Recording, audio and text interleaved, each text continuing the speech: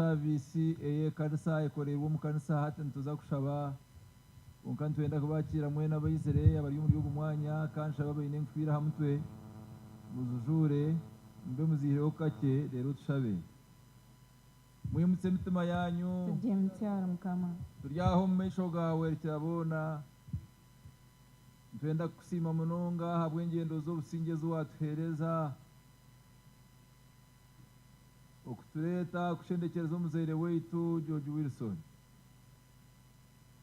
ntukusimira amagara g'omuhire ntukusimira ebitonce by'omuhire ntukusimira okuzara ntukusimira orugendo rw'omugendeise na manjeri ntukusimira services zone ziyahe ihanga ry'itu rya Uganda ntukusimira omugisha kandi ayi mukama ntukusimira n'ensi yanunge yiwatu imukizaho umurya kasheshe yebare mukama mbwene turyaho mu maisho gawe kushendekereza omubiri gwe no kuherezayo obutumwa bwo kugamba ibi yakozera accountability by'amagara agwamuhira umunsi utuhereza omugisha nko kuwatwebembera kutureta bigire kitwayega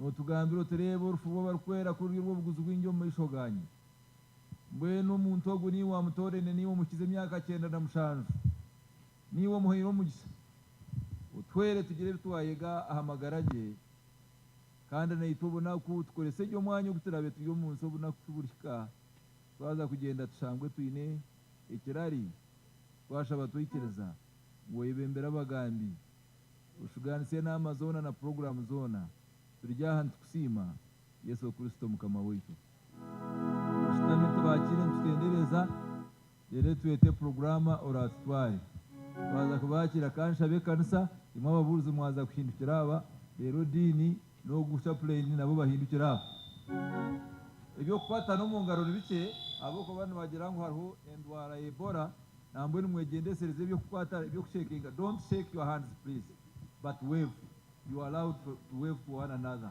tukute tendereza Yesu omwana bandega Yesu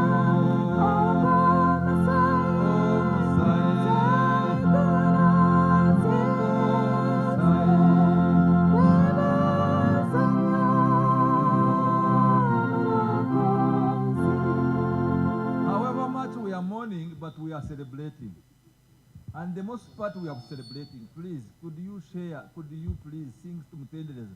Why are you in a miserable? Okugira omuzaire akashita imyaka 9 akazara abana bakamushendekereza imyaka 9 twine kucelebrating amagara ga George abishima bweno ntumanya kutwererwe konkana gwo tumusimire nibati munonga bakugira ikinsake mbwese kiti kusimira rahanga tukute tendereza mukamorote and if you don't know to sing to tendereza you sing it through Ghana you sing it through Gw'Omugyenzi you sing it Kamu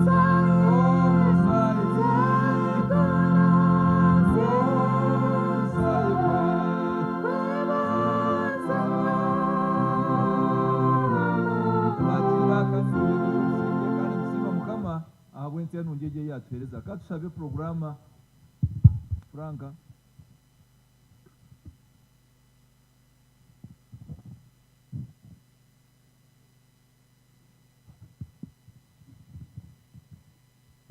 Mukamawita simwe. We praise the living God. Banywana beitu banywana bekeji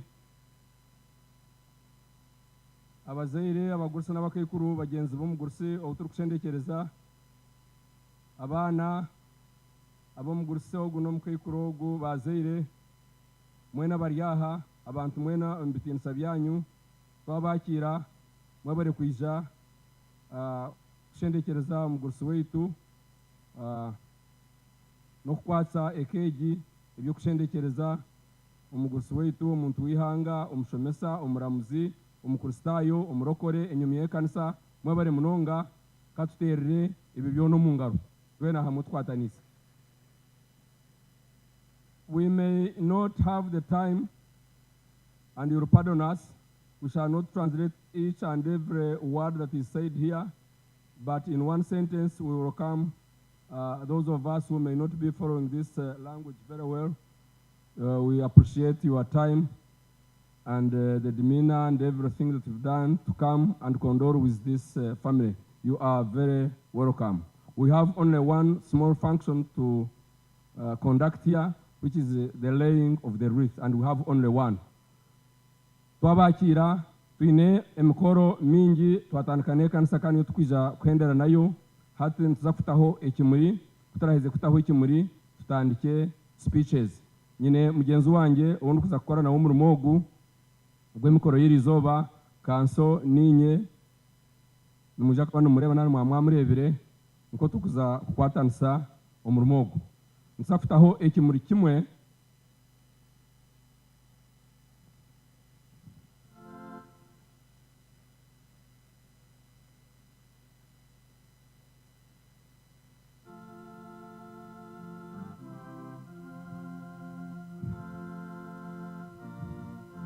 kwakira Bishop Kwefuga n'umutyara wawe ashazi oreke ike dareke kanisa n'amadini kanshabe omukuru Major Mangeri Kaguhangire aize ateho ekimuri kanshabe abana ngo kukibe kitebekanisibwe mu Mushendekyereza abana bo mugursi ogu no mukayikurogu baije bamushendekyereza.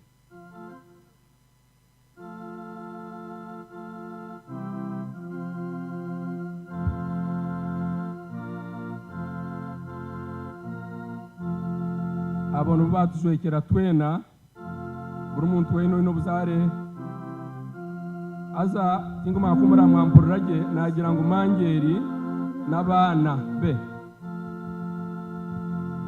abandi abonare ni bemukanye ngo abantu bazahane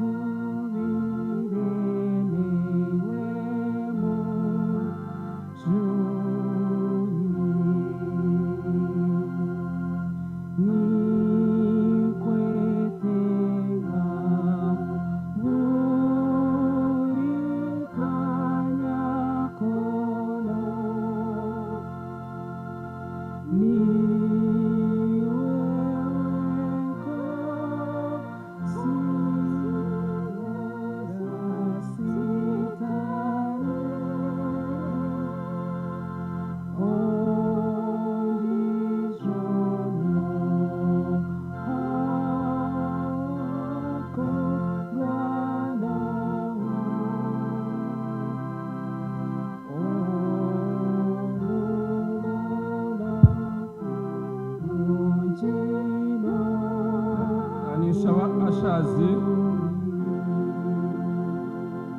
n'ababana yinshi n'abasirikare please mwetegereze ry'abantu mbakirege bataka sitama okutateekateekire turenga buri muntu yashitama yabaje twaza kutandika speeches twine omuntu ou twataho aija atandikire abantu aba babatwanjurire James abaija kukwatsa okushendekyereza omugurisi wawe konka munsasira amasho gange garaka kureba abantu babiri aba kandi bakwatene nekeegi munonga nari na James twine permanent secretary wa Ministry of Internal Affairs General Musanyifu twakwakira yebare kwija twine chairman wa board of directors ba NEC General Joram Mugume yahikira aha twine Minister wa State for Internal Affairs Honorable General Muhozi twakwakira munsasira abantu babanza kunyorekaho kandi ubu tunakuratara oda yona yaba yamahe yaba ibindi kubikuratana mbwene munkirize twakire muntu wo kubanza ntwirikanga nturahutsya ngo abantu bona bagambe kandi abantu bona bagarike yogi habayireho rukiko rwahinguse ibi kandi munsasire tubikoratire tugize ngo buri muntu naza kugambira edakika 5 strictly 5 minutes tinkumanya Frank Mongera aho washitama konka Richard Rwakanengire wa chairman wa Kampala ryaha edakika 5 kuzurukwaho Frank Mongera naza kwimuka akoreke ngo wakererero kuzukuba mukaga naramushanju Richard neimuka ukikurenga aho kinyine kunda akitwaze ningambira omuzindaro nakwiho nari nyonyenka ninkwihiraho mutaka akitwara kandi mushobeje kigira mu rukiko cyahinguzibwa kandi ko tukuza kukikuratira uwo kureberaho uwo kubanza twaza kwakira Retired Lieutenant Colonel James Shabe aije ayakira abantu nko mwana mukuru wekeji. You are welcome Kanari. Mukamanje Bishop enje kanisa yona abakuru b'amahe ba minister igana rya ruhanga riteranira aha igahemirimo yabo bakayija kutwatsa okushendekyereza omugurisi wetu amazina gange manyi tatushabe Kaguhangire ninye mwana mukuru mukomu nicyo banyitera ngo mbanze kandi yo tinkushisha bwire tugakorera hashaha tugakorera amateka nabo gite nera kikita ntikuza kwisi ni nsima ruhanga abo kwangaza ka tata akamurera akamushyira imyaka 9 na mushanju y'ubukuru akamuzaza abana akatukuza akatushomesa akatusha abantu yatsigaturiye abagurisi ruhanga simu nenda kusima ruhanga munonga tate yitwe kuyazeiro akazarurwa mu ruhwera umishwake cyo kwetambuye akayija yantwara yo yanyoreka ahi yazarirwe umwaka gwa 2027 nyina ko yamutera hansi afa nambwe nise tukakora takuma mawe nkuri tatu kumanya cyane nyawuna arebereho nkabuka kandi nyishomba yaba nkareba ho nyina nkuru kizara nyina nkamushanga uwo mutabani Yosiya rwamutega batatento bakuru batata banyina rimbarya rubagema umfende nabandi nabareba muhimutse mikono nyenda kura kusiya murahi muhimuke mana muhimuke atabo no bakurbe banyina rimwe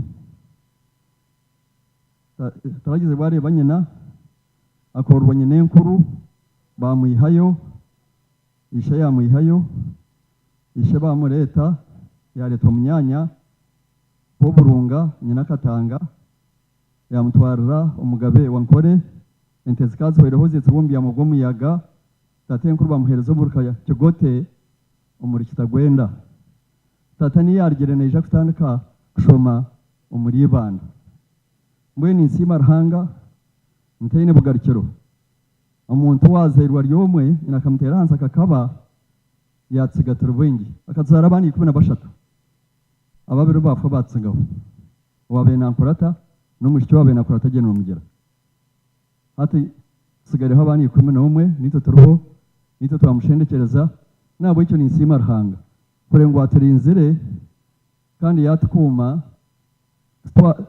twafa akasigarira uruguru abura kizika nikisimira Ruhanga nyenda kwakira abantu umukubanza kwa byona nyenda kwakira abantu baragagomba abankorata abeje bemberwa onere basamu rwakojo no mucyara nanye no kumemerereho ensege barebe bamanye intaha nanye kungira abantu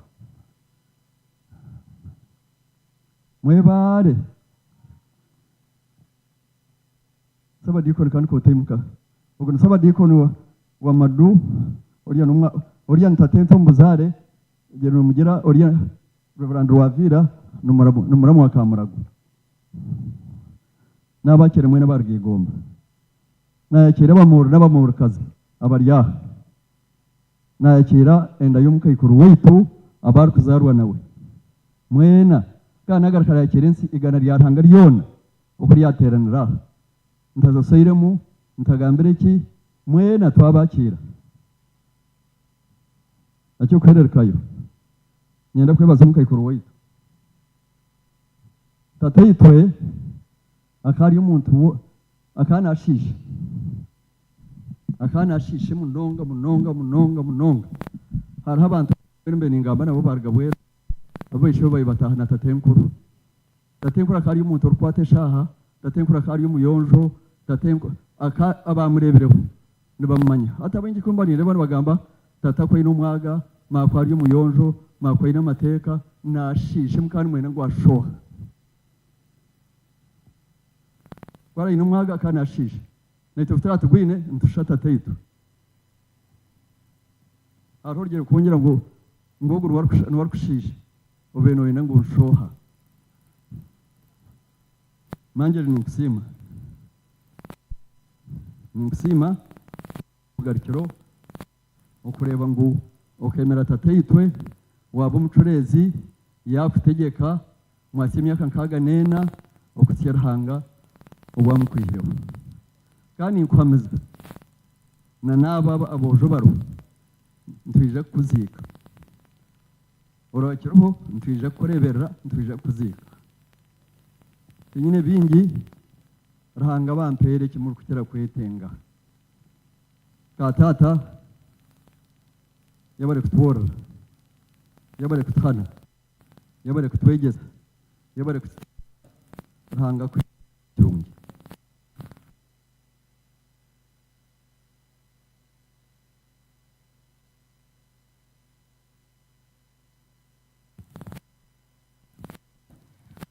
anda maxi kanku banda ku just mugume omutaban narumurumuna wogu warga shaha shabeya pata kumusir muha tasnebiya mukama simwe ndakagamenye nangu mukazo wanje nabana banje mwana nimbenda nimanza no kusima abantu nenda kusima kanu ntinka wa azaranga sa nimbasima munonga abantu atwatse nisima kan atimi yawe wize nayo wanshangire no kuwantereza nisima mawe ukurebera tata wonkuyumbe ntakwenda kugamba ukani manyihamba lya una Chire Bishop Emeritus namanya bebare kwija kubana itwe ngaruka nsima abantu mwena abaje kutwasa kushendekyereza katata ngaruka nsima abantu abaragakaraza bebemerwe tatazara George Karamuzi nimbasha bane mu mwemero himuri yuma yimwastama Maria abana murafuke twenda koroka kweza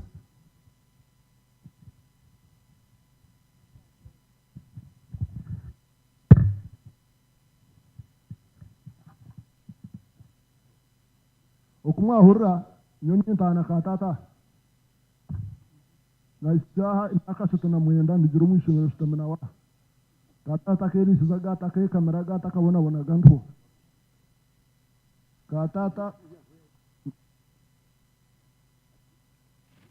katata akantambira ihamba nayo namutambira irindi takefunza gata kandondaga ngo wo kutuma ngo yabura katata mbe natunwa nishima ngo ntere cyane ni muvugo motoka katata tingumanye timahinda atore ihamba ranga niza gumana ranga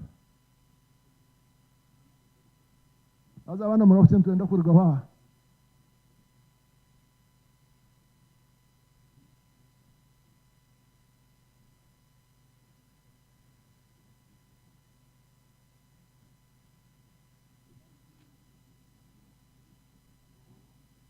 katata mbe namugambire ati cyane tarabana banjaba katata ni musima munonga kunkundira abana abana nibo yansinganye nabo kandi abana banje mukorera babona ati nkabeta gizina niwatana beta amazina ni musima ukunkundira abana ni musima ebyankorera umusomo ni musima nariye kurugo munsi asigere yampa ebyanje yampa ente zanje yashore ente 50 yampa itakari yanje ni kimusimira katata abwe birunje binamukorera angambira ati nyense nyaburo ati ndi afobona bone tingubona nazo ndi mushije ukuzire mwebare munonga yebare mukuru wanje James kurebera katata mwebare abantu mwena abeje kutwatsa katata rahanga akwecumuro cyundi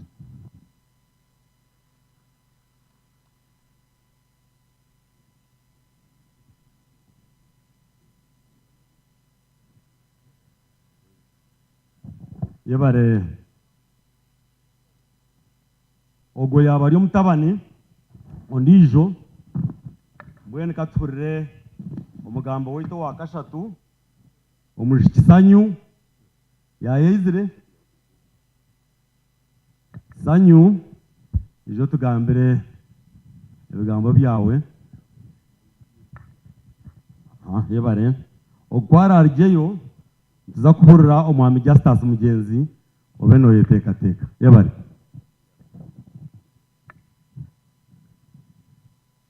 hanga simwe obwa hatu ndio mukayikurusanyo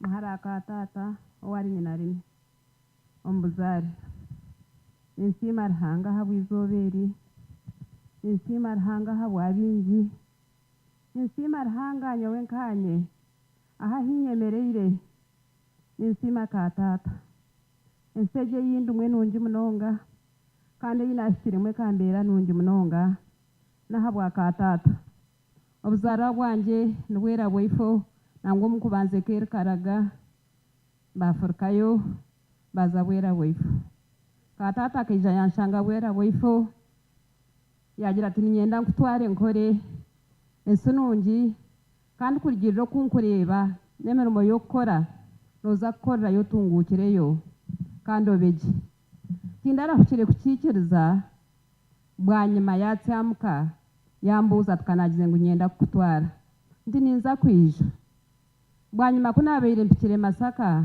byoyo muharo tarhaha yanshangayo ataza nashanga sanyu atandikire Masaka kukorerayo yambuza hindi kunabeire ndi aho katata wewe nkayeja yanshanga Masaka atukanagizire ngo ninkwenda ati nyenejo ngani mbaziro we cyarana tunamukazi wanje ine cyarani atontuza kubikwereza atokoreyo namujyanti nyine transport akaina basheje abakore nguto n'izina ryete binya kandi bamwita mukalazi atanaza kumutwekera kwakire nuko nezire ntyo kazomunji ya katata kakorera mwemerimo yanjye kandi ebigambo biyangambire katata bikashikira nambwe numwita nabi wanje abo kuba bana bitu bahandikireho mazina umuntu twakugambire kintu cyashikira abana bebuzuma kandi atoje nkorokoreyo noza kutungirayo kandi noza kuberayo kandi uko cyabeire no bwahati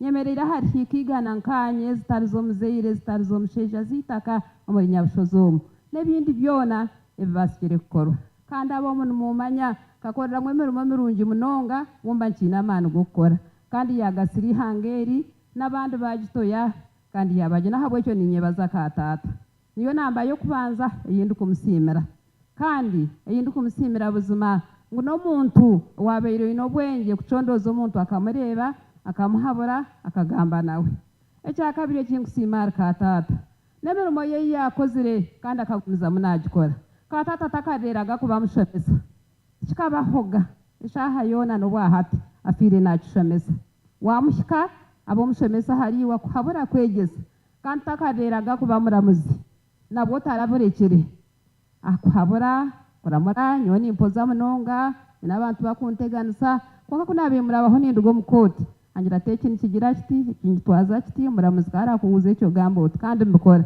nahabo cyo takareraga kuba muramuzi ibe nimbisimira katata tanga wita simwe ekinde kinkusimira katata hato no kuba murokore amagingaga mukwezi kwe 10 nkamuherereka mushanga kampara namureba yamburire ngiri yangambire mshorongo yampa obujurizi kuyajondwege munonga n'ebintu bingi byakozire atwonka nkabereka hato ndi murokore yantuma naho umuntu atogenda omugambire ngo ebintu byense nubusha kandi keja namugambira mbwene ekyo nakyo ninsima munonga katata kufa jondo kandi kunabeire mpikiro omuhe yamanyire katata ngo n'omuntu warihanga kuyandetsire nkakora enshobi keja ndi omurokore kunabeire mpikiro omunatwara katata kanyanga katata kanjuma katata kankora kyona abo kuba katakwenda kintu ekibi atoshwaza izina ryanje atoshwaza izina rya Ruhanga kandi nde nafayo munonga hamurimo gwa Ruhanga kamara nko mwaka gwona ninyijo mukanambuze cyandeta konka kunabire nyije nyeshengereza mangeri amunyeshengereza ubuna kubwashika nagarukana na katata ku rugobo nagumiza muna katata ndije kandi nicyo ndi na hati ndije munonga ahabwa katata okumutina kandi no kumanya ngo nayende kirungi takwenda shobi insima mukama habwa katata Ruhanga muho mugisha kandi amutwara umuyiguru yamutekatekere omwanya omurungi tanga simwe ahandi ninsima mangeri yabo kunkunda ninsima bwa rukundo ya mangeri akankunda munonga taine hata kashikaga harinyi omburungi nombubimba mwine mangeri mukama ko mugisha nangwije bakani bagera ngo abantu batoye bakutoye tukiri kubasika nobo nkakigamba najya ntukiri kubasika mangeri ino bwenge mangeri bwenge Ruhanga kabumuha abo kubo bwenge nubhabwa Ruhanga muntu ino koko butoye mangeri mukama ko mugisha muri byona nombanya buzara ko mugisha nakureberera katata ko mugisha nahakubasa byona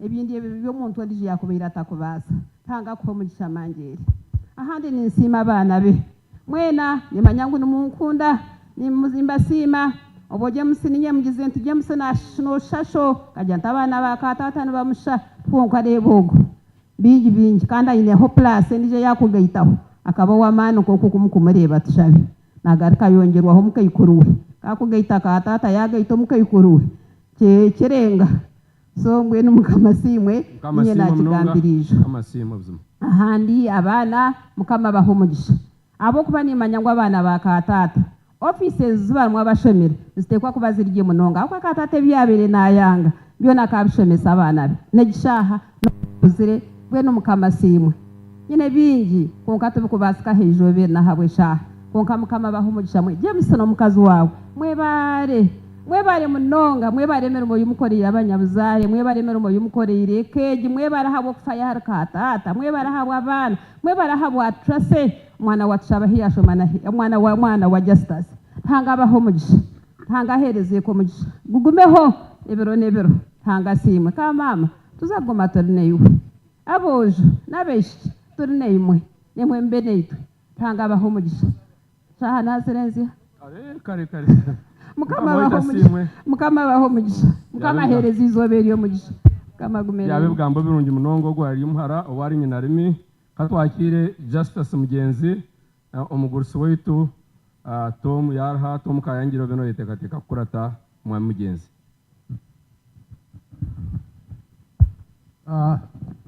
kama ndi bishop bakama bandi wa bishop ekanisa yona amahema makuru ba MP n'abanywana ba munywani wanje mukama simwe okugamba munywani wanje George akagera ngo abantu bareke kumbehere atabara nibagamba bona batari imbeherera kandi uruyabo rwo none abakuru ko rubukiro mwene nyenda kusimara aba bahamurekera aho n'abataka bahere batabuye nyenda kumbagambira akaba mwana wanjye ibona maya kumwana muntu akakugira ati turugambe kintu twino muntu wakashatu nyone iwo twaba George tukarwane tarom mwana bakamwivente twataha bwera nagenda nabo beje bamukwata bamutwara riyantonde nagenda nabo bamuhabira umushango mbaragwa nagenda nawe konke kina mukundire kandi ekiyangiza kajya ati abana be tarabatamwe ntari twarwini kandi turabaterimo nabanje nabe taro watu atere mu ntaro zeitu nabutani turwana nabo ntubamanye nabandi bakiri mumu twarwane ntaro nyonawe akana yenge bintu ebi okubayiha orugambo nyowe akankunda nabe mbikoye nekekaye neke yanje nakimanye kaye ninkimbanye yangira ati utarigambira eryo yangenza yangambira justice atikundi shanga nonywa na justice ringa nakimanye atukiriya kiterana harigiriho yacu nataka shitamagana bungu nkaru nkamureta akana ati nenguto musite hariya haije kuna atungira kapiki naguma ni mureta inche musyaha aho kamama kata kareba gansinzire atiyo atomukazi atakurra nabana mureta musite ungarakayo kandi kamama njanguru okimanya ngutakata tahaga mu nzu yansinzire yangu yandinda yaba maimenta yandindo muri byona nagendera biragiro omuntu omuwene wabe haryomu akana mayangu ndi munywanu yargo yafa ari munywanu wanje nyara kubagambira umuntu ari zitwarwini yekanisa akomo kanisa nkuru kakakandikira amazina ge tongana no muntu omwe yisha yakakuraho yakata musto yanyeta ati isazo cyabagenyi kutwaza kushanga twashanga kari rwenkebi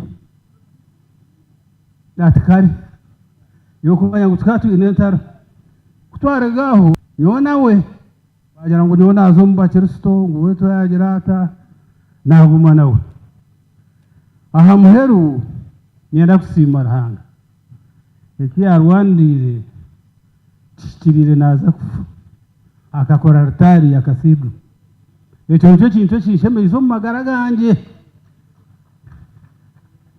namanya ngo rutwarwine yarhezaje ashemererwe atakafire akanterera simwe birabira na munana byo kwezi kwa 12 yambuzo kundi namugambira yasheka atoka swera ntikaswera atamweresha mukazi antini mpahagira atuno hagiro yasheka yashemererwe yonyenda kubagambira special thing ekintu kiri special ahare Kaguhangire akana amanyisa ekyara kukora akataka hinduka hoga akataka gamba gakitariho akataka gamburaga muntu nebintu kumanya no mukaye n'abana be tarunda gambire nawe ningo unda kigambire kamamanyira kusima era okunkunda kunagire kuzo mahe nona agambire yazo murishere yangurira kasuka atogende naka atebya maheto kubimanya aturubasa kuraro uko ubura kuwahishweka nagenda nawe ogo numwete muntu okuzana akankunda namukunda imubanamu nane kuzire taraho arabire ndizo nyuma taraho agamburo ndizo ebiyabera yanga nanye kariyanga nena amaye ya tarugambira na mukazu nanye itagamba mukazu wanje obuzo mumahe nowe yakimanyire wugu no mukazi wanje tarakimanyire nabana banje tabarakimanyire mbona muburo muntu bori mwenye njo naferwa kana ferwa myaka mikuru umuburisi wanje ranga muhereze cyumuro cyawe katurre omugurusi wetu Tom Kayangire abashomere nawe bakuzere nawe okwihaho gw'omugurusi abandi abarakurateho kwarahurire twagira tuti umanye ngo ejyo nayo warning kandi kwarahurire twaba board enough twagira tumukama simu taragira ego ntwansima mukama kunga ntwamanyisa ngo ohendere warning yo kubanza neja kabiri yetu warning ya kabiri ekigambo cyo rugamba ntikigaruka mu for emphasis konka ntwamanyisa ngo wakerero omugurusi Tom Ashaz please omwami Samuel Bwita emyanya mu kidare cyefu kiriyo mingi mureta abantu mbateyo bareke kufunda na hantu amakandi inyuma emyanya kiriyo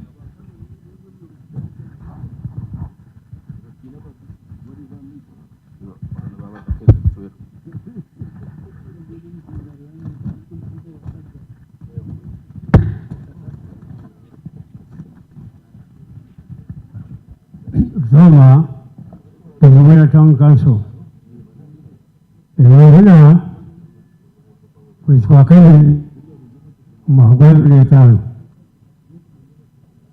bayabaka abamori abakorekezi ekasemba bishobozi babiri b'abati entendiri na gavumenti ame police na prisons abantu bakora bayaha ba ministers nari mu biceka bindi mu parliament abajya akurire ihange yo mu biceka kandi twera abayaha mbitibejo kwega yon Tom Kayangire imyaka 19 I'm still alive. I can speak English.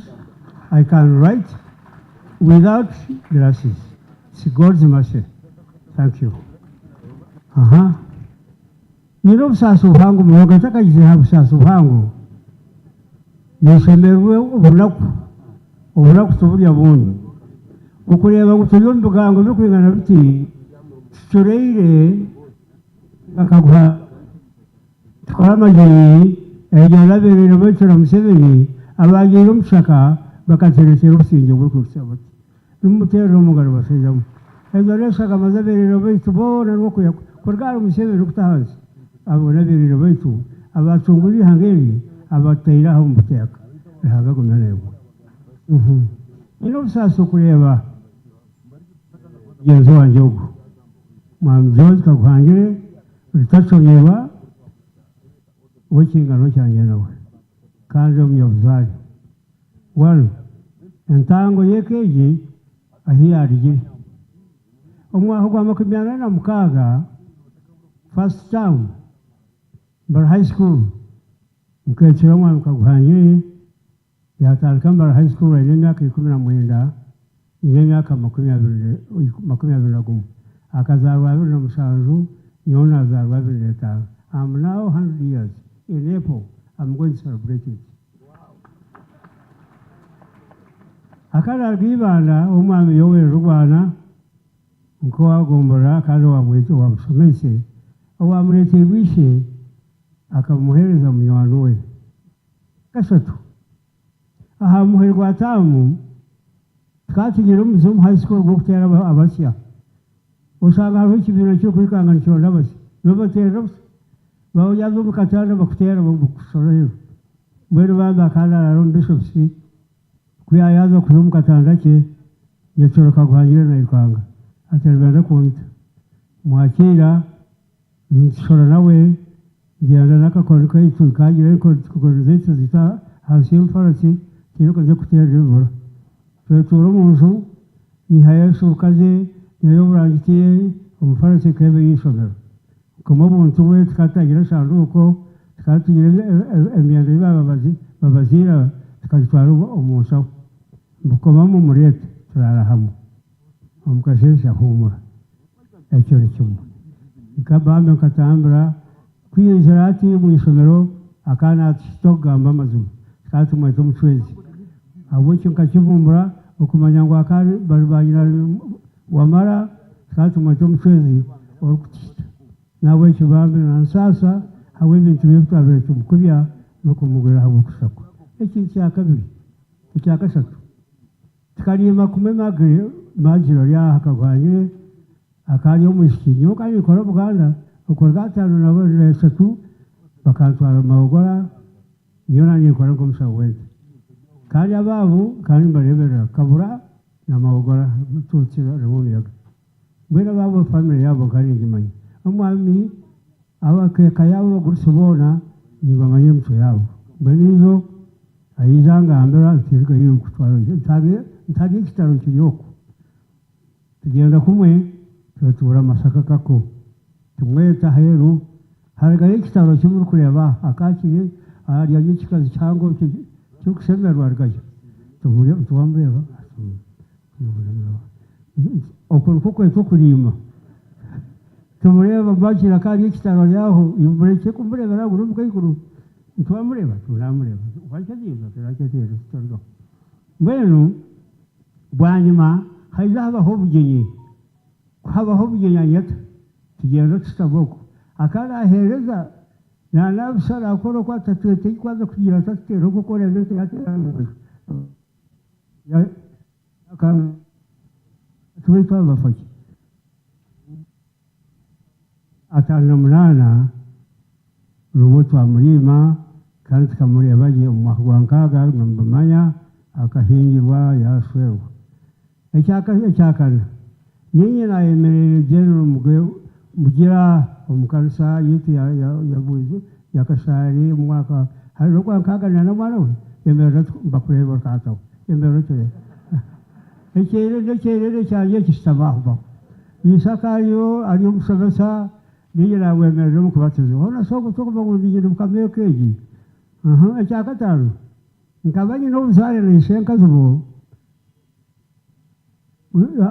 akabana akaine banyanya wanazara katanga kandi ndiza kanazara bagundura ni mukuru wanjye watateza nabo hono buzare burumu ecyamukaga na hata mutabana batanga nashwera mukuru wanjye hata mwira kitabo ecyamusanzu nkamutwara mutabana wanjye ari mukuru Andrew Kaguhangire abana bashansi izindi Kaguhangire ikizino cye Kaguhangire nikimanyisa ubufuzi ingo batakuma bunyankore ngo nakangiro mutwe niko kagwata neri yanjye izire bayetsere mutabana wanjye buringo neri yamwetere akangiro mutwe naho wanjye nanya katsigara arwanye nkawe nabo cyakangiro mutwe nikimanyisa ngwaro kandi nakora ibindi nawe cyo ngwenu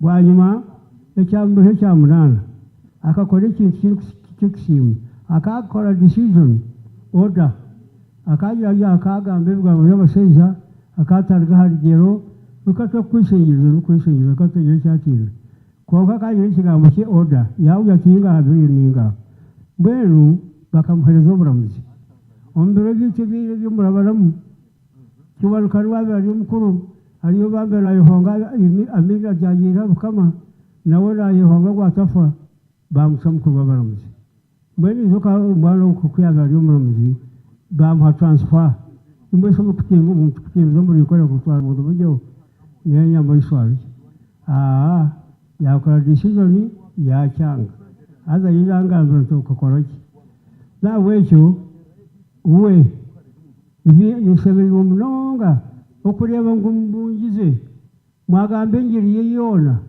ibyakoze bibyo n'abashije abazima bagambwa aba bakizwa bakagambwa bayitero bakagambwa aba manzigora bagambwa mutero kumwamugamba mutero kumwamuga aza niyo runyi abana bari kunyeta nibaje kwegeraho ukumanya ko abantu batwaza ninge bitinsa byabo muri cyamuhero yisiba munonga nyabo meka yawe bibiri bawe barebeye Kaguhangire agitse mbe mutera namba wari kujagamba mbiro byanyira nza kwikushamaza myaka ingana mutero wari bazagamba twatse tumukubira tatonyero kayigara mweni yoni ngambe cy'ikigamba mweni ryo namufeho ecyakabiri ni mushima okutsigizira rahango mu nsyomo kandi nekirari cyangwa hababiri byo kurababo ecyakashatu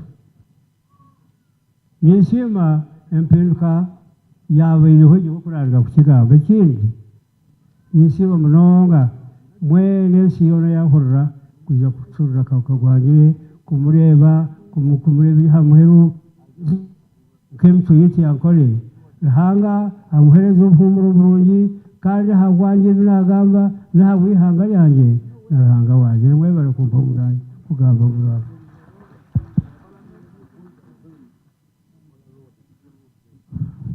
Yabare mnonga umugurusi Tomu imyaka igana nashoma speech yataine garbindi kandi memory kirije mnonga mahure byana twist kandi Kenneth omwana Kenneth obere namureberera then umwami God karamuzobe no yitekateka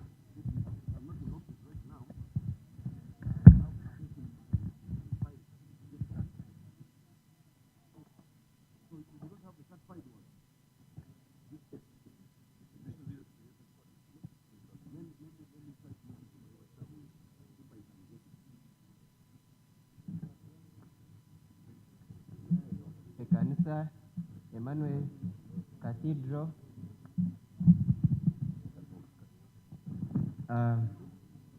abebembezi omu ihanga omu eka ya katata nimbaramutse mu izina rya Mukama w'iki Yesu Kristo kandi nimbakira mwebare kwija kushendekereza katata nkeje mu mwaka kata nkuzire nindeba katata abokuba nyonka nkeja nyine myaka nkamwenda konka nyenda kupima katata kundo murumuna atakunze murumuna wenka akagaruka kakunda ito abana abo kako kundo umuntu kwaragaho omukago tugarikiraho kugara gwabe guriyo mukago guhamere nisima katata munonga katkurata yarundaneka yitu yajombeka yatushomesa nyinaha bakuru banje nabarumuna banje nabanyanyazi bona bariyombe ize kushendekeza katata omukunda no mukumushemeru. We are celebrating, we are not mourning because he has done a lot to us and we really appreciate. So nyenda gumiza mukwebaza ka mama yabari kutwashikira omukomu twayakirwa je twashuganisibwa nk'abana twashomesebwa eby'abana babatendeka uko tukatine cye twayigire twaturi bato munonga nyoni njya kandi myaka mwenda natandikiraho nayego kushoma nayego kubara na mwene biyone byo mukahonda emirimo yo mukayo no kukira nkagegera nashomera shire mpaka mpereze cya mushanje. So nisima ka mama ka tata to nurture me the kind person whom am I today.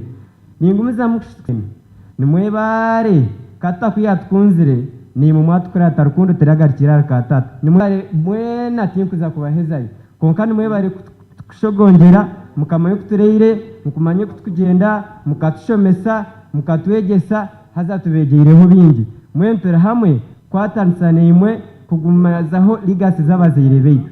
Nyenda kwebaza abamori abojo babamori mwena twine youth abamori bona yeminyeto nimwebare abanterera amasumu nimwe ogu no mutegeki wanyu abo kuba katata tumuntu buntu no mugabe wabwera no muyinjinya no mushenda mainaro no wakajenye no musheija buzima mukama wetu asimu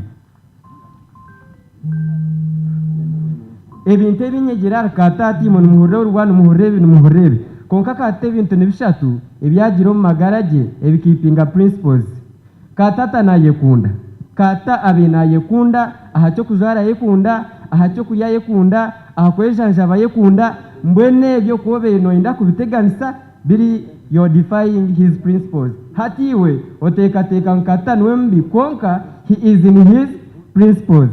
Ekindi kata bena akundekaye nagifaho namanya abana be namanya omukazi we hanga twate tumanya bakazi beitu abana beitu ni hanga ryeitu katata fira ruganda rweitu agerezeho kwihayo ruganda rweitu kurushomesa batakurumanya kuboreka nguwera bukaburiyo bugayo bwoka rikari tari ihanga y'abanyamahanga ntumwebaza munonga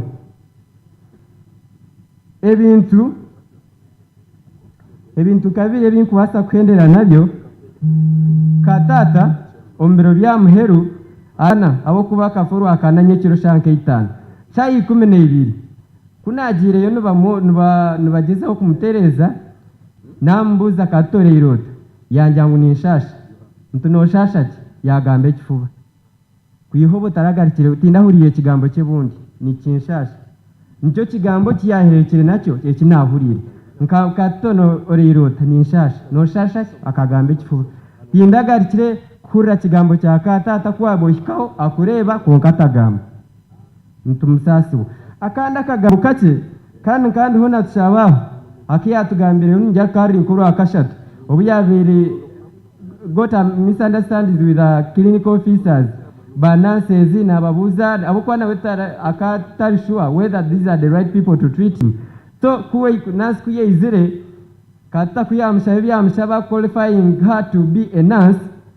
mwenu kutwashyireho yatubuze hatona shi mbandiya hanyenka haburaho wanyu wakurwandaho oshotari narwana nomushaho so we are mweno hurra akana rondo kumukombera akari mu ICU tutaru tukasheka katana atona shingu mahanyenka ndwana nomushaho haburo wankombera so a very good man mbwen katata we have nothing we salute you in all aspects and we know where you have gone is where we are coming. Your dads and grands are there. And may your soul rest in eternal peace. May living God bless you. Yabare Munonga, Kenneth, Katurre, God Karamuzin, Wabera chairman, wa Intekateke ya Kunuya, and in that respect allow me to recognize the presence of Richard Wakanengire and Wabera chairman, Kuria Kampa, God Karamuz. Nawe ne byafayo mukanisa byataturetire manjeri n'abana bawe abakuru b'ekanisa abamba gavumenti n'amahema kuragariya Karamuzi Godfrey ngo mazina gange nyenda kutwara mu gisho gusima Ruhanga okurengo yanyemereza aha Okushendekyereza mu mwana wanjye ubwo wargaha Justice Mugenzi mukuru wanjye yabagambira kunuwe yabara umunywana munonga mukago katera guryo Gw'Omugyenzi waherera guryo gwe Kayona kayiti Yona yagikunda twena twaba banywana be twaba bweni nyenda kumusima awa rukundo ye yamani ko hamwe n'cyagire ku shotwana yeshumba hari Mugenzi mukuru wanjye kunashwira umukazi namushwera umukazi akana nazarwibana yija namanya kuyamanyire yakinkundira umucyara umukazi mazara kana zaro no mucyara barahi kuyamanyire kuyamanya ngo nyino muhara yankundira kimwe yamwetaha yamutetsa yamuhanente amuheru nambwe tinguma abushiti wanjye kubaye bariya muyija bana mu muhwa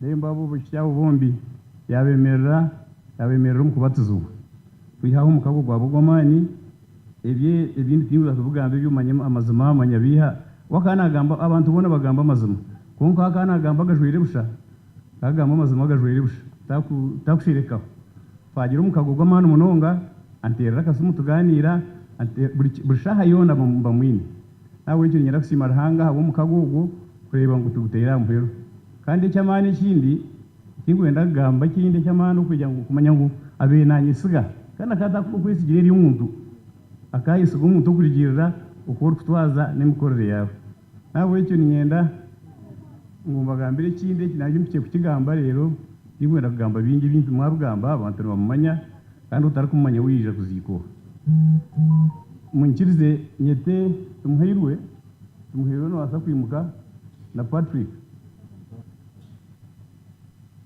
hati to ababa barabone mutsananye nitwe twine ebigambo bya George byamuheru nawe cyabana na nimanya ngumangero nakimanya nawe kitu nko kumwatereba nyibona tumuherwe ubwo Patrick aturi nawe na Roya ibindi nito yabikize ubu ndakubura ikintu tujya kwetana ntubagambira ibigambo byamuheru byatigire yagamba mukama amwicyumuro kirungi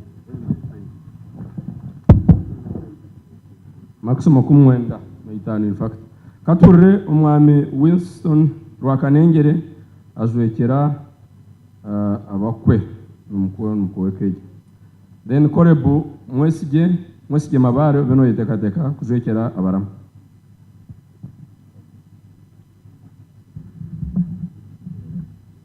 enju y'ekanisa Bishop Alfred Bishop wahumwire namanya abebembezi abari aha ba gavumenti abamahe aba paramenti abamori n'abamorikazi abakimbiri n'abakimbirikazi abantu banyabushozi abakiruhura abami n'abacyara amazina aha nimanya ubuzaro bwa Mugira na Jackie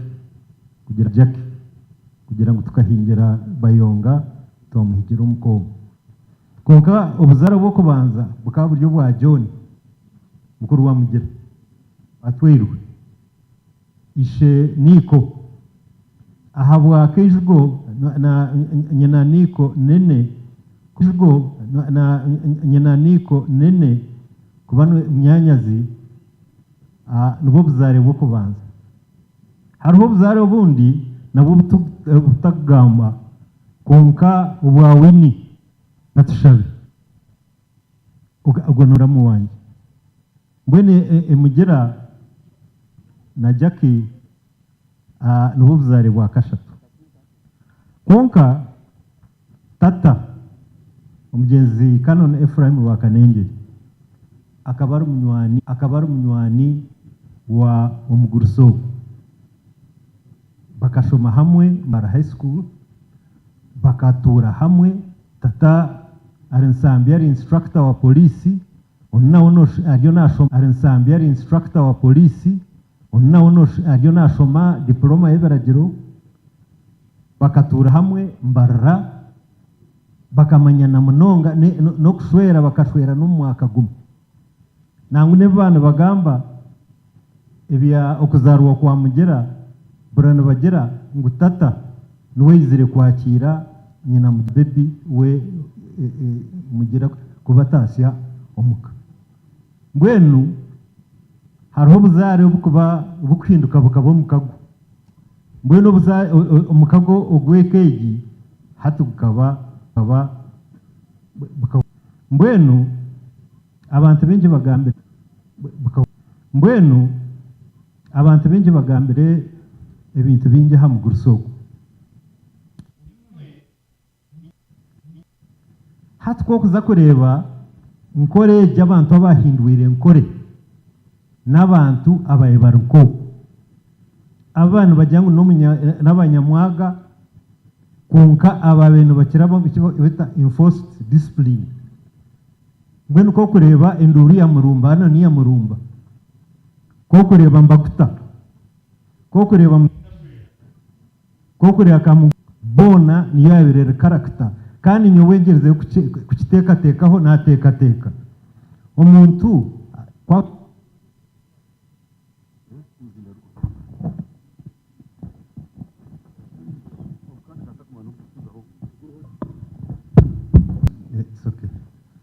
umuntu ekiretera umuntu kugira twaza ninga character bebintu bibiri nature na nature hata abantu aba bahindwire nkore agira colonial grooming twaza yabo bona nubo kureba Kayange rogu bona na beberagiro bona nabo ruzungu bona shaha bona naba smartness ahabo kuba bakagerejo grooming yabenerga umbajungu mbwenu okwenda kumanya kata kurwabi ebibagamba byo kusomesa kaba musomesa murungi ebyo kuba magisi akabura kurya enguzi ebyo byona konka no wasa no kumanyira umbana be ugaricyo mbanyire umbeshku rero mbwenu ko gamba abana abantu munonga bareba Mugira abo kuba ni general wamari konka hariho abantu abana abandi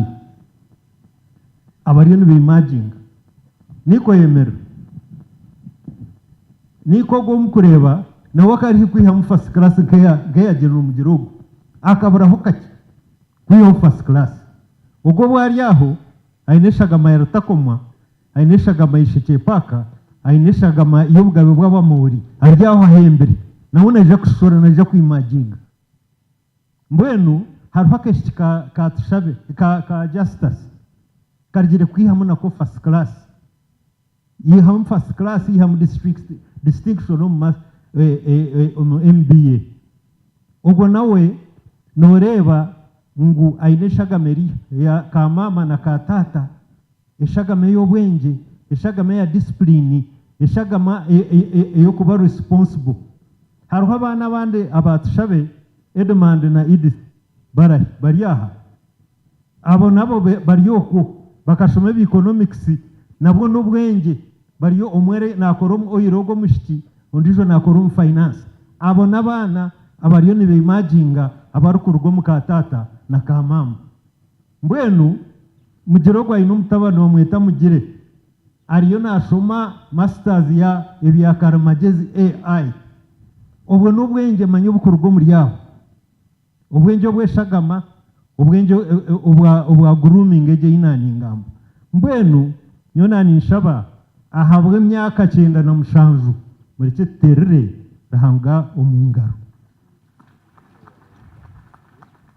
ahaboko okureberura je kweka ya mzei nasimarahanga bwamagara ga jojo omuri nkago myaka ejo nkayita nyondi wishe mhinga na shikomu na shanga omushaija ogu ari omutano n'abagenzi be ntumusima munongo okurekaho obuhangwa bwe briefly ogu yahafa nyineka hahumura nyineka obu nakobu nambwe nukumwakutware omutima banyina amakabo obu nakobu bakaba barya bomutano kandi okunda obuhangwa bwe yafa nabwo kari omunyabwenge akari omutegeki akagira obushoboreza akari principled mbwe ntanga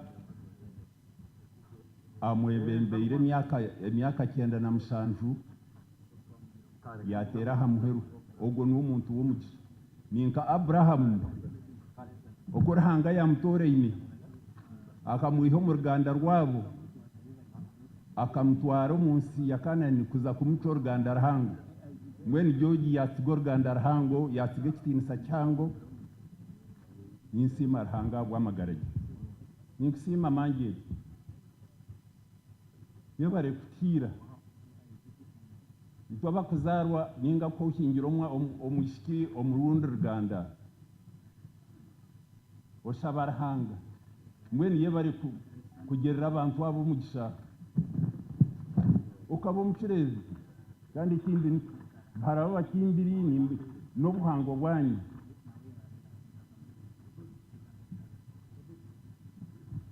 joja akana kukunda ahabo kumuhurira ahabo buteka abo kugenda nawo burkamwe kona obutamuteza nsubo okwanga cyaro kwanga okakore cyaro kukunda nyonka gira umugisha abera munywani wanje munonga ababishukuru nabana be mukimanya kumbere ninyiza ampo mwanya gwanjye tweherera tuganira tunywa kumwe ansibura ngenda mbwe ni mutimusimira mangere rahanga kumugisha ebinda bikukoreye egiye kermo umugisha kandi cyatakukoreye rahanga yakurinda nawe nabacyabazi abagenzere urugendo rw'obushwere aha myaka 9 na mushanju bakatana nabake munonga abandi abakazi babasigaho konkarahanga yamwebembera yakutigireka yawe yakutigira abana bawe yakutigira abana bakuru yakutigira abana b'umugasho yabare mangi yabare mugira your personal friend no mukazi wawe yabare javani no mukazi wawe yabare justice otaha no mukazi wawe yabare Julius mwebare mirimo y'umukozi w'umukomu Rahanga naza kubakorera n'ibindi yabare Mugira nko muntu ibona umukazi wawe you have been there for me and you know it igenzura urugendo numwebare kukunda abazaire banyu yabare mangeri kukundisa abana bawe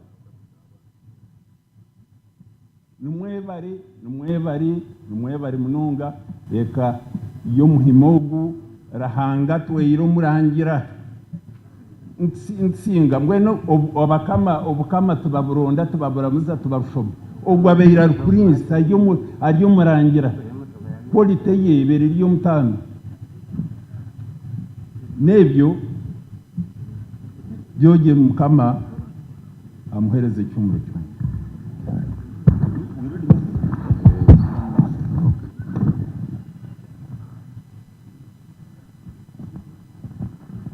hariho obutumwa bw'abatumire Winston said 1 minute he reads it then Brigadier General Bishuba kwarargiye nsoma messages twine so far.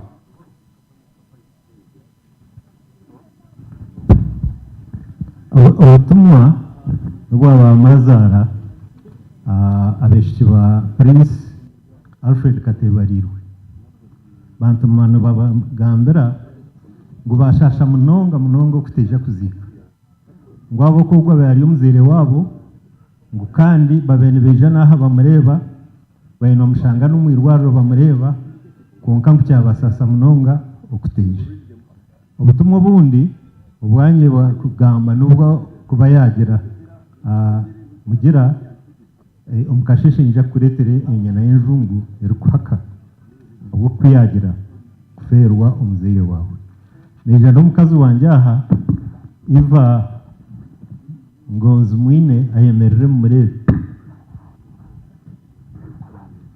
ibiye bimwe bari yabare Mugira yabare Winston Brigadier Bishuba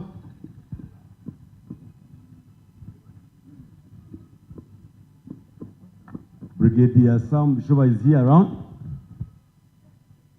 Okay.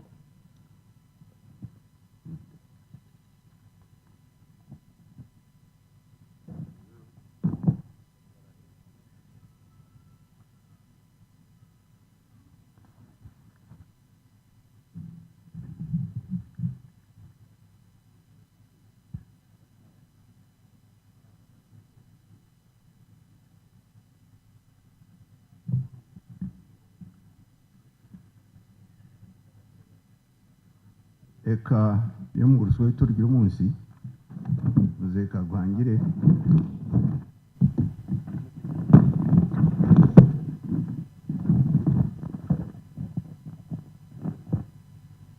eka yekanisa Minister General Muhozi was State for Internal Affairs, Generals President abaziki bagenzi banje nyowe nibanyeta Brigadier General retired Sam Bishuba ndiyo mwana mukomu wanje nabuseraho mbwenu ubwo umuguswato rw'umisho abera armarimi abamori n'ababito nabamwe abakonyo mawakari umbito munyanya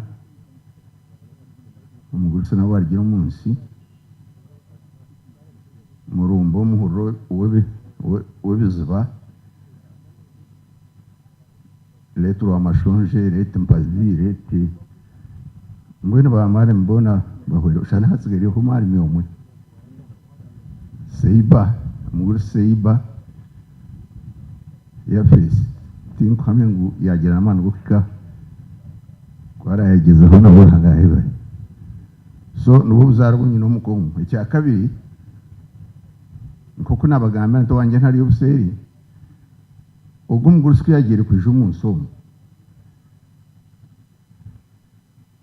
tata nuwe yaje mutatira abo kuba nuwe yabari yo muruka wo kubanza umunsi umwe tata bishoboka by the way nyoba kampereza izini ya tata bishoboka konka nyoro banyeta mumpe Samueli mumpe namwe nwana ubuzomu Sam tokuntunga ibine bya Kampala nuko mabya Roma hari ryantode Samueli mumpe bishoboka kandi nyina bendi umujo mukuru umukomo hatata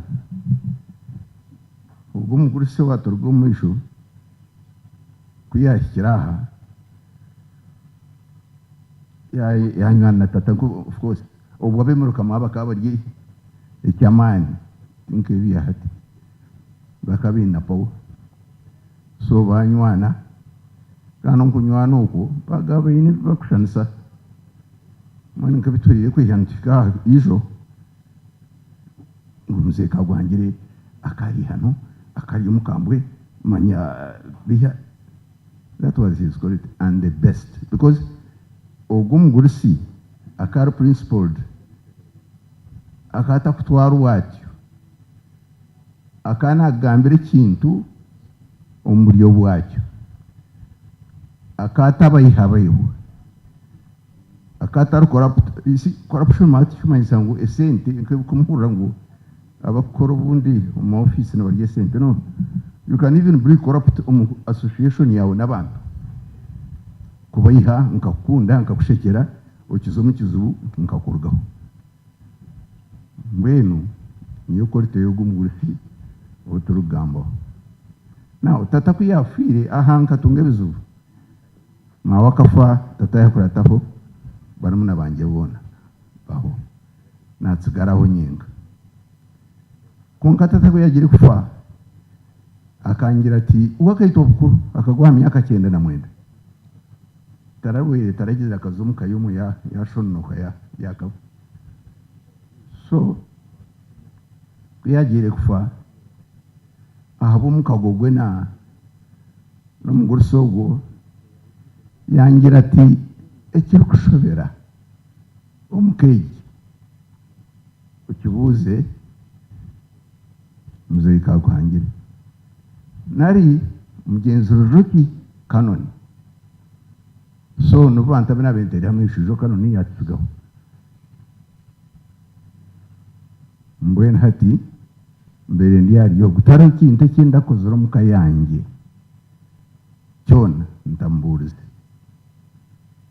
kandi kunabere ni nyija ntakashyira namara nk'ibiro bibiri kushaka umunamuzi antera ndebere motoka kano ndijoro kuzoko no mwenta babiha mbayiha bahibe nambaye bayiha nyija konka kataza kwika akayine biragiro ntakwasa kwika antarabere mu rumangiri umukuru mangiri muterera unganta kumutina munonga kumushijugo hati sharyata yimkiri hati ya hati yashitama mukati twenyaka twita kutwabishitama mwaho aho nyira mpukaho anshemererwa nshitamaho mangera bamuretera kateba shitamaho nywa cyayi shi tuganira mugambira cyakindetse kandi ampereza ubwenge kundakitwaza akanyombeka ise no mutekateka ngumuntu ngabire mushe mukura buko kanarigire muchaka no mutekateka ngumuntu utaruku umuntu abanyankore bagira ngo ufuzu bitwa wakwata 10 biri nyonkani nyirenga mukuru konka kuba yarize kundu ko mwisho ba tata mpora nawe ushankango kunkango kubara muri abanje abimwe barashirene mbimanya ikeko ngenda kugira mu kakantu katijanye taguma na Tereza nagira naragaho nazo murayi konka bacyo ni cyameze akora nja mubuze mbwene ijo kungaha ikintu kiyanze kunyitara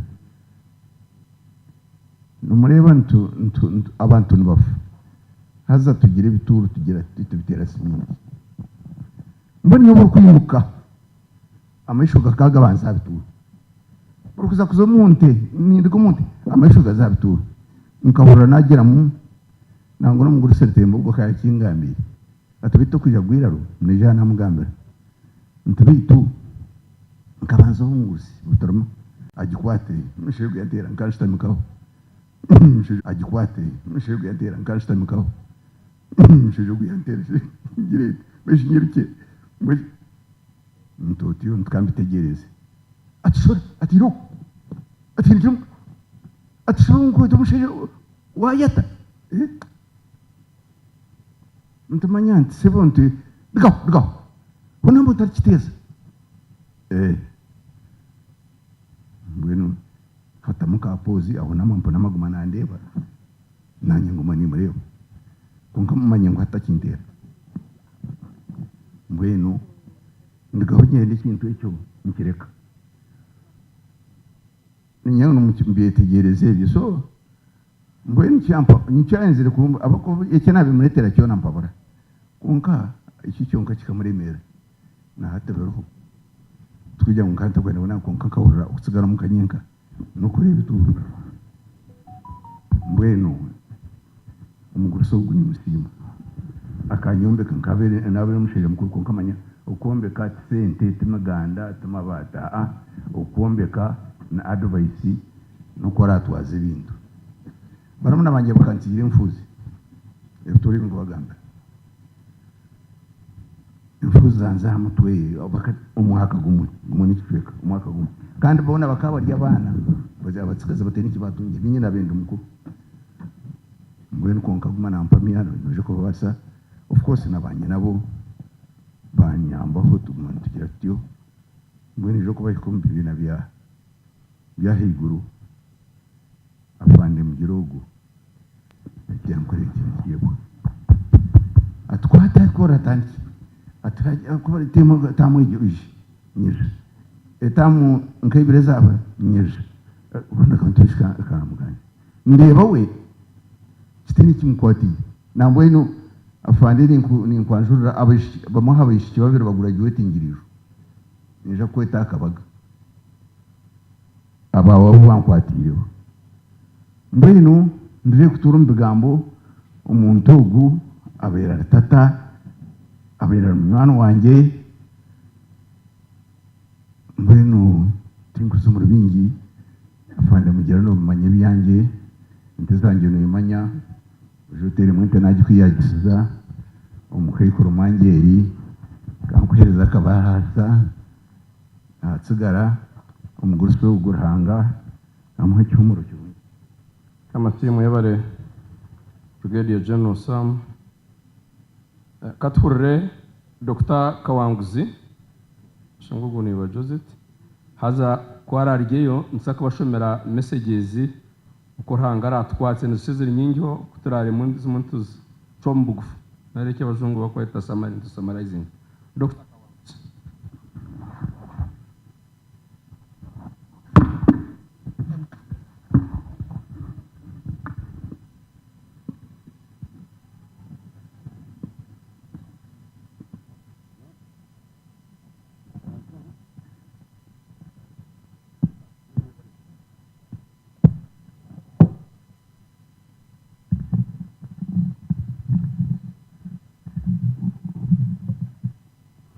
Members of the clergy, Mrs. Marjorie Kaguhangire and the Kaguhangire family, distinguished guests in your various capacities, ladies and gentlemen, I'm Dr. Peter Kawanguzi. I'm Medical Director at Bugolovi Medical Center. I feel privileged to stand before you here today on behalf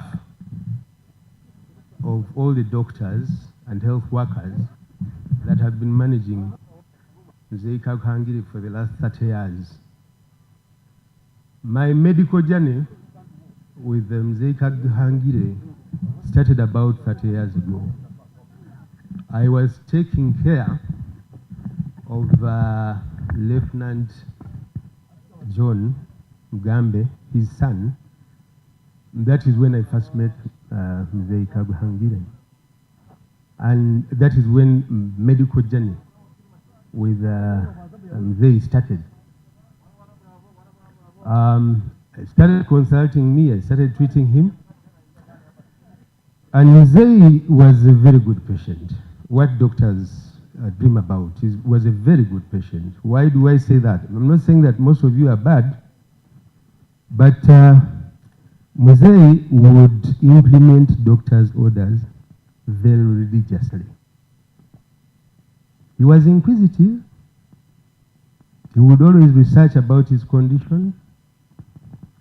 And even when he would go and consult another doctor, although he would implement those orders, he would also call to have a second opinion.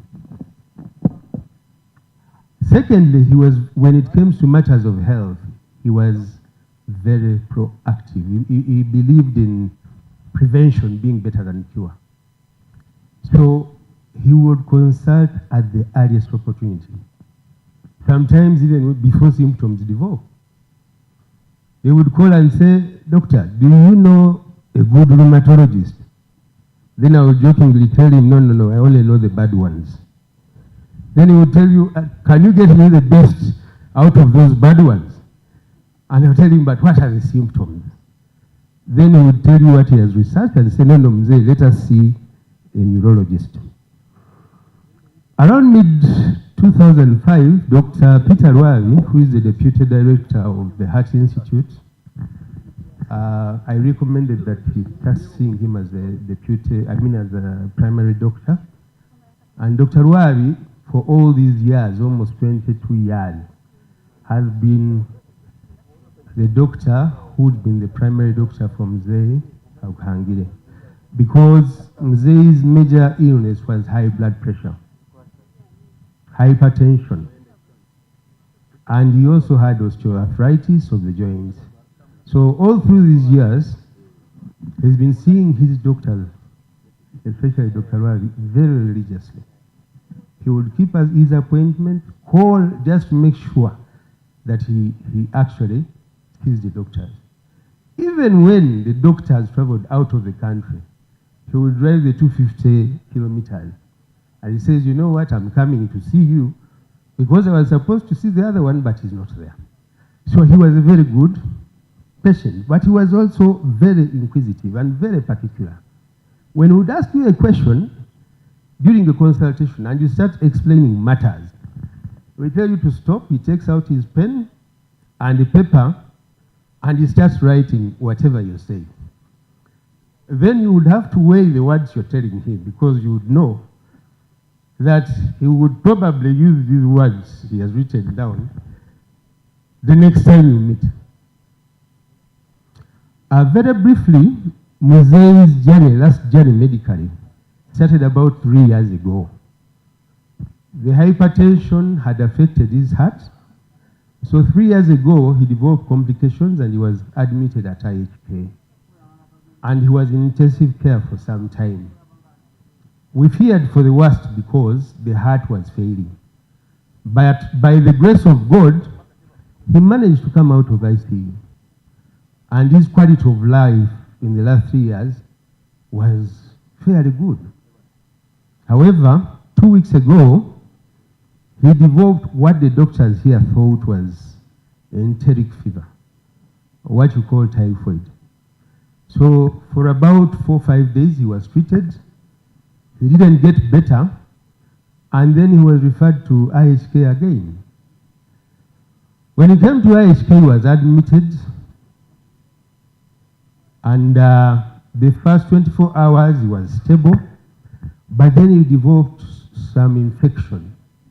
Tests were done, he was started on treatment, but his response was not good at all.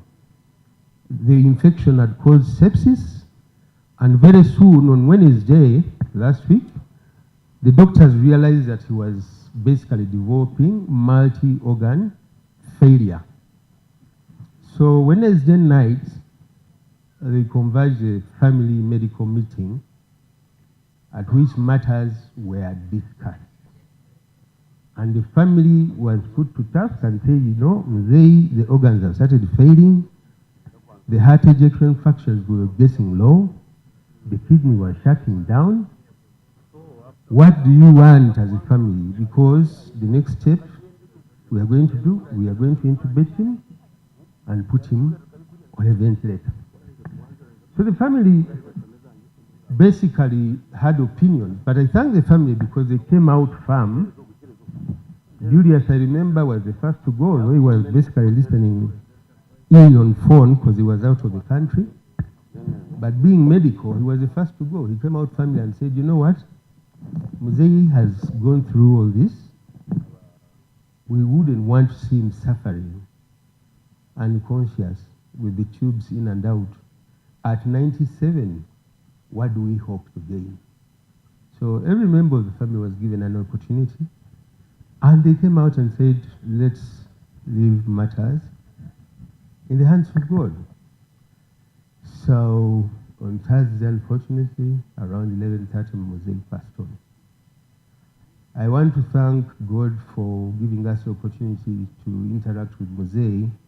Every interaction with him, although it would be medical, it was a time for learning. He would learn things medical, but he would also teach you the social, cultural aspect of life. So I ask that God grant Mosaic Kaguhangire an eternal rest. Thank you so much.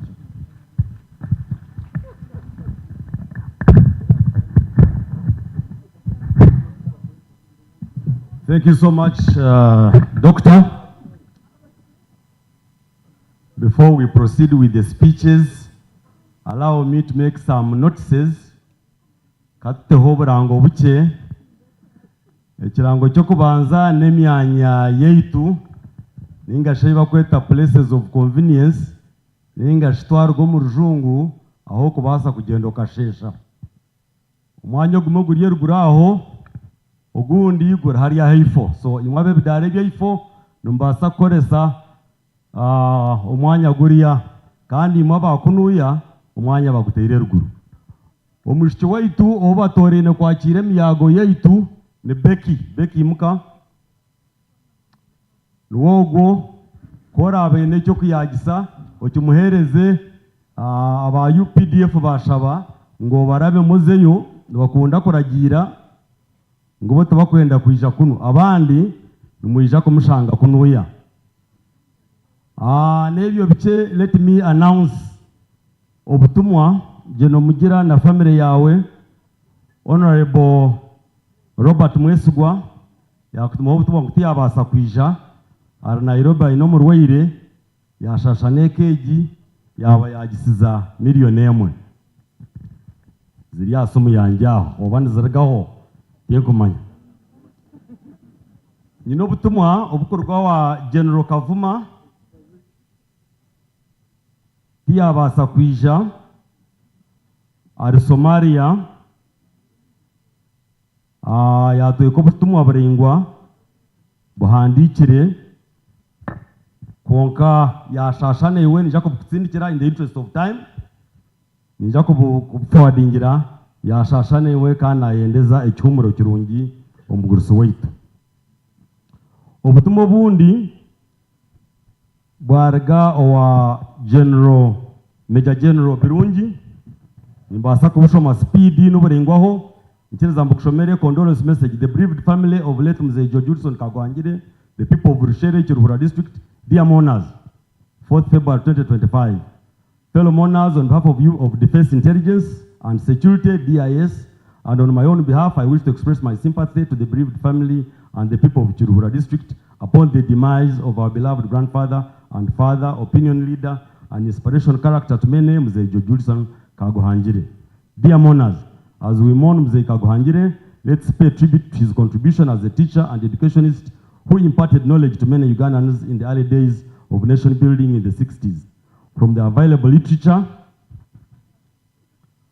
and testimonies adduced here today, Mzee Kaguhangire clearly understood the value of education and ensured that his biological children were adequately educated. We recognize his exceptional intellect of a professional teacher turned magistrate with incredible testimonies of how he dispensed justice justly. To the UPDF and Ministry of Defense and Veteran Affairs, Mzee Kaguhangire leaves an indelible mark through his children who joined the struggle to liberation of Uganda, especially in the name of Lieutenant General James Mugira, whose footprint in the military will remain forever. General Mugira, together with your siblings and the grandchildren, we deeply mourn with you upon the passing of your dear father, and we can only seek solace from the Almighty God to give you strength and endure this loss. The entire bereaved family, words may not be sufficient enough to express the pain of this loss, but we grieve with you and encourage you to remain strong. Confide in God for strength and comfort. On behalf of all officers and men of intelligence, of defense, of his memory, as we mourn the death of your father who passed on, it is important to acknowledge his contribution to the community in this country, especially in the education sector. He has fought a good fight, he has finished the race, he has kept the faith, and the crown awaits him. 2 Timothy 4:7. I pray that the Almighty God gives you strength to withstand the passing of Mzee Julson Kaguhangire. I have not been able to attend the burial due to unavoidable circumstances. I have, however, contributed 1 million to assist in burial expenses. Lieutenant Colonel, retired Dr. Wamirama. Another one from Inspector General of Police, Byakagaba Abbas, to the bereaved family of Honorable Lieutenant General James Mugira, condolence messages. Uganda Police Force and myself have learned of the untimely death of your father, the Julson Kaguhangire Katata. We extend our deepest sympathies to the family and commit him in the hands of Almighty God. May the care and love of those around you provide comfort and fortitude to see you through these trying moments. On behalf of the staff of the Uganda Police Force and on my own behalf, we extend a contribution of 3 million towards the burial expenses. May the soul of the deceased find pardon and be at peace with our Heavenly Father, Byakagaba Abbas, AIGP. That message was brought by Director CID, Mr. Tom Magambo. The last message for now, there are many. We shall read them. This is to the Mtare OBs. Condolence message to the family of General James Mugira. On the passing of his father, Mr. George Kaguhangire. On behalf of the entire school old boys in Soba, I wish to extend our sincere condolences to the family of Lieutenant General James Mugira, a distinguished member of our association, on the loss of his father, the late George Julson Kaguhangire. We owe our achievement in part our parents' dedication and support. Their wisdom and counsel is our fuel forward. Losing a father, therefore, is a loss proportional to that of branches losing their trunk, regardless of our age or theirs. That is school old boys condoles with General Mugira and his family and sends the humble contributions of 2.5 million Uganda shillings towards burial expenses. There are many messages. We shall read them as we go along. Hello, let me read the last one for now, and this is from Honorable Jacob M. Oboth, Minister of Defense and Veteran Affairs. Honorable Lieutenant James Mugira, Minister, Managing Director, National Enterprise Corporation. Condolence message. I am deeply saddened to learn of the untimely loss of your father, Mzee George Wilson Kaguhangire, which occurred on 30th January 2025. It is a very hard moment to lose a loved one, and it takes a lot of courage to withstand such a loss. However, we celebrate his life well lived and reflect on his good deeds and seek solace in the fact that the deceased was a father whose legacy ought to be emulated. On behalf of the entire staff of the Ministry of Defense and Veteran Affairs and the Uganda People's Defense Forces, and on my own behalf, I would like to convey to you and the family our heartfelt and sincere message of condolence upon this loss. While he will be dearly missed, we pray that you find comfort in the grace of the Almighty God. The Ministry of Defense and Veteran Affairs stands by your side at this difficult time of bereavement. Honorable Jacob Oboth Minister. The Kature messages zaretwa. Oh, okay. So this one is from Ambassador Joseph Ochwet, Director General of Internal Security Organization. Lieutenant General James Mujira, Managing Director, National Enterprise Corporation, Republic of Uganda, the entire bereaved family of the late Mzee George Woodson Kaguhangire, Kiruhura District, deepest condolence and heartfelt. On behalf of External Security Organization, ESO, and on my own behalf, I wish to extend our heartfelt condolences and deepest sympathies to Lieutenant James Mujira and the bereaved family for the loss of his father, Mzee George Woodson Kaguhangire. Mzee Kaguhangire diligently served this country as a teacher and a magistrate, and he will always be remembered for this dedicated service. May the Almighty God, His mercy, give all of you fortitude and courage to persevere the pain and tears of grieving for your departed father, the late Mzee Woodson Kaguhangire. Okay. Eternal rest grant unto him, O Lord. Let perpetual light shine upon him, and may his soul rest in everlasting peace. Enclosed herein is 10 million Uganda shillings. Thank you so much, Ambassador Ochwet. You take the money too. I am not usually known to keep money safely. This is from Ambassador Nusra Tuperu, Uganda's ambassador to the Republic of Turkey, and she has sent her condolence message of 1 million. Thank you so much. Unless if my colleague Francis wants to read a few more, and then we call the next round of speeches. Thank you so much for now. Thank you very much, Ninye. Omurimo guno omurimo gw'amaani munonga kirimo kutaraguhandurira nkarahanga n'omwesigwa. Zimwe speeches zinkuza kushomera messages neya Right Honorable Speaker of Parliament. Kuna ndiri ntekateka kunda agishome omukayi kuriyamba kuba nakwesengeza speaker ati ngambirira abantu atoine ebikomorezo by'enju y'ebyansi mbwenu rabo ine ebikomorezo ebyo biretera omutyaro gwashitami hariya nk'enyuma yakunatami konka byona nebitu kandi watwaranwa akureberere enju y'ebyansi atubona ngo ndango agira ati ntakashomere butumwa obu naninshaba member wa parliament w'Ishazeri Honorable Wilson oyemerere ahori na ba members ba parliament mwena bariya ngira ngo abakyara wa district yitu Jovans Rwenduru is already here na ndeba Honorable Robina Rwakojo na band mwena ba ndeba Honorable Rwakajara ikingireki bankomera hagani mbihana Honorable Tayebu, I think. Katsome, obutumwa, naba serkarabo, Musasire, you are a bit far. I could not recognize you, but we appreciate your presence. Obutumwa bwa Speaker of Parliament. Honorable Lieutenant General James Mujira, MP, UPDF Representative, Parliament of Uganda. Condolence message. I have learned with profound shock of the demise of your father, the late George Woodson Kaguhangire, which occurred on 30th January 2025. On behalf of the Parliament of Uganda and on my own behalf, I convey my heartfelt condolences to you and your entire family. We stand with you and continue to pray to God to grant eternal rest to your dear father. I trust that God the Almighty will grant the family and all the bereaved comfort and solace. I have herewith enclosed a humble condolence contribution of Uganda shillings 10 million to assist you with funeral-related expenses. Signed by Anita Annette Among, MP, Speaker of Parliament. Musasire ebitukuja kurata protocol okuba okutubina hano kotarabishome. Obutumwa bukusasira bwanurwaga murshere sako ba memba ba Rushere sako nbashasha abokuferwa memba mtahi wabo Kaguhangire George bazikisa emitwaro 75 orupapara na rutunganti ninyangwe sente bazereza bukyo kukwata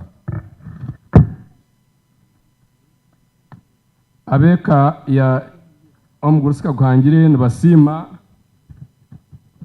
wakimpati ya signing nibasima Mzee Mbaronda John kureta abana baitu kuzika omuguruso wabo.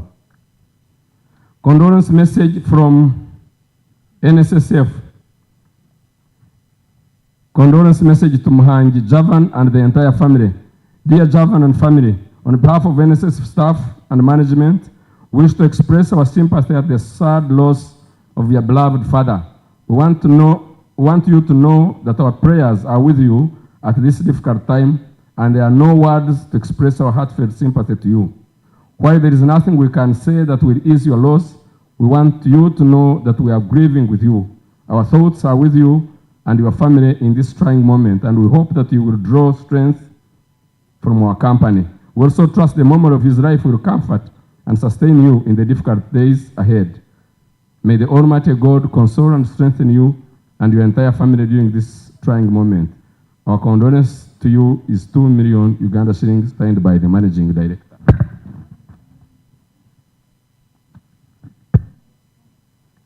Office of the Chairman, Zagiza Investment Club. Nani nshabangu ba members ba club zezi kutara zishome aho mwabe muri mwemerere n'umwaka wa mutayizira kunka mwemerere shenka bagishoma kuma. Condolence message to the family of late George Wilson Kaguhangire. On behalf of the Zagiza Investment Club, I hereby extend my deepest sympathies to you as a family and to Lieutenant General Honorable James Mugira, who is a remarkable member of our club, on the passing on of a great pillar of his generation. Mzee was a great teacher, a wise magistrate, and a mentor who trained and inspired many. His legacy of knowledge, discipline, wisdom, and justice will live on in the countless lives he touched. His life was full of purpose, dedication, and his influence will continue to resonate through the many lives he touched.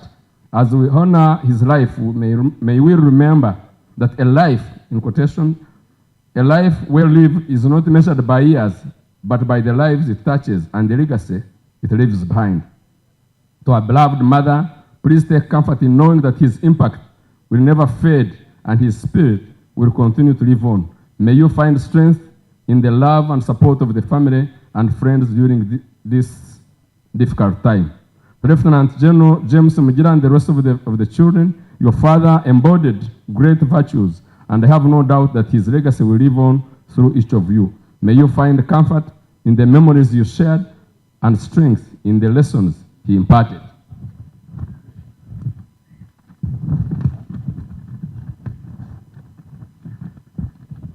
Once again, on behalf of the Zagiza Investment Club, please accept our humble contribution of 5 million Uganda shillings towards the burial expenses. May his soul rest in eternal peace. With heartfelt sympathy, signed by Richard Rwakanengere Mwesiga, Chairman. Obutumwa obwaraga St. Matthew Rwansinga, Church of Uganda, mbena bushomera nyuma abazyo omukanisa nibendeza omugursogu ekyumuro kirungi kandi bakotinga omuriyubu eshoro yokubanza omushorongo gwa 21. He was in love. It has been signed by Tamejon, head of Reite, and Reverend Canon Damson, Tumwebaze Archdeacon Rwansinga. A message from Uganda People's Defense Forces Senior Command and Staff College. Lieutenant J. Mugira and family condolence message. Ba ashas tumuhuera bantu abo bakarakutunga okustama. Number 1.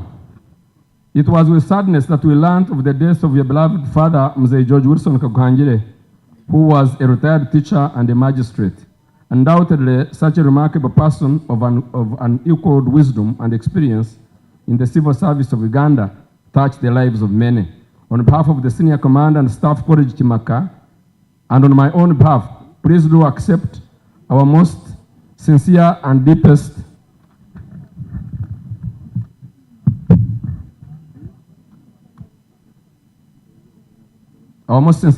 condolence upon the demise of your beloved father. We would like you to know that although we cannot take away the pain, we do condole with you during this very difficult moment. Number 3. In this time of sorrow, may you find comfort in the good memories of your dear father in the Holy Scriptures, as said in 1 Thessalonians 4:13-14. But we do not want to be uninformed, brothers, about those who are asleep, that you may not grieve as others do who have no hope. For since we believe that Jesus died and rose again, even so, through Jesus, God will bring him those who have fallen asleep. Our broken hearts and thoughts go to you, Lieutenant General James Mugira and family, for the loss of your dear Mzee. Enclosed is 500,000 shillings as our contributions towards funeral expenses. Wish you peace, courage, and comfort at this time of bereavement and sorrow. May the soul of Mzee George Wilson Kaguhangire rest in eternal peace. Signed by Ugumba RSMSNIMPSC plus Major General Commandant. Mbeni biona biabiro biona.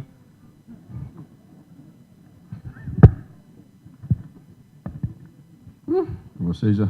Wezaba serikali yetu wako barahaba shanda atako goya kashansa wono Omugyenzi amini. This one is from the Office of the State Minister for Trade, Minister of Trade, Industry and Cooperatives. The bereaved family of the late George Wilson Kaguhangire, Kiruhura District. Attention, Lieutenant General James Mugira, MP, MD NEC. Condolence message.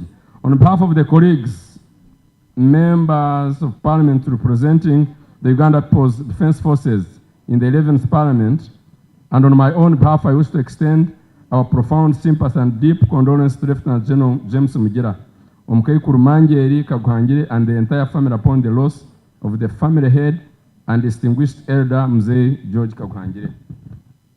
We received the sad news on 30th January 25, and indeed we are filled with the inevitable feeling of big loss, especially of a special parent. Therefore, at this difficult time of bereavement, we pray that the Almighty grants you His precious grace and fortitude to withstand the loss, painful as it is. We nonetheless thank the same God that Mzee George Wilson Kaguhangire has indeed left behind an indelible legacy of a parent who served his nation diligently with the commitment and integrity. Most importantly, Mzee Kaguhangire brought up very patriotic and equally committed generation of leaders for Uganda. What you leave as a legacy is not what is etched in stone moments, but what is woven in the lives of others. We particularly point out our colleague, Lieutenant General James Mugira, whose record of service speaks volumes about the kind of upbringing he received from his parents, especially his dad. We also thank Mom Mangel for the support of the family and for keeping her vows to love and cherish her partner until death has separated her from dear husband. Romans 8:37-39 should comfort us that, and I quote, nothing can separate us from the love of God, and that when we are faced with danger, calamity, or even death, nothing from that thought can show that God has abandoned us. No. We join the family, take heart in our Lord God, the loving Father who knows why this at all times. May the soul of our dear dad, Mzee Kaguhangire, be received in eternity and rest in great peace. Fare thee well, Mzee George Wilson Kaguhangire. We as a caucus have together contributed 5 million shillings to support the family during the final send-off arrangements. Nabyo ni nkabiri kyasainingwa General WM Mbadi RS NIM PSC K FWC into brackets US MSS into brackets MP Minister of State for Trade, Industry and Cooperatives.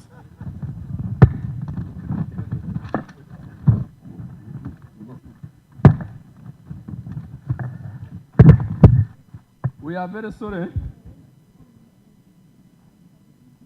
Twagira ngu messages zabere nyingi tusome umuru sezeyo munkirize nsome message ya Abamwe Investment Club mwemeraho murabe muri condolence message. We are saddened by the passing on of our father, teacher, mentor, Mr. George Wilson Kaguhangire. We grieve and condole with Juliet Ario, Julius Muhammad, members of our club, and the entire family. We ask God to comfort the family and rest Mzee in eternal peace. We have contributed 5 million shillings to help the family in the burial arrangements. Last but not least, munkirize summarizing abokuba bagitsindika message teri clear It is coming from the Diocese of Kampala, All Saints Chapel, Rweza.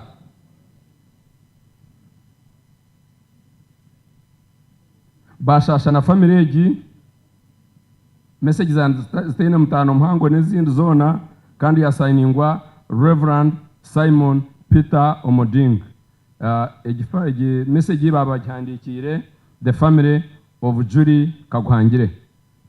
May the soul of Mzee rest in peace. Nukubakeza bati mwebare munonga kuturikiza. Bear with us. Yabare Frank, message ya Honorable Eric Karuhanga Umbugufu.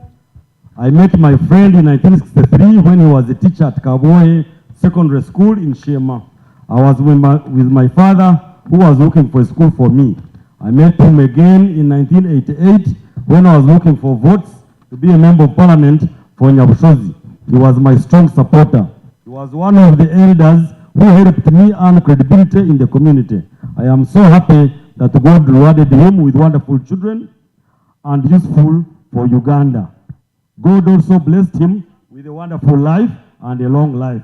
He must have been received well and is in the happy hands of God and his angels. May he rest in peace. From Ambassador Honorable Eric Karuhanga.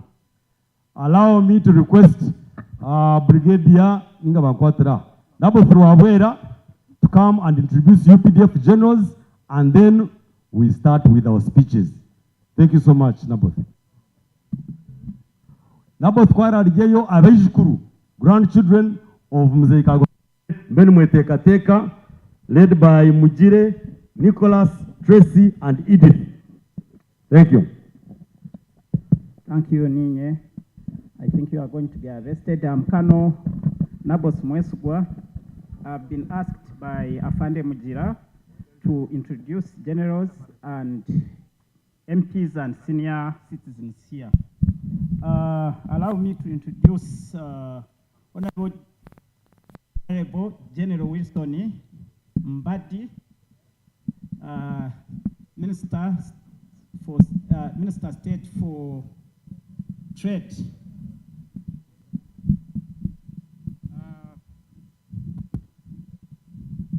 There is also Honorable Margaret Muhanga, State Minister for Heresy. We have also General Joram Mugume and your dear wife.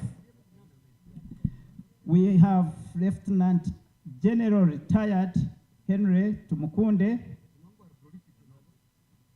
We have Lieutenant General Joseph Musanyifu and your dear wife. We have Lieutenant General Charles Otema. We have Lieutenant General retired John Mugume. We have Madam Edith Butura, Under Secretary of Finance, but she represents PS Ministry of Defense.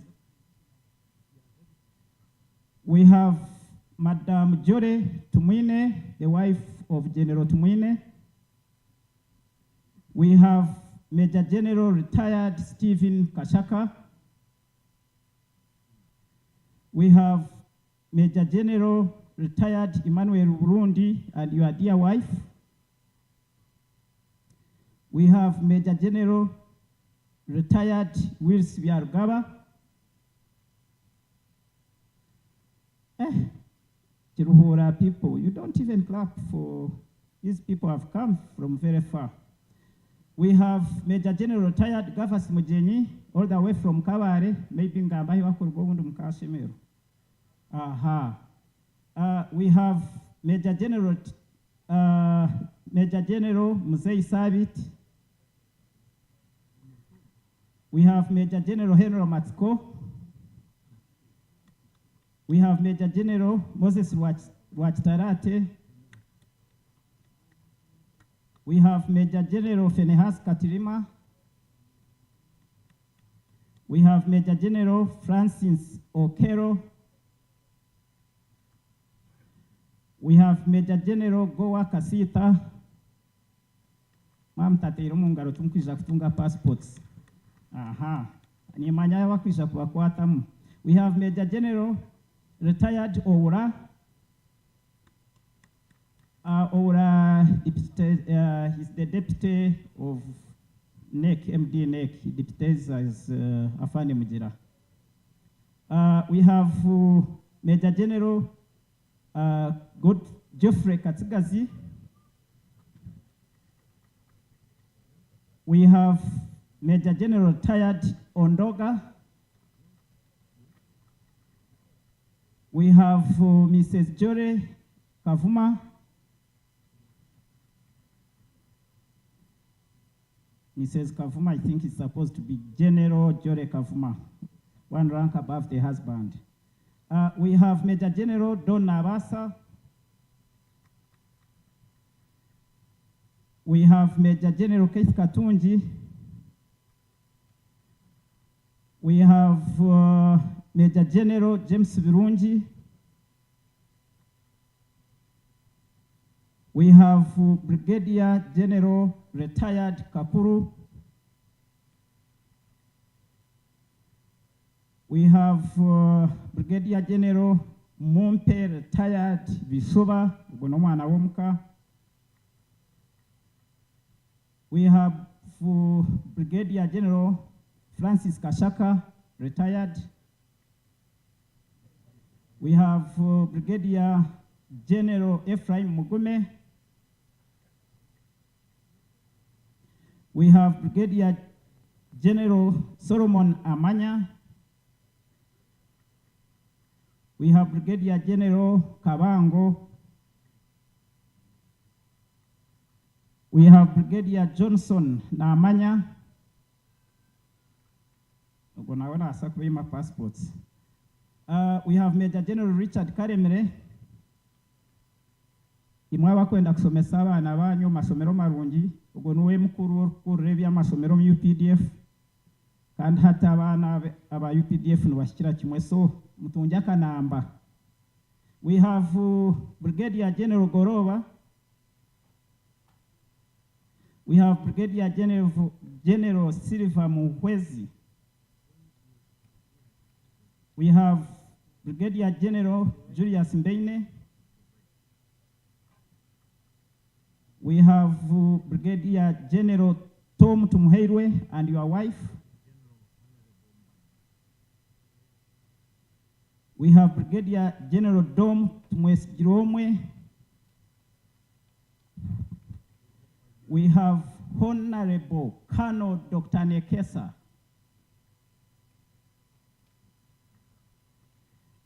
We have Honorable Colonel Dr. Jennifer. For the interest of time, senior officers, UPDF, you can stand up for recognition. There are so many here. Then we have Honorable Wilson Kazwenje, MP Nyabsozi. We have Honorable Jovans Rwenduru. We have Honorable Wakajara Katambuka Wax. We have Honorable Robin Arwakoso. We have Honorable Wakoso himself.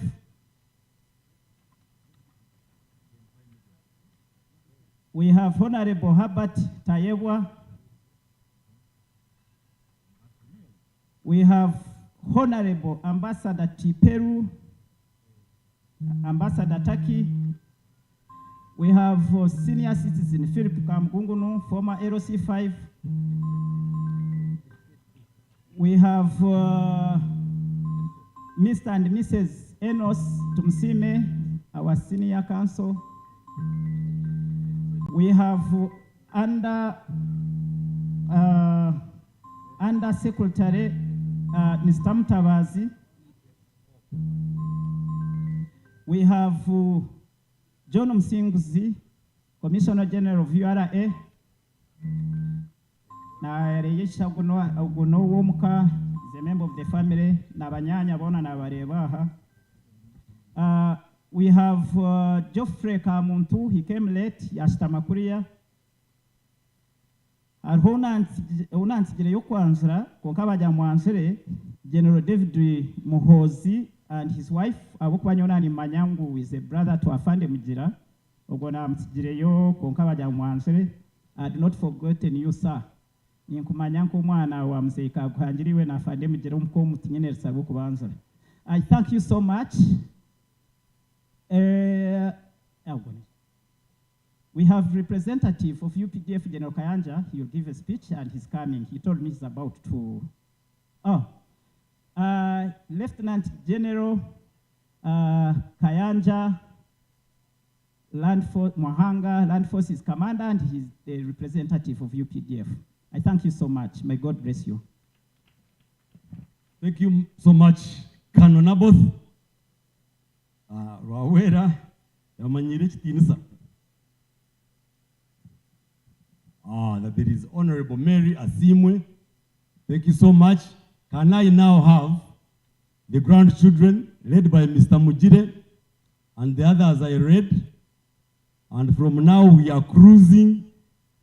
Very short speeches, precise. We need to be done, by the way, by 3. That is the order of this family. By 3, we should be done. Thank you so much, Mujire, Nish. Okay, everybody's here. I don't know whether these microphones are working. No.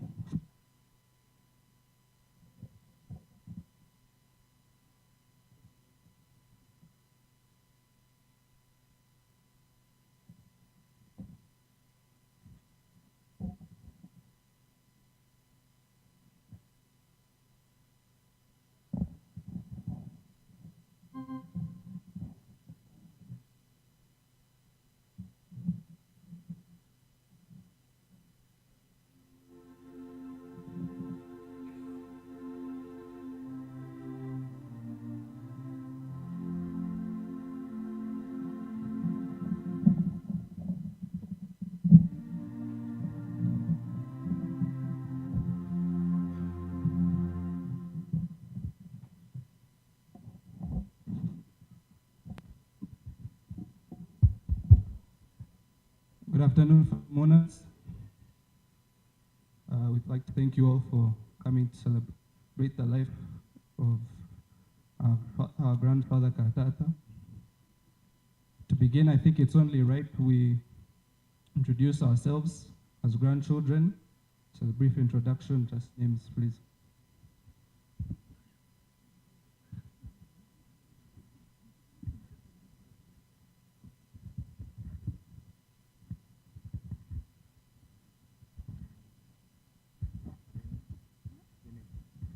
My name is Natasha Janet. I'm Robin Gatumbo.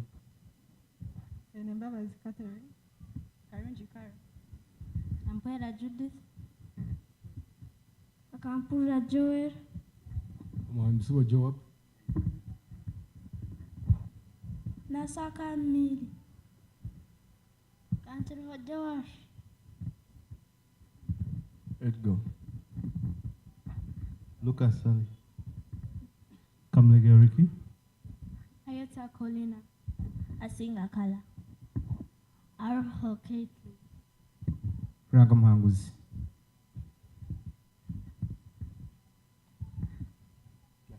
Derek Chiyombo. Whatever Lawrence. Kaguhangire Justice. Jemima Katu. Thumbs up Kenneth. Pili Rosa. Natasha Judith. Evitani Onza Mujira. Ethel Kakwanzi Mujira. Bagatege Jovans. Moshes Jonathan. Gumaro Charles. Masa Saramisha. Darren Kangume. Lydia Bararema. Kakiza Yona. Kajenyi Samwiri. Kasande Bararema.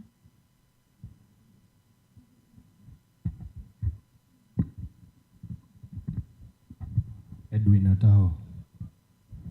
Tamaro Nord. Chairman Tushabe. Jemima Chichi Nganzi Gw'Omugyenzi. Katobara arimo.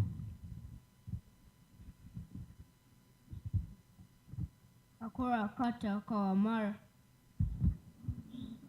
Edith Tushabe Aturira. Kai Mugambe. Kai Mujira. Tracy Kabamudarinda. Ethan Kawamara Mujire. I want to thank you all for being here with our family today as we rest our family's great patriarch, Katata. It's never been easy to say goodbye. From a young child to an elder in the community, death pierces all our hearts. We will never be satisfied with the time we spent, but I want to thank God for Katata's 97 years on this earth. Katata once shared with me a prayer he made to God that he wanted to live until 103.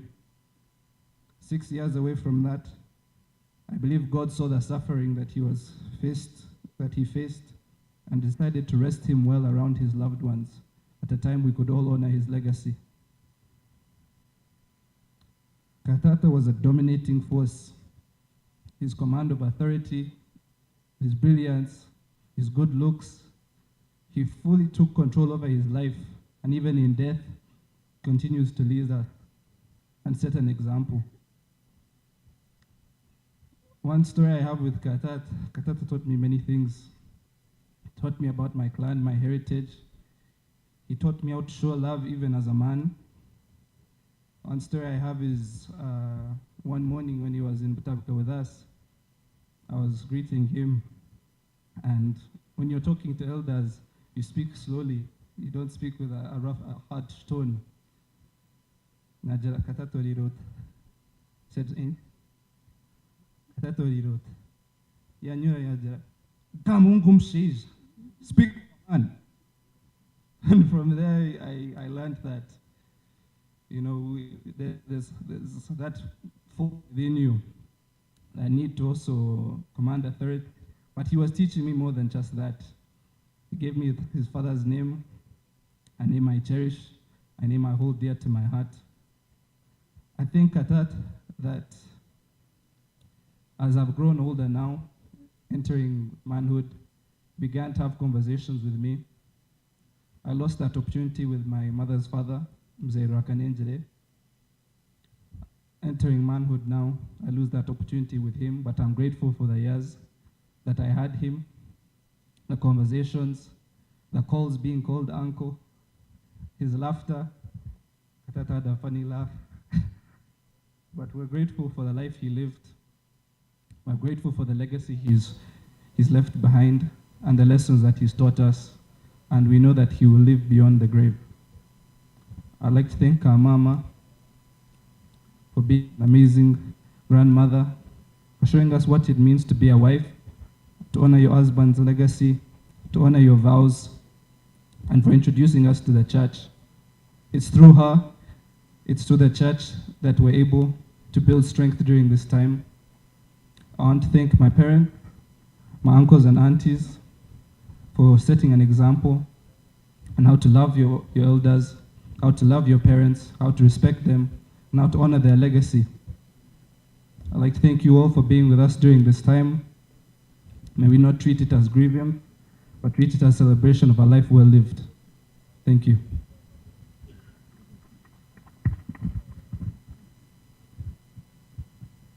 Tateitwa Murirhanga, Bishop, Nenjiye Kanisa, abebembezi ba government mwena, n'abantu mwena, nimbaramutse mu izina lya Mukama, mwebale kwija kutwatsa eki, ninsima Ruhanga munonga, ahabwa emyaka 97 eyahereze Katata, ninsima abazaire baitu.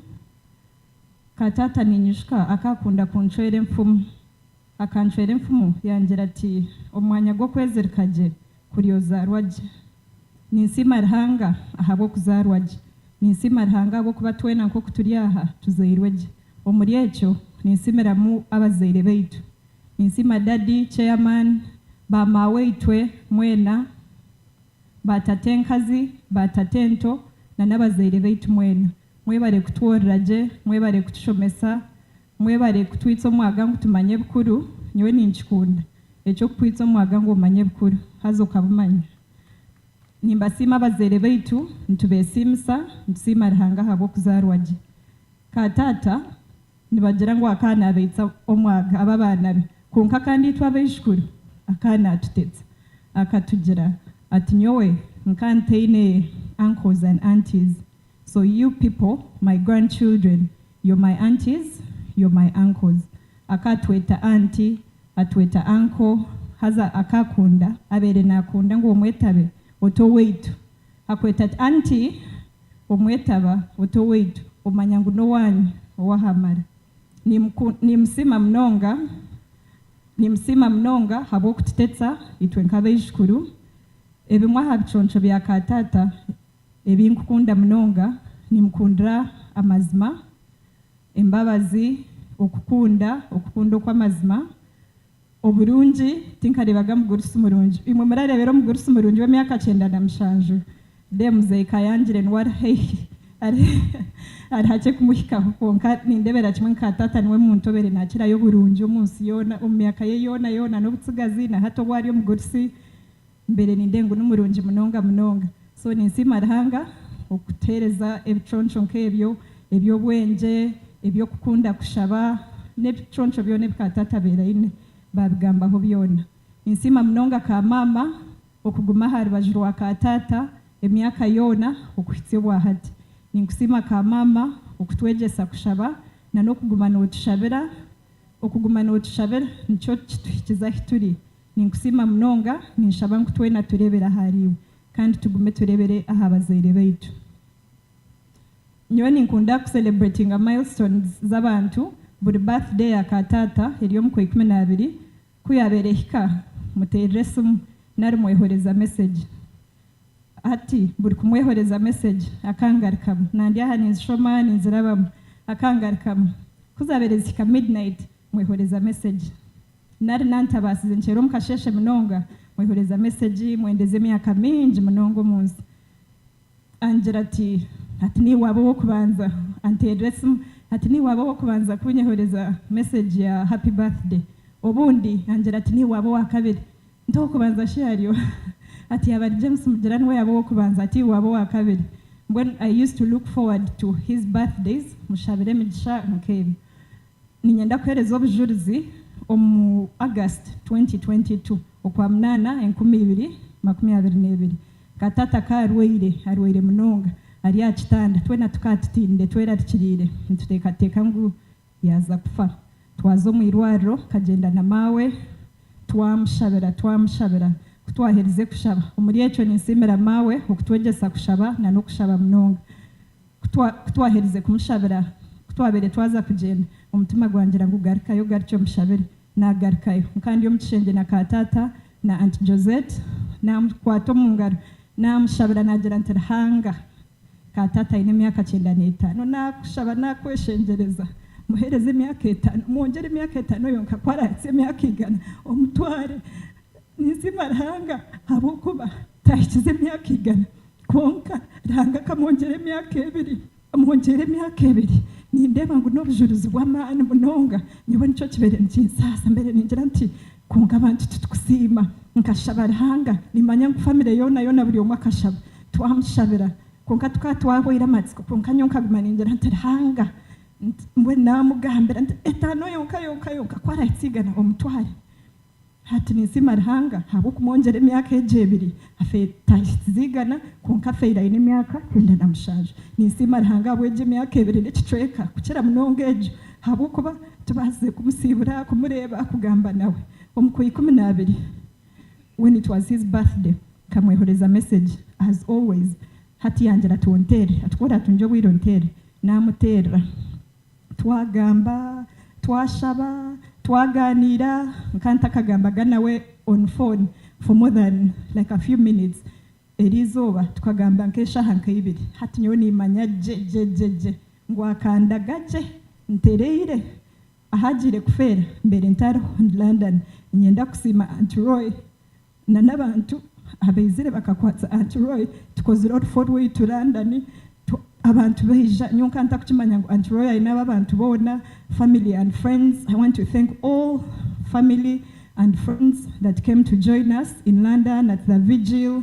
I want to thank you so much. Mbere nindeba Auntie Roy ndeba arwaire ndeba nasasa mpora kubita kuza kwija konka abantu bamuhikireho bamushagatira nimbasima mnonga abantu abo. Nyenda kusima UPDF, our parents, UPDF and Ministry of Defense abazaire baitu bona bakajoininga UPDF abakuru. Nimbasima UPDF and all our parents, friends for always standing with us at each of our milestones and for bringing us up in a way or another. Omuri ekyo nimbasimiraho na n'abaana banyu aba Mbegu za Mapinduzi. We are members of Mbegu za Mapinduzi. It's an association for children of soldiers. Ninsima Uganda Military Children's Association, Rotary Club of Muyenga, and my employer, Uganda National Oil Company, and all my friends and colleagues for standing with me even in my absence, for attending the vigil, the funeral service, and all those things.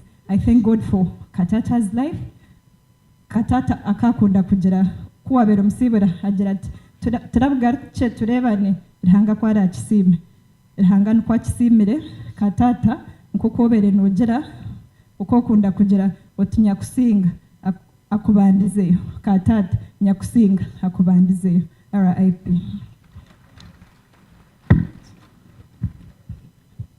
Mukama simwe nibanyeta Nicholas Mugambe Tataka the late Lieutenant John Mugambe and Inyemer Ntakajire in my journey with Katata inabantu nkwenda kusima kandi nkwenda mwanya.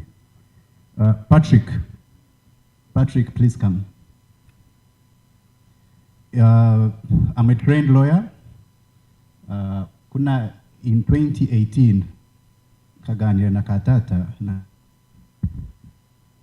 ti okanshomesa na baroye za kunsasa warwo munsi ebya bitari mbuteka kandi inkwasa kubukora ko nimbasa kutunga omwana ounkwesiga oyinemtre eyawe oshitame nawe oganire nawe ebyawa bitebekanise.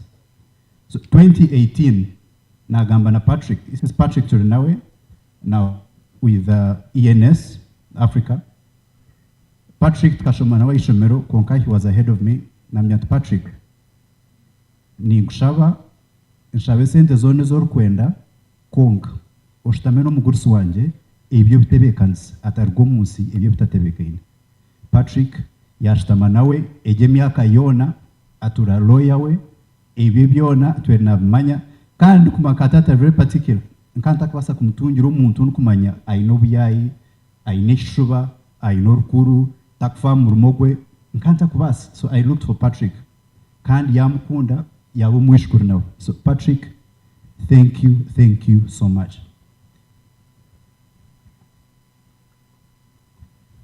Nyenda kusima aba A+ omuhandiko byomugurisi ebyamuheru akashaba a professional team okuhandlinga okuzika kwe akata rukwenda any funeral service team area heter profession.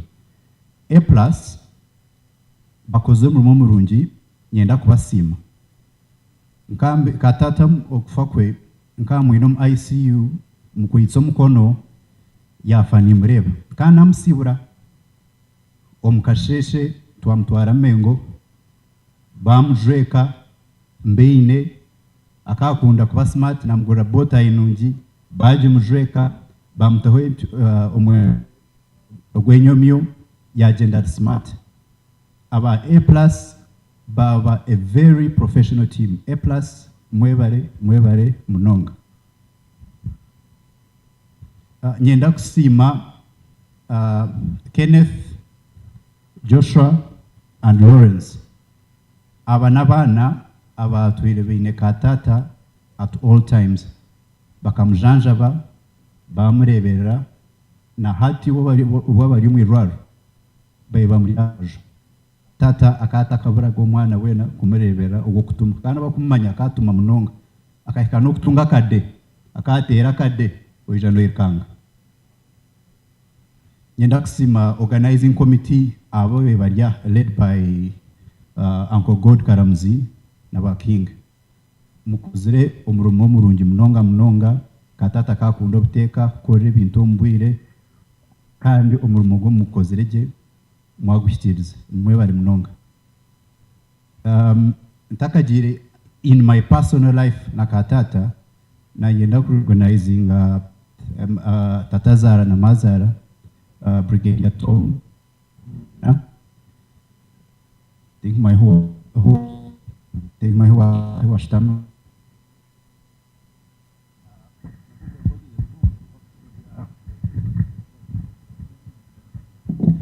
wija na timu yawe yona yebare munonga kwija kutwatsa our friends abarga hare abarga Kampala nimbasima abarga Kiyonga mwene nimbasima ebinanyira kugamba ntakagambire about my journey with Qatar kuba nobasa kukwatwa kandi oyegwe kusima abantu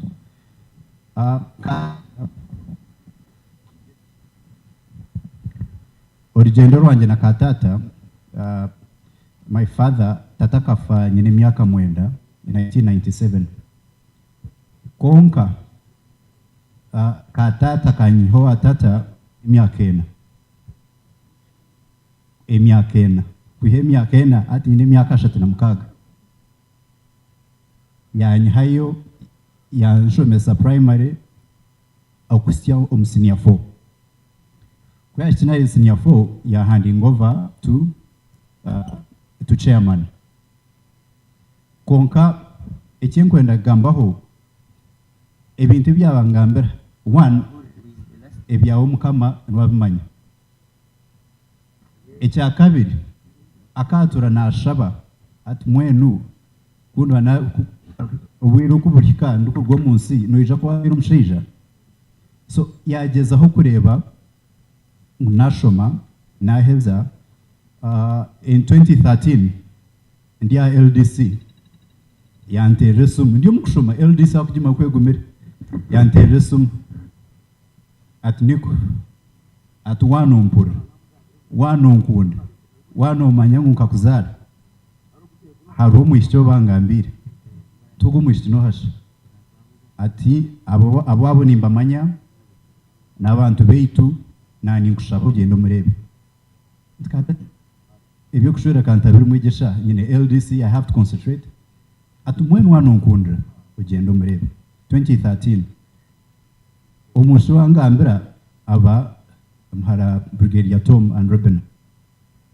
konka nyenda kwanga konka nabotina abo kuboche ya LDC a young man ibyo kushura tubirum atukonka so kware nagira mu obutenda kukikora ambuza twishi utegereze mbanze mfe oshwere mbanze mfe sontumwen katata ntiza kuzaini murebe konka ngira ugenda murebe kora mukunde omushwere wota mukunzire turondo ndisho natero naro mwishye ebiro byago namushwere omukazi outatenkuri yantasiri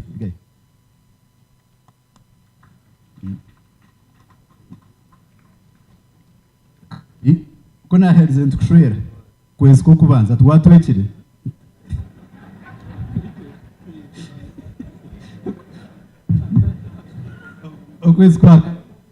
okwezi kwa kabiri atwatwekire acana w'ekifiri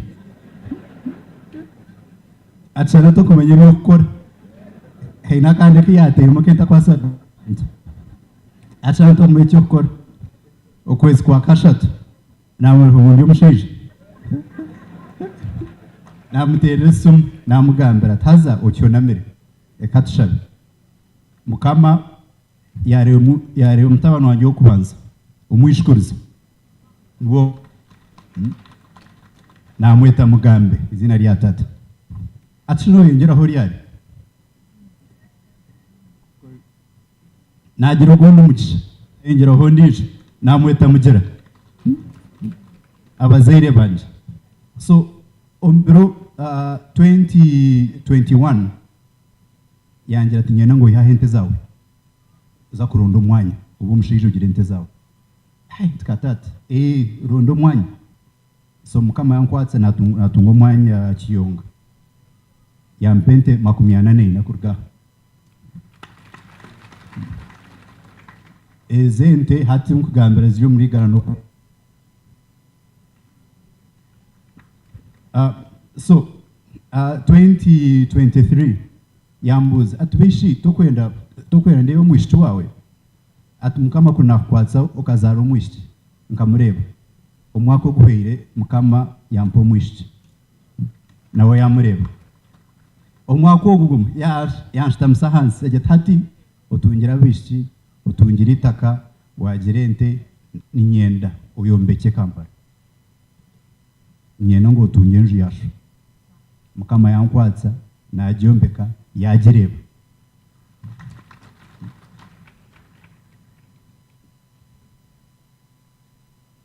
So yantaho ikindi akunda ente zenyankore ezina ihiraha kagenda nazicoka nihamwe njungu umwaka uguhire mukama yankwatsa natunga ente zenyankore namugambira yashemerwa yampenya n'enyankore nakitwara mbene. So nyo okwijaha negeshaha nisima rahanga abukuba ebine bintu byanatekateka mutarebireba kumanya ngo mukama mahera magara yari omukazi wanje yari abana banje yarebeka yanje yansiga ndi omushija. Okwezi omu January tukantuganire kukwezi kweli yarabye muka comment konka mwenu yakarabye kugira atatiwe tincherarchira atabo kuba imano za kumshira imano za kukora tinchine kwerarchira enyuma hakambuza atumwenu shokuri yatsigaireho nojya kana za kukora ebitukozire ntinga nojya kana za kwere bukiraho ntinga mwenu omurumo gyansigire nkumbarebere tinkozire ngukozire mwenu katata ebiwanshabire mbikirize kandi nkupromisinga niza ko musheja niza kunda abanywani bawe ebwa no yanga niza kubyanga ebya no kuna niza kubukunda kandi tujagumaho ohori mukama akwe icyumuro cy'umuntu.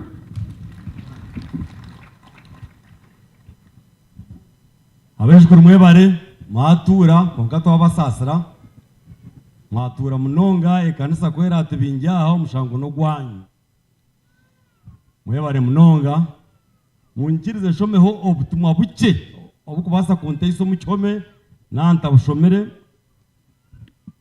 bwarega staff banek obundi bwarega owa General Kavuma Office of the Force Commander Force Headquarters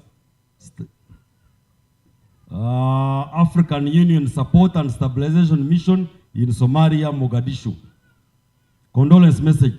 The family and friends of the late George Wilson Kaguhangire and the Greater Bamor clan. I join you and indeed the entire nation in mourning the passing of this great patriarch, teacher and mentor. As the teacher, Mzee Kaguhangire trained and mentored generations from our elders like Mzee Honorable Amanya Mshega and Honorable Hakana Rugunda to the generations of his own children to which I belong. General Mujira and I were among the most lucky to be taught by both Mzee Kaguhangire and his dear wife Omukuru Manjeri, as we fondly called her, a few kilometers from where you are at Rushere Primary School. We were not the only ones. Many of our peers went through Mzee Kaguhangire's deliberate and purposeful tutorage, through which we learned the virtues of discipline, hard work, and duty to our country. As a magistrate, Mzee Kaguhangire was a stern and incorruptible jurist who dispensed restorative justice to his community fairly, without fear or favor. When he finally retired, he remained a respected old elder, an exemplary farmer, and distinguished member of the church and our community, whom we all continued to routinely seek out for wisdom and guidance as an enduring bridge between the young and old. The nation of Nkore has lost a titan who was widely knowledgeable about culture and customs of our people, while Uganda has lost a distinguished citizen. To my brother, friend and colleague and comrade, Lieutenant James Mugira, my teacher, Gw'Omugyenzi, and the wider Kaguhangire family, please accept my heartfelt condolences.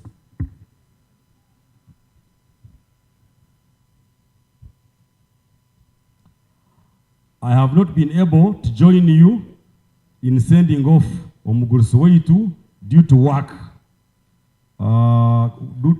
commitments here in Somalia, but I'm ably represented by my wife Jole, Kavuma, and some of my siblings. Omugurusoweitu Ruhanga amuhereze cyumuro kirungi, General Mugira nakuyagisiza ente. Sam Kavuma MP, Lieutenant General, AMISOM Force Commander. Gumutero Mungaro. Then these are the staff of NEC. The NEC staff condolence message. The staff of National Enterprise Corporation wish to extend our deepest condolences to our Managing Director, Lieutenant General James Mugira, on the passing of his beloved father. We share in your grief and sorrow during this difficult time. May the fond memories of your father bring you comfort and strength. As a token of our support and solidarity, we managed to raise a contribution of 11.7 million to support the family during this period. Please accept our heartfelt condolences. May your father's soul rest in peace. Finally, wanaga red egi ngubagitaha rubajurwa mugira. This could be a security issue. Ijo jakire newe nanye bataka twatsire. Francis, ijo gumize muna speeches.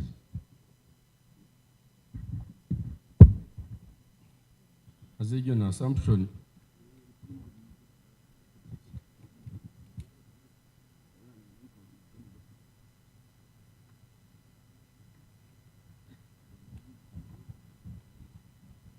mukama simwe hatu numangu twasitege ahagati so tushabera naza kugenda mutushabere tushaberane twaza kweto umuntu mukuru munonga abako batakumanya bya revival spiritual revival yagira umuhango mu urukumo rwenda 27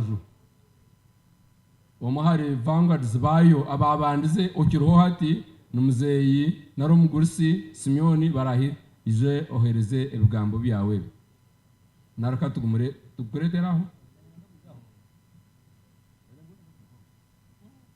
abarokora aba bayine mwe ahatane togun Foster General aro murokore waje ndwe yagabatayine bujuruse burungi bwo kwerereza hwaho muri yare mu kuzuno yagambira batatu muntendereze ngutendereze ngo banzuzu natware munyeshongore ngutosongore iki ateke biyato bamweta babeta barokora abe biyato abatayine bujuruse ngo biyato nikimanyisa cyate biyato raganise mwe no gutuwe biyato nabakwatsiro kuzinwa bakakwatage mwe ntuzire twakusangaho nabanda bariza bari yakusangaho abantu bemerezeho iki ekitoromu ekyo kuzinwa okwa revival okwizira mu ihangere ku Rwanda 27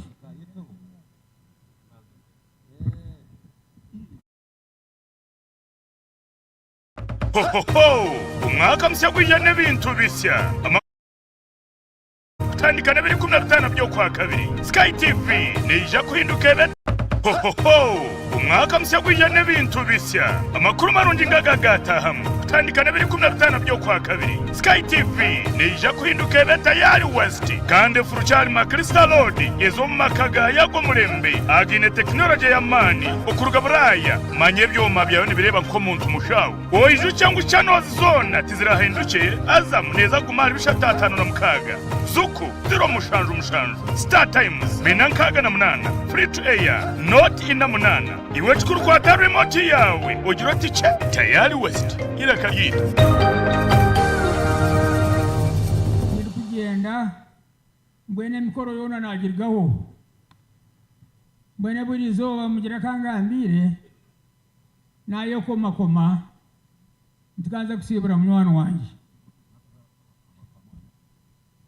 umwami Kaguhangire ogu mmanyire emyaka 76 ehingwire akaba ari mukono nashoma yabara ya primary course yabire neshoma be cyamwendo mbirebe mbere kyabire nashoma bamuhereza kazo kuja kora practice shomese mu shomero namureberaho namanyiraho ariko musigaze mu runyo ko kubantu kumureba mbishani akaba jwara mpare ngufu akoma stalking ezazo komera mu mfundo atere kigori arabate kaito yohura negamba ta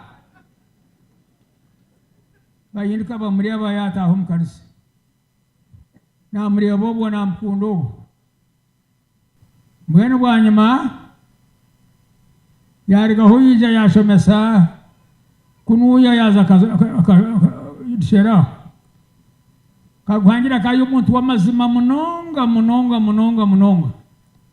kandi urukugamba ikintu akakemeraho yagira kibatesa n'abanyarsheraha kandi kitahikire bakimugema yacyanga kiyacyanga nabo bamwanga bagenda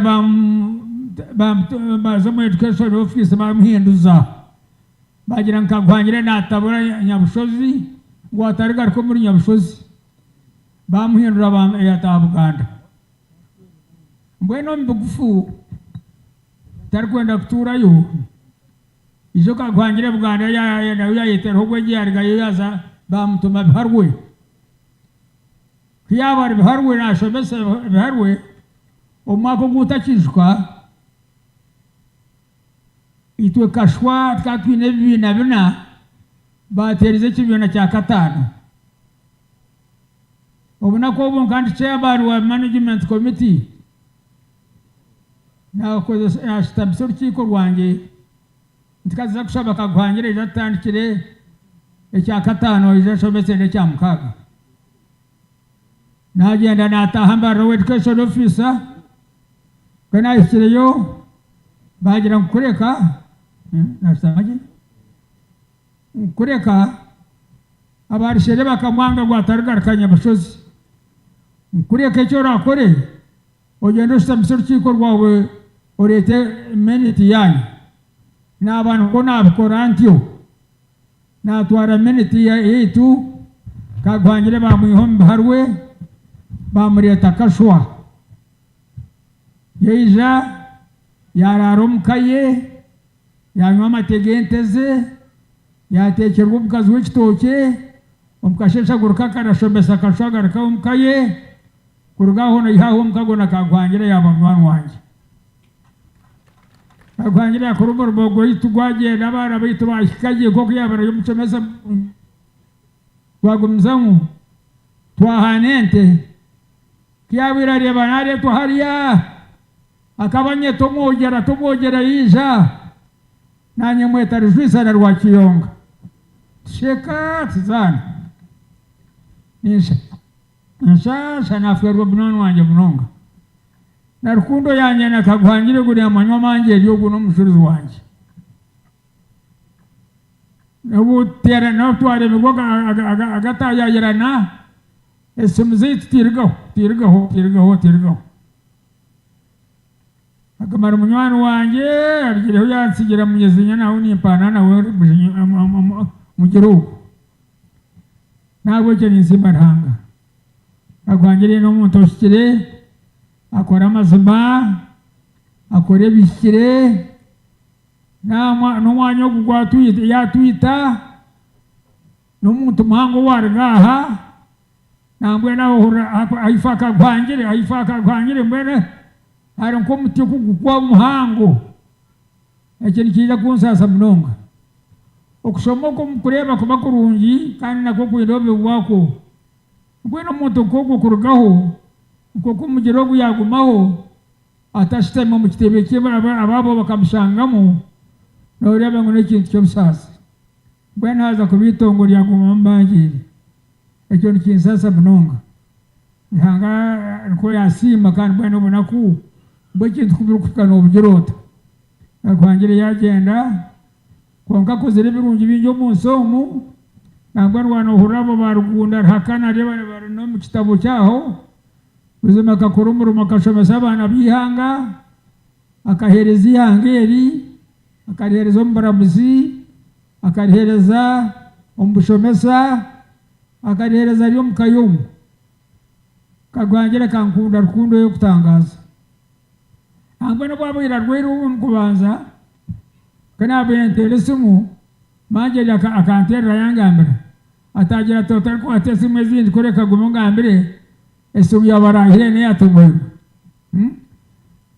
remangane cyo sasa ngira ne gusaba ngo mpungure gumamanya gwa Kaguhangire no wotarya konkoma nyungu shwento nanye kwingana ndyo mori omuringo gwanje nawe cyo mukama simwe kandi ningaruka sima manjeri omurumu mpango gwokozire Kaguhangire go ahiyagira ansi namani jemba cyemanjeri Omubiri n'ekishotoka nkamucanga manjeri akakora omurumu mpango munonga yahereza Kaguhangire yamureberera yakora icyo kubasa cyona omwana je make mbwene rizobo yashirize ndagana yasayiningiri okufaniko kwa batanisi nabwe cyabishimwe nani mbashaba muntendereza banje ryogu simerhanga gwomurumo gyahendera kute tendereza eso omwana andiga omusa sayigunda zeza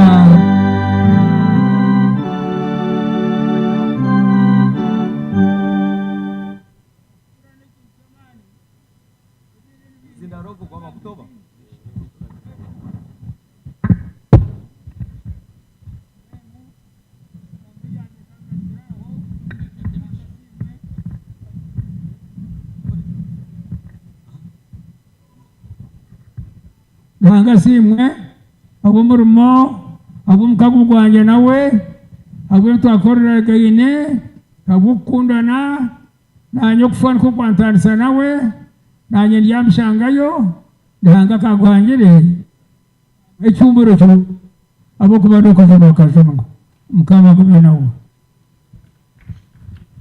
yabare Simiyoni yabare no kwehangana ukayija ukagambara munywani wawe yabare Jenumugira among the people here tinome General Abel Kandoho kandi twantebeta twantijango bemerere n'ubundi civilian Major General Abel Kandoho kindly stand up for recognition. Oh yes, thank you. Brigadier General Charles Sime retired. Yes, I have seen you, thank you. Madam Enid Kunda, you may not stand up. Honorable Mole Asimwe, our MP for Wampara. Mr. Moses Biarhanga, thank you, Honorable. Thank you so much.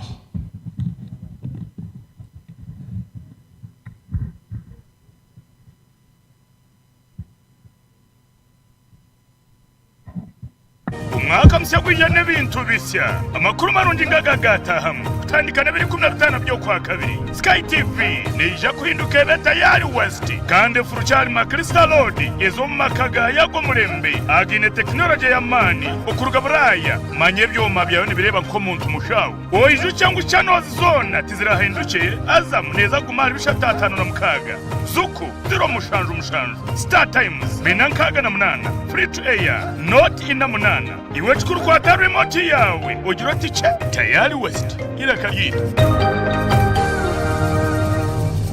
Kamuhanda kandi waretera abana babe ku kiro bwingi abashaija aba batanyitira hananye abashaija bakuzoma yakatusomesa gymnastics jo korostamika naro yemerire nkai n'umurengwa munonga narebwa kakora polisi yakora amahegamini yakora muri kintu cyo n'icyo tuba serikali icyo tuba serikali akakikora tugira umugurso wite webumbira akakunda abashiki kuzara abashiki akagira ati cyeto nyene cyona nyonki kunda mbono jokoro icyeto amaheke ona akakikora boys brigade scouts polisi n'amahegamini yata atari yijashe okutwabe twirwa sheria tusomesa twaza kwemerera twenda nuremu twasitama umwanya murengo twatwenda nura muntaketsere abakurataho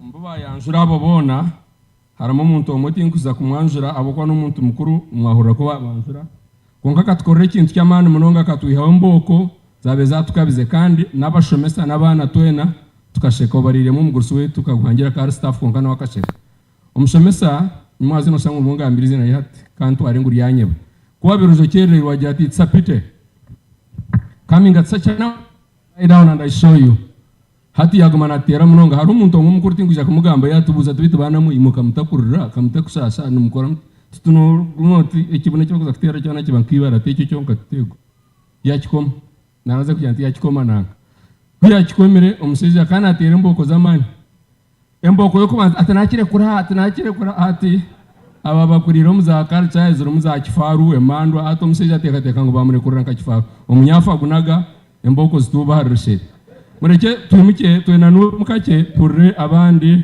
abagambi abaza kurataho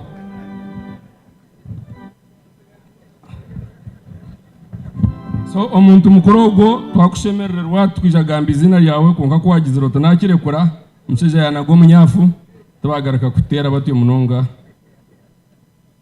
so nzakura you can resume your seats distinguished ladies and gentlemen daughters-in-law abakamwana umukyara wa Javani apo hamwe n'umukyara wa General Mugira Jackie mwaza kuijaha mutugambire bugambo byanyu then daughters Joseph and Juliet babe nibetekateka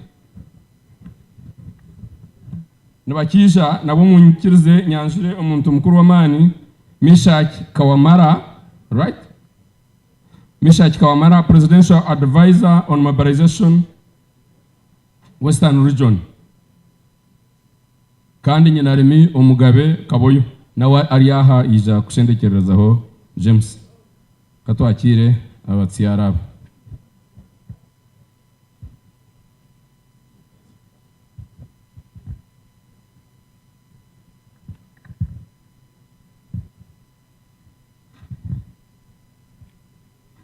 Kama simwe batate itomo ruhanga ba bishop bitu ba Northankore nenje kanisa yona akatata yona abamurmwena senior government officials aba kurba government mwena abazichi batahi beitu banywani beitu n'abantu mwena beja kutwatsa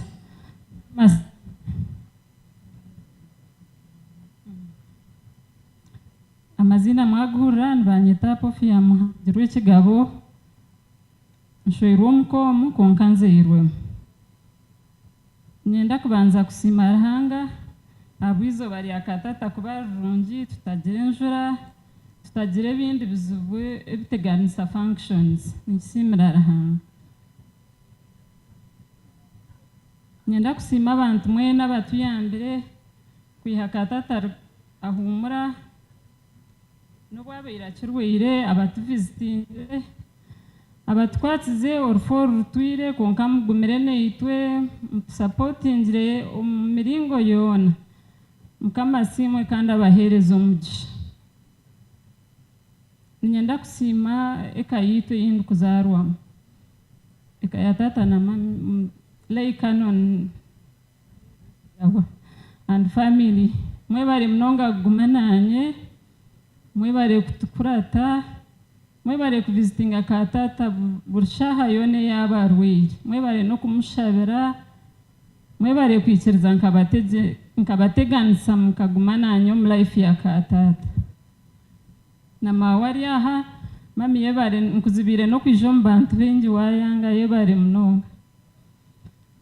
I want to thank my colleagues who followed me. If you're nearby, please stand up. The KDL family, the ex-tailors, all my friends that followed me, thank you so much. Thank you very much obusasi busharingwa kutukubareba tuhumura. Nyenda kusima banywani beitu bona, particularly banywani banje na Javan mwebare kubane itwe, mwebare kutuzikiso muzeire weitu, mwebare gumane itwe.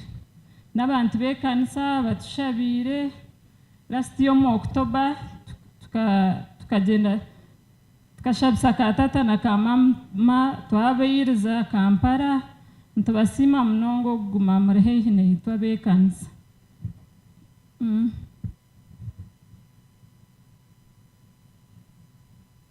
Nyenda kusimeje keitwa katata.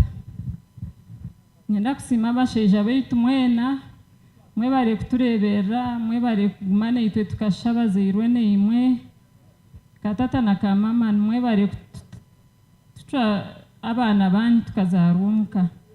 Particularly nyenda kusima omusheja wanje akomutano Javan yebare mnonga kunda bazeire bawe okakimanyisa okatutinisiriza abandi tukabatina beyond.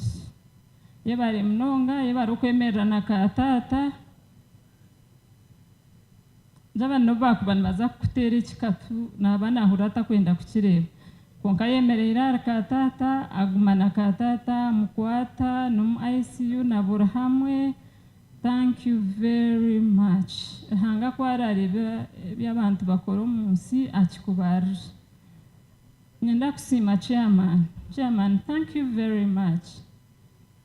Ntwire ningambara Javanti one day ndiyakwata omuzindaro mesho g'abantu nsime chairman abantu bamanye abantu okunda beishebe kikumanyisa katata karwara yahezo kweza kitanda IHK age 2020 mwana muhurana muganga gamba first visitor shahe mweno tundu tudachika emwene kitweka chairman akataha every day for 30 days. Thank you very much, Chairman. Very much. Okatore ko muhanda murungi, there is no work to be ntoremwa kuzikasha.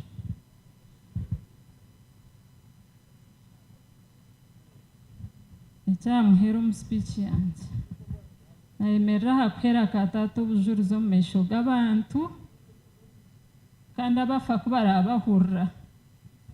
Katata ninkwera bujuruzo mu mesho g'abantu ngokaba omuzeire weitu atikirare nyo kanzara okampabura okatweta amazina nambwe nigatwire nigatuteganisa katata koisha kumuramutya koiguroto rwija akora hir yaba kanyena kanje bakampa ninaguma nayongera haganda as you talk katata yebare munonga okututetsa okutubera omuzeire obutatushorora okutwitsa omwagana bawe okagaruka okatuzindana bawe okutugabira sente okutugurira za necklaces okutukorera buri kimwe kyona ekyo omuzeire akorera omwana we mbere nabagambire ngu hariho obujaban yabeire atakukorera mu Kampala for a year katata kanterera esimu buri kasheshe buri mwabazyo ambuze ekitwarya ambuze abana okubari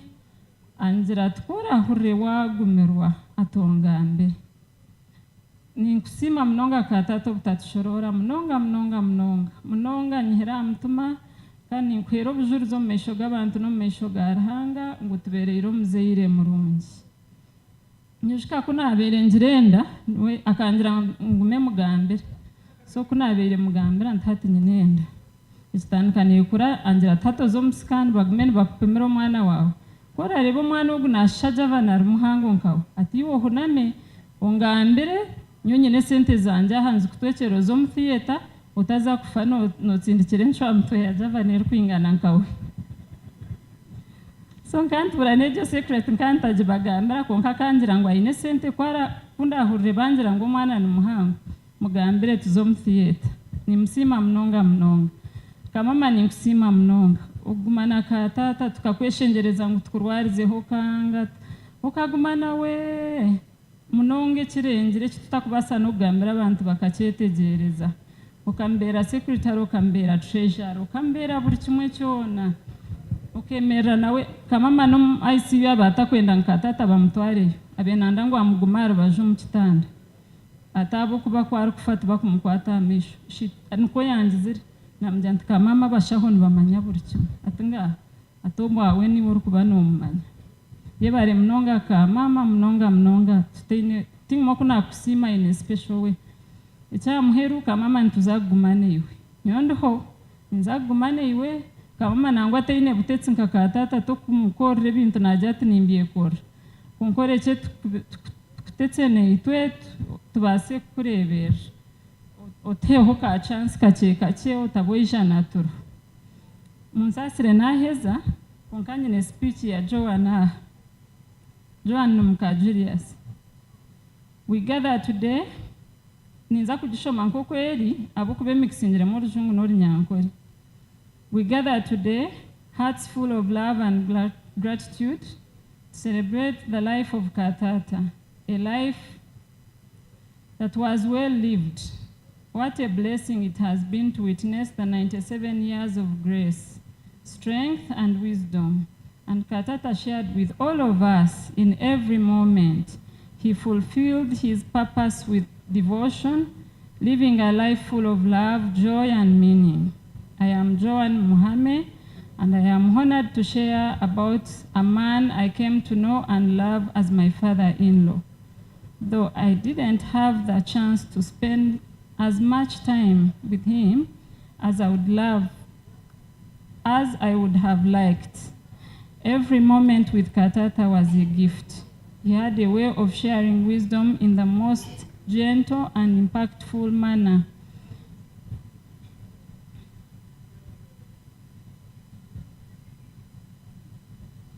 He had the rare ability to make every conversation meaningful, filled with stories, advice, laughter. His presence was always a source of peace and comfort. He was truly a joy to be around. I remember when Julius and I first began dating, Katata asked to meet me, and honestly, I hesitated. My relationship with Julius was still new, and I wasn't sure if it was time to meet his parents. But Julius convinced me, and I agreed. When I met Katata, he welcomed me with so much warmth and love. All of my doubts about Julius disappeared in that moment. I could see the depth of love and kindness that ran through their family, and I knew without a doubt that this was the kind of love I wanted to be part of. Katamtetsa eshua nitanta kusiwiri. Another memory I cherish is that he gave me to place my faith in Jesus Christ. He was always so intentional about reminding me to pray, to seek God, and to keep my family in my prayers. One story he shared with me that I will never forget was how God healed him from hernia. He prayed honestly, and one night, while sleeping, he felt the hand touch him. That next morning, his hernia was gone. His unwavering faith and trust in the Lord earned him a place in his kingdom. And we can take comfort in knowing that Katata is now in the Lord in peace. I would also like to thank Katata's children for the love and respect they showed him throughout his life. You all did everything in your power to care for him. And it is clear that the love you gave him was abundant and unwavering. Especially, I want to thank Julius for his tireless devotion to his father's health. When Katata was hospitalized at IHK, you fought for him when many had lost hope. You camped at the hospital, reviewing every medication, advocating for the best care, and ensuring he receives the treatment he needed. Because of your dedication, God gave him a second chance. Thank you, Julius, for your strength and love. Kamama wanje yebare kushikiriza endagaano yawe aha Ruhanga na Katata. Rufuzima niyo yabatanisa. Yebare kumureberera kushitya aha muheru. Ntuzagumana iwe, ntuzakugezaho kutambira ihamba kandi ntushaba Ruhanga wowe ikirize akugumye kandi akurinde. I also want to thank Joshua Lawrence and especially Kenneth for the love and kindness you showed Katata. Your dedication and care were a blessing to him, and we are forever grateful for the warmth you gave him. To everyone who has supported Katata throughout the years, who stood by him and helped in so many ways, thank you. Your love and kindness meant the world to him, and it has been a comfort to all of us. May God bless you all. Nimpendera ninsima abantu mwena abatwatsize abatushendekyereze abatwatsize okushendekyereza Katata mwebare tugumya no kutsigaho emirimo yanyu kuba neitu. Yebare Daddy, Auntie D, Lilian, Andrew n'abantu mwena abarugomuka kutukwatsa Ruhanga bahereza omugisha rukunde gumeho. Katata, I love you deeply, and I will always remember the beautiful, wise and caring person you were. You are now at peace, and I trust that the Lord will receive your soul with mercy. We will miss you, but your legacy of love, faith, wisdom will live in our hearts forever. May God rest Katata's soul in peace. Joan Muhami. Mukama simwejo speech ya Joani.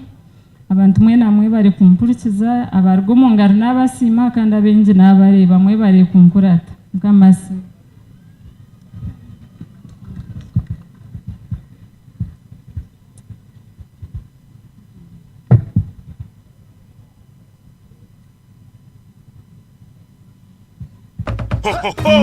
umwaka mushya gw'ijana n'ibintu bishya amakuru marungi ngagagatahamu kutandika na 2015 byo kwa kabiri. Sky TV neija kuhinduka beta yali West kandi furuchari ma Crystal Road ezo makaga yago murembe agine technology ya mani okuruga buraya manye byoma byawe nibireba ko muntu mushawo oiju cyangwa channel zona tizirahinduke aza muneza kumara bishatatano na mukaga zuku zero mushanju Star Times binankaga na munana free to air not ina munana iwe chikuru kwa remote yawe ogira tiche tayari West ila kayita.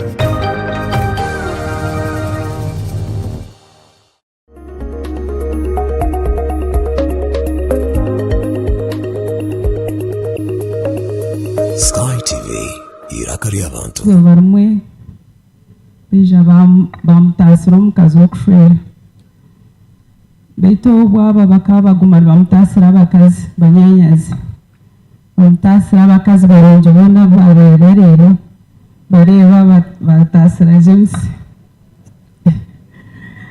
mbwenu hariho omwana omwe bakaba bamwita Benon Kangume, may his soul rest in peace. Ija yamugambira ati hazahariyo ko mushiki atonkwenda ngo orebe hatakata kumenya ngo waitu hariyo mushiki omuto munonga ahubwo abandi akanabamenya yayangaje ati nimbamenya bona Kangume yange ati ngaha atifu kwija atoreba ogu beija mbara kandi mu vacation ya senior 4 bandeba bagenda ndio mu vacation ya senior 4 kuna abiri ndi aho Kangume yagaruka yanje atwitu nomanya tori omushejo kurebiri ati nanda kushwera. This was like a joke because in my family to can't treasuring education hatu no shwerwota oherze senior 4. Long story short na shweru ija yagambirishe na nyina nashanga ija yantebeza ngo Katata akari munywani wa my father kandi akashomesa mawe bwena aha ito twineho obuzare bw'amaani munonga n'omukago nani ngushaba je ngo ija aha n'abaana baitu nani nkushaba ninkweshengereza abo kuba niyo reason why I'm here.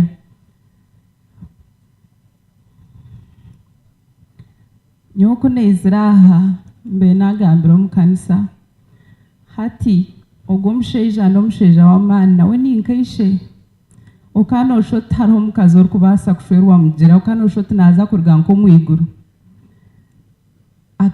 standards kazira high munonga kunogira ngu bakandi bateera obururu tinkuhamya ngu nkanimbasa n'okubasa aho kwa ninyishka James akagambira munyanyazi ninye n'owamarimi ishe nazarwa na mawe munyanyazi yambye ati what ati abakazi bona bari omunsi noza kushwera ogwogu oyo abeera agambira nkandi omuto munonga tiine wabe nandeba ngu really ndi aha level ya omusheija owabeera ari private secretary to the president aine za first class degree in law ashomere Manchester azayihereza distinction in masters akari omuntu w'amaani munonga kandi obwo nyonka ntakwendwa n'okumushwera wabo kuba nkandi omuntu.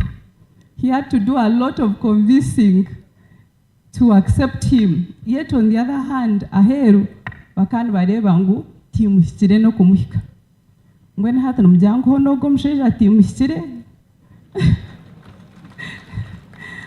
nigira nawe hine eki yabeire nareeba omu maisho ahabw'okuba tuzaire abaana baitu mbaba ab'Ruhanga yatuhereize ntaburaho omwana omwe w'omwishiki ari omu boarding nashomera hare tutubasize kumureeta konka niyo family yangye egi mbwenu mbe nagambira ahari katata nyoku nashwerwe standards ezo hati nkanindiga omukaya obutetsi bwingi munonga barikumanya tata ekigambo kikari omurungi wanje sweet wanje omurungi nakukwata nakusise katata ebyo batakubasa kukora hati kuwabe bikorosho hati waba otiwe tuwaza kuba nk'omufa mutuma hati nkaija in an extreme family nikyo mukureebera ngu abantu kubalansinga different backgrounds imwe murebe ngu n'ekintu ky'amaani munonga kurengwa abakazi nka kamama nibarugayo nibahisa emyaka 64 kushanga omuntu mutakwatiraine at all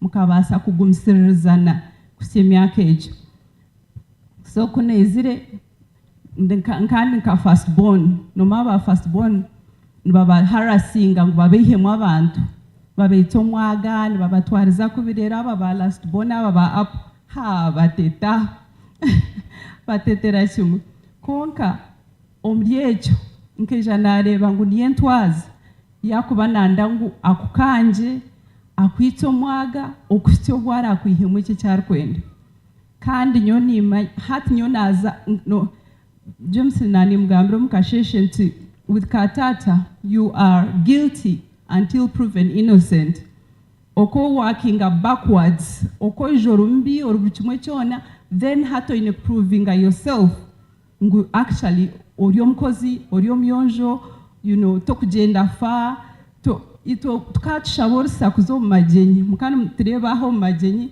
konka tukatuba twine kushaba not from him but from katata obumwe ninyijuka kukyabeere kirenga washota amagyenyi mwataha mengi James ajya toza omuka atogenda orara omu hoteri ataho kwa katata atakuza kuunderstandinga ngu origira omu bugyenyi obu waza omuri obu akana kitwara nk'okuba kizengyerezi konka mbwenu tukaba turi omu different era ya hati twa tutatahireine magyenyi twa tutaziikireineho oshoti kandi twaba abantu babi kandi nawe yija yakimanyira hati twarekeraho n'okushaba orisa yatuyekiza yamanya ngu niyo life ei turimu hati egyo nyowe James kuyabeera banaganira na katata nkantabasa kugamba one time bakandi baganira nanye naza kuchipping in kuganira please I'm talking to my son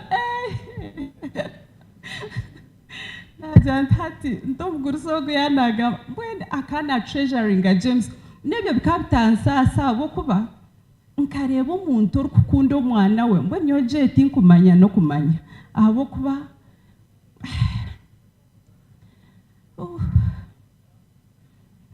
ihamba ry'omugurisa ogu tinkumaho kuza kuruta n'aba bishukuru nyo abarikunsasa munonga n'abaana be n'abaishiki be n'abaishukuru abo kwaka batetsa munonga ebimukurura byona ebikubyo biha really mbweni baza kubishanga ahandi aho kwaka mama naho n'amatari atyo muzagumana shanaba kuba barayegiye kubibeta then esimu za katata zo mukasheje akatera 6 o'clock in the morning nkamba ninchimanya kamba nimanya that phone call either near State House na near katata aho kwatino ndijoro kutera James Eshaheza amanya program ye yona hato mwachi kutera nkazasha mukaga ninchimanya herizoba naza kuzo parliament omwabazyo naza kubaine dignitaries barkurgaha ebinabenta kumanya ahanyonyi yana agenda the first thing he switch on his phone kuyabera tahos nabo ori abanamutera abo kwakamugambira turiza kulandinga nkezesha mbwenu commitment yogo mugusi tinkwenda no kuzombinja abo kwa abantu bona babigamba konka ninyenda kwebaza ka mama hati nyowe hendo mnabere kankajya ntona nsaguma tu habunkenke ntigambira my mother nko yashomese atunoza kubasa ati we yekwateka mama atakwaburi okuyabibasize ati kandi nti James naho nazaguma ritafate atwazeti omwanja te atiteshe shitwe amzire atumana yanga nabawe konga ataine mix yeshe na nyina which he does really he's a diplomat so ka mama ninkusima abo kutugumya kwija tukagambira feelings zetu okatugumya kandi ito ntuza kureberaho omurubu kimwe cyona abo kuba obere kizampo cyetu kirungi nyowe nkakunda bamurubona n'abakindi rubona n'aba bana bona bari kukira bari hano bagamba bakurira mu makageitu abo kwa nyonka kurura mu kampango yarukunda mpango myanya z'abagambira nyo ninkunda abantu munonga kandi ninkunda kutambira abantu tinkwena ngo abantu bagende bafa kubikantu turi kubasa kuba nabo mbwe nimba kunda abo kwa murigire mwabahurire nebyo bice time terho katata nimshabire cyumuro kirungi nisima rahanga ngo akaroko kaje namuhero abere na manyabukuru so no cyakuba the last thing cyabe nanda kwetesa akacyetesa rahanga kandi tumanya for sure ngo ariyo mwiguru aza kushangayo mnywano we daddy baganire bashemerere amakuru marungi ngagagatahamu kutandikana 2015 byo kwa kabiri Sky TV neija kuhinduka beta yali West kandi furuchari ma Crystal Road ezo makaga yago murembe agine technology ya mani okuruga buraya manye byoma byayo nibireba nko muntu mushawo oiju cyangwa channel zone tizirahinduke aza muneza gumara bishatatano na mukaga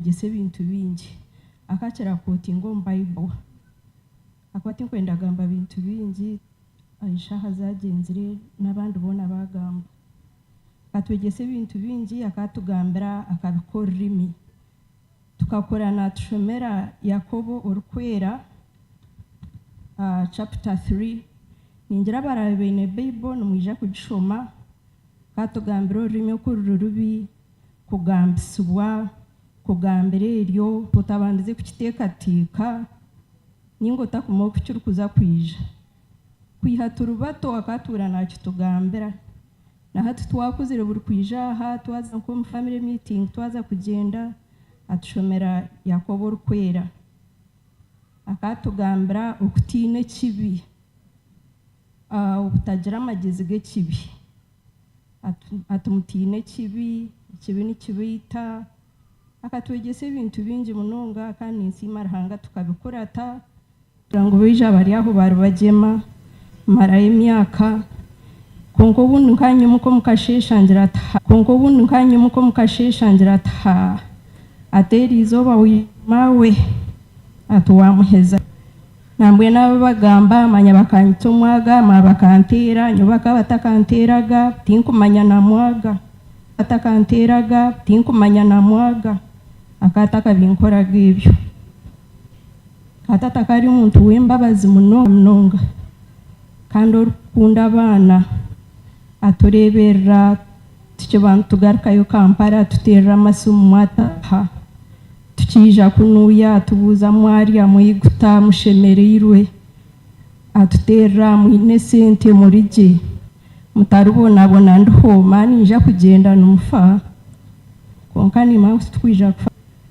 ubu yafa in fact nkandiyo kuba twetsere twaza omwe kidiyu nayanga kutahamo abandi bona batahamo naguma hero umutima gongera ngutahamo ugundi kutazayo ugundi kutuzayo ugundi kutotazayo kunahereze nayanga haza najya ntuba nayangira kikuba tugizire ngo yafa aho namanyi uko najya ntukurunazayo maybe nkagizire nkamusiwire akuba atakafire urwa kabiri nkaterera Kenneth Nyekiro nambuza ntukatata yasibata ataza yakumbuza nkataka kurebire ntanti nyencha kayininje urwa kashatu ndahukanzayo kunagire nashanga takimanya abantu so ngubani nzo muri 15 nzo mu kidiyo ngo nkamureba ndeba maybe mujantenti ndi ahaneje nanurwa kanatinda murebire yafata murebire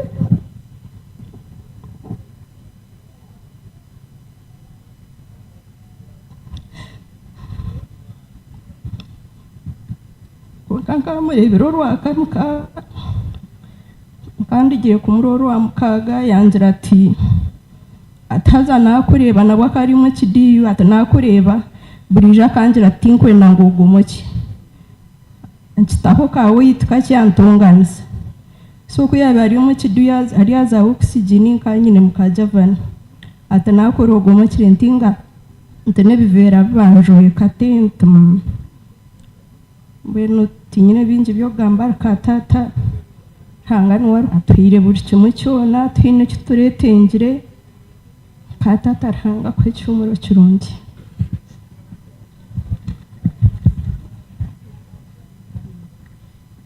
mkama simwe nyono banyeta Rio Julie Kamucha ntakagambire abantu bona abantu mwe babasima kandi babakira konka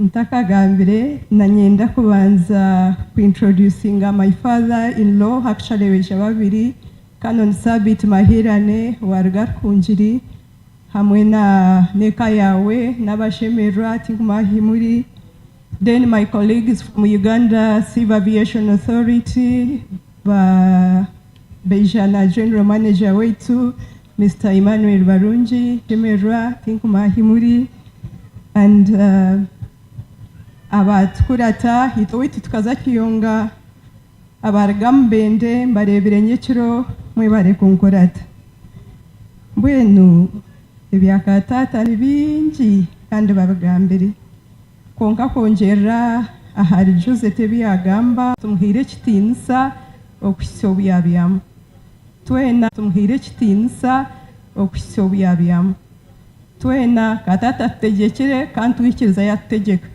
na hati buri muntu ayine ekaye konka wanoza kora ikintu muka yawe Jackie yakigambire no mushabarusa kandi yakuzibira tokukikora katata tumuhire kitinisa cye kandi nyinji birungi yatuchwa abantu twine mu buyayi nyinji birungi yatuchwa abantu twine mu buyayi twatugeza kuba abantu bari very private nambwe nyoti nkamya nkwine omuntu ori kumanya ibintu biri kufa komu konka kandi ebi byone birungi bagamba kuno jangu akabitwegesa yatutamu ejo discipline yabikora konka nyuma ye hatarimo omukazi ohurire ka mama tukatakuza ku following yebare ka mama kuba omuntu murungi nyontura ninga nyowe ninjani nye munywani wa katata hamunonga buri umwe nakimanya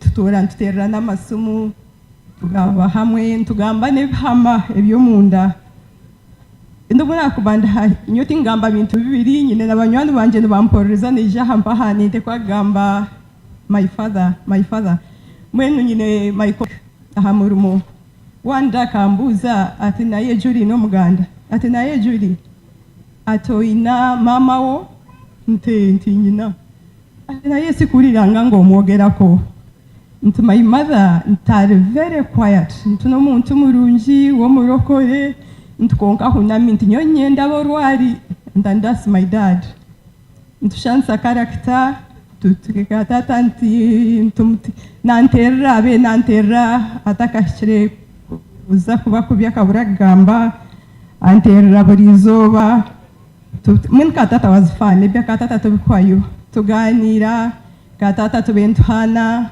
akanterra tininkwenda nija hanamreba toyimchekare atene chinkwendera ntkare kunagire yo kumureba mukasheshe yangira tozo munte zanje atanakwenkona totere nyena yo kwenda naza munate inda najitwaro wanje kiyonga hati yasya mwenye na mshanju konka burtagi yazo hahandiho GWK George Wilson Kaguhangire ntente yawe ninja kugirisa kweri fandi yajibyara and I will do it katata tura nantebeze mbozi nyingi ntusheka nabasaku namwene wanda kangira atumwe no tuba atonti zinga abantu niwe atatkundurgaho atorra horo muntu atubakakwita atumanya hati n'abantu nawe ko bancuru ntata yakigambire ngo muntu ashayisheka n'umwena ngusho indeed nambwenu abenantebeza stories nyingi hine one day akantebeza story atimwe mukazarombero bibi awe atombero byanje ati nkandi omushija muto atumurungi ati indroya ati nyine sente zanje ati nkande twanka hariya nitere nkoni adobura umushiki wena atagoma nandinguruza hayindi mwenu ebya katata tubikwayo katata ninkunda kandi agoma nkunda nangwambe ndiyo mudinayo nyobe noshotaruho takafire konka kunyizire naiko mchengike nashanga tarumu namanya mtaru nayeta abari in charge of the body ntumonyugurure kasketi bagigura namureba namukwataho namushabira namarwa nasibura katata hati nyenda kwibaza kamama is my mother kamama yebari kureberera katata kamama ari 89 years konkana hati ayimkasha 11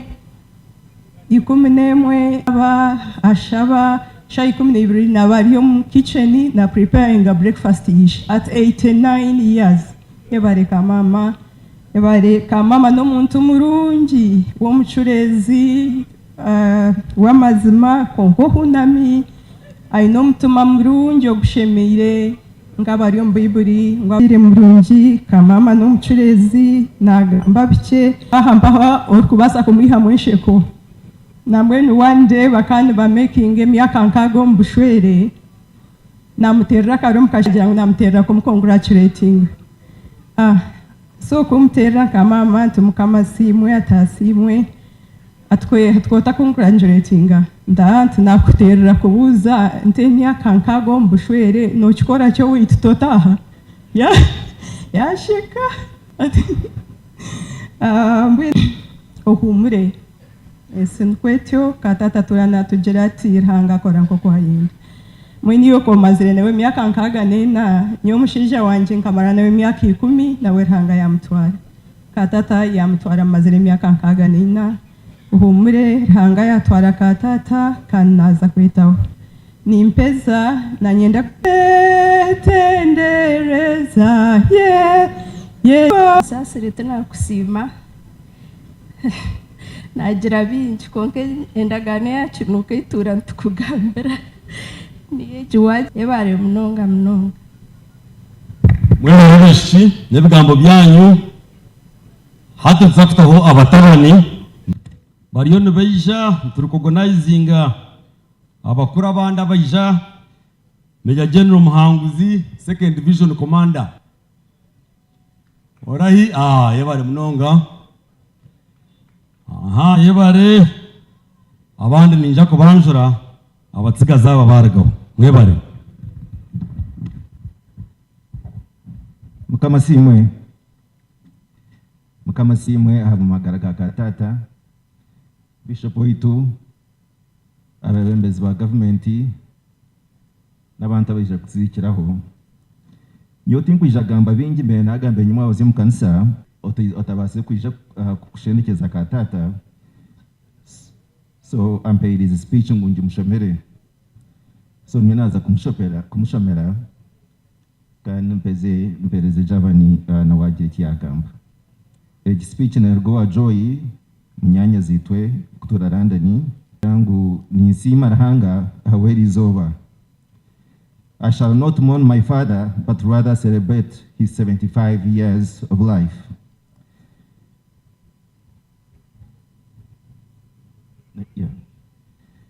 My father will see him for the last time on earth, but I know that he will forever live in my heart. When we were young, put it exactly in Katata's words, he always told us not to be B.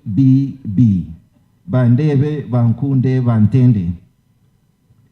He also hated gossip or kuru and used to say, Mtarukara Rachikanye today, say that I have been living in my life, you taught me and raising my children to do the same. Throughout my life, I've always emulated my father's principles and beliefs and values. Katata always taught us the importance of protecting when we are out and about, so protecting our name was a paramount. But as an adult, I have learned to uphold these values that he instilled in us and have endeavored to do the same with my children. Yabareka mama kurebera Katata amaga. Until we meet again, may your soul rest in eternal peace. Endunji Yahweh. This time, konka kanto aromu show kugambe bigambo nka bishatu cyo kubanza izoba ryafa akareze sande muri Kampala nka mwihire hapa harwakana yaforwakana so tikuzagaruka mubyona Dr. yabashobora ko yafiri n'icyawa no kwatahala shasha icya kabiri ngenda kusima Ruhanga abamagara ga Katata n'ibyamukoze isi nsima Ruhanga akamuheka ahahituriye mu kibanje iki abakumanya umwanya ogo akagira henju mpango munonga enjibshenge nk'ikumi na ninyangu buri omwe mbana bona buri omwe akagire ekishenge cye so tukumanya kwatana munonga kushanga no turano ndijo muntu. He was so protective, he was a shield. Akatakwena ngutushikiro akatakwena ngutu hagire ikintu cyateganisa ninga twebyemize tahurire so nimsimireka kumuherezeka akaturinda nka muzairo kwarinda abana be akamwombekera akatunywera omufunguro ito okutaha mpaha we knew we had a father. There is no single day that would really feel down because of that.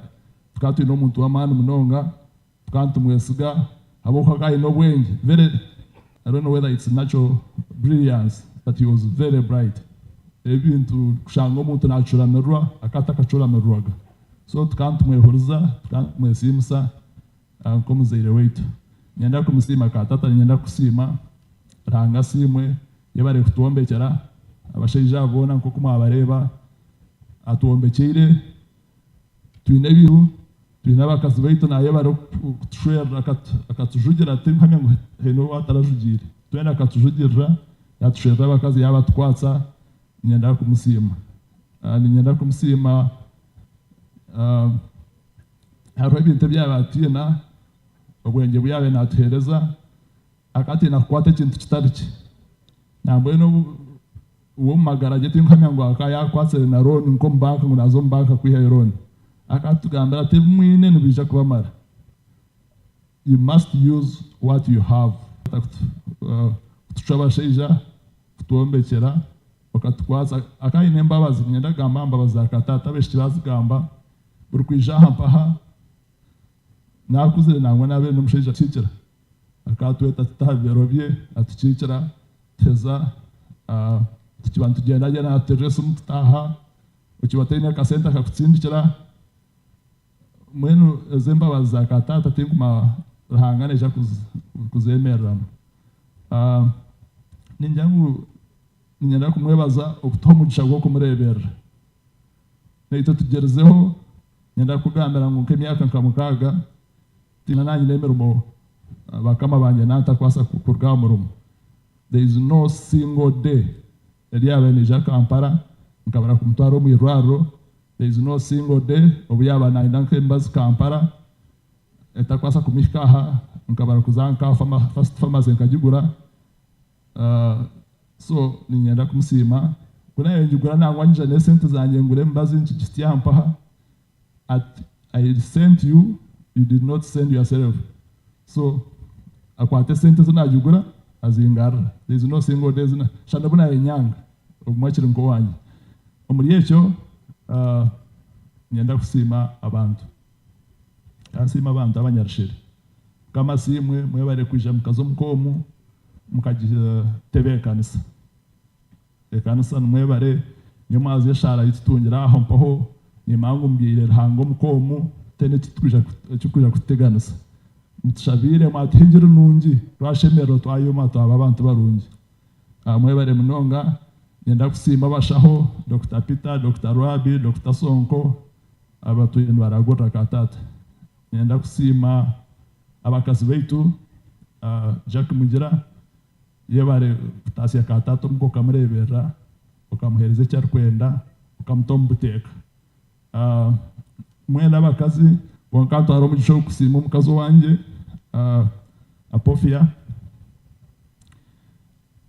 uyabaija kuturo wanje yemwe kani baso kutabasa konka n'omuntu wembabaza nakunda baze nawe akanamukunda so akamwimka amutekera breakfast amwogeza amugemurra amukorra by'abakazi bakorra bayisheza arabo yebare munonga yebare kumukunda no nanyeke nikundra yebare munonga insima family yitu emirimo y'umukorere katata nembabazi yebare munonga nyenda kusima ka mama abishiti babugamba nabandi bona bagamba yebare kuombekeka yebare kwata kikopo cyarahanga nayo ukabokujuna umukomu yebare kuba muzaire weitu murungi yebare kurebera katata kurgo omwashwera nakutikisha obere cyo kurebera ho kirungi so mukama weita simwe hariho batatazara nangwa mazara nwari yaho mucyara jojure kigabo n'abantu bona barwo mu ngare hanga simwe I would also like to take the opportunity to introduce and say thank you to National Social Security Fund. You could stand up for recognition. NSSF, my colleagues from NSSF, I don't know where you are seated. Oh, thank you so much. Mwebale munonga kutera umuhanda mukeja mukatsizikiraho umugurusi wetu. Nebyo bice umugurusi arwaire engingo zawe amani nk'abagurusi bona yahumura. Rahanga akwekihumuro kirungi.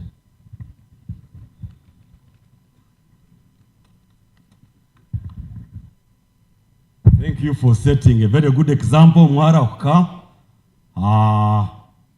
Nyine omukaikuru waitu tatenkazi erna rwakanengere manjeri ya kisizente omugurusi wanje Francis Chepaka na mawe More Chepaka nabo bari aha beja kuzika tata nawe ombagurusi yabakamu yahite imyaka 9 nahite imyaka 9 omwaka ogu omugambi orukurataho numunyanya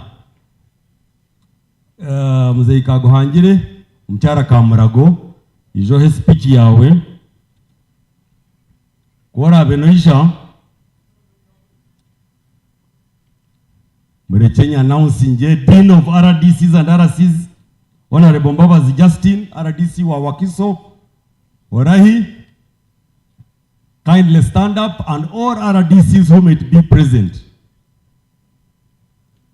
Good, good. We also have in our presence Robert Rwakandare, Director Mobilization State House. You can stand up for recognition. Tuino mwana wa Katata family ya Chris Kazora, Major General. Mwamuron basa kwemerera na family ya Chris Charles Kamia. You can also stand up. Oguno munyanya mzee Kaguhangire mukyara Kamurago. Nondaga mbushitami. Good, good.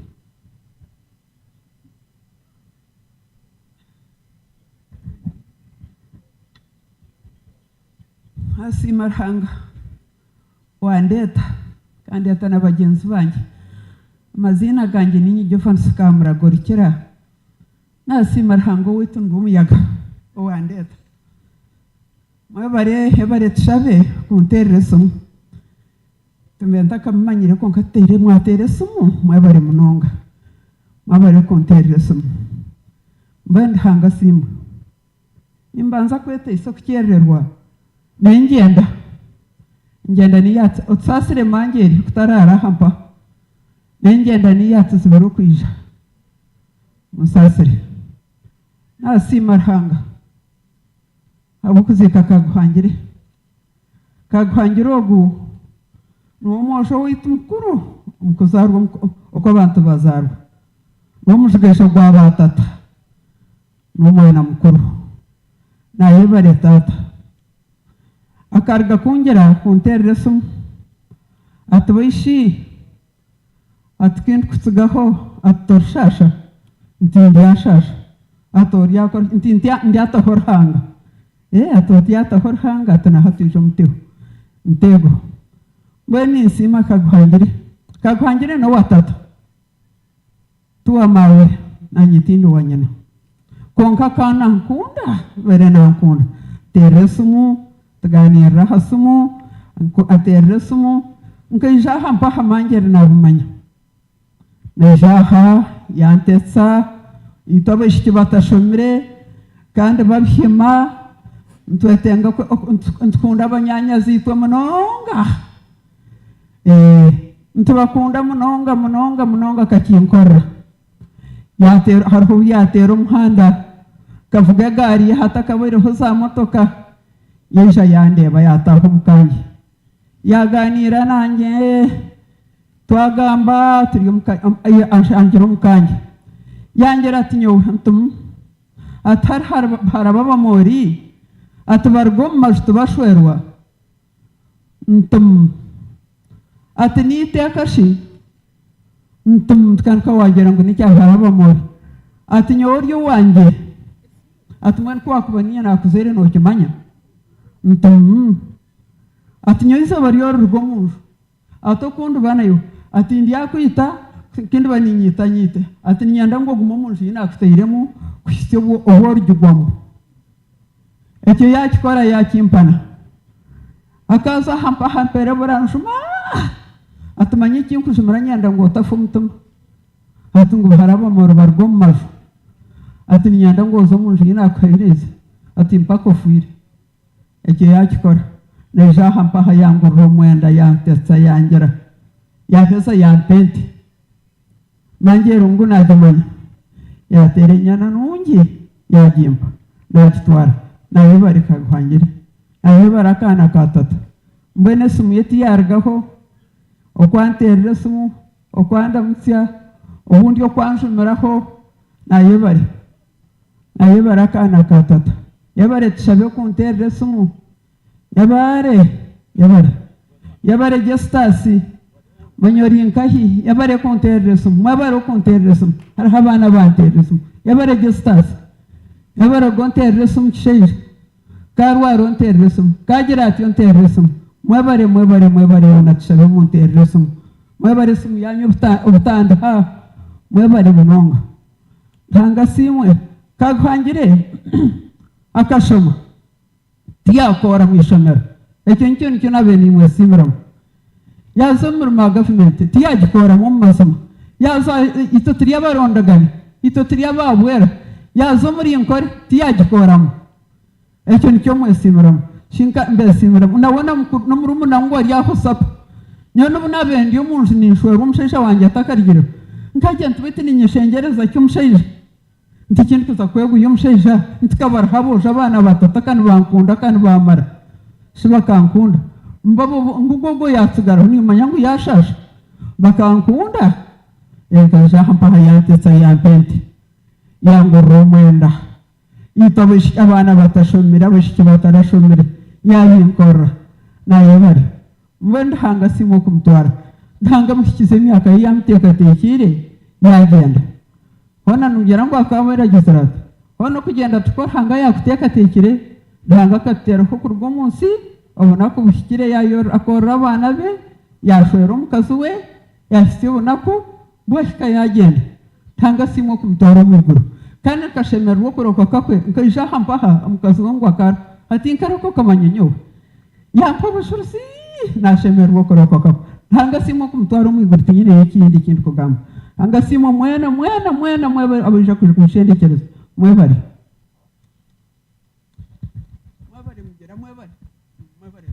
yebare ebigambo byawe ebyo Joseph omushiki wargaha wishes to thank her sisters-in-law for coming. I think ariyo na shemezo bushwere nkoro kugaitwa yakuzire. Monica, Joy and Emma, thank you for coming. Our next speaker is the representative of UPDF, Lieutenant General Kayanja Muhanga. Come and give us your words. After Lieutenant General Kayanja, we shall hear from one of his Mujira's friends, General David Muhozi.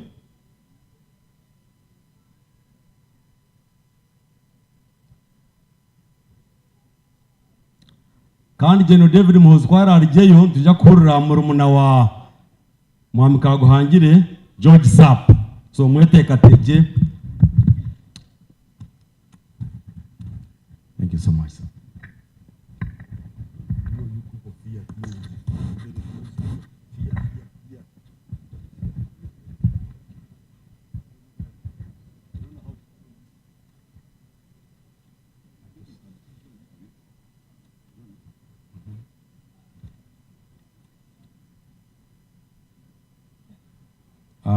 The ministers, government ministers here,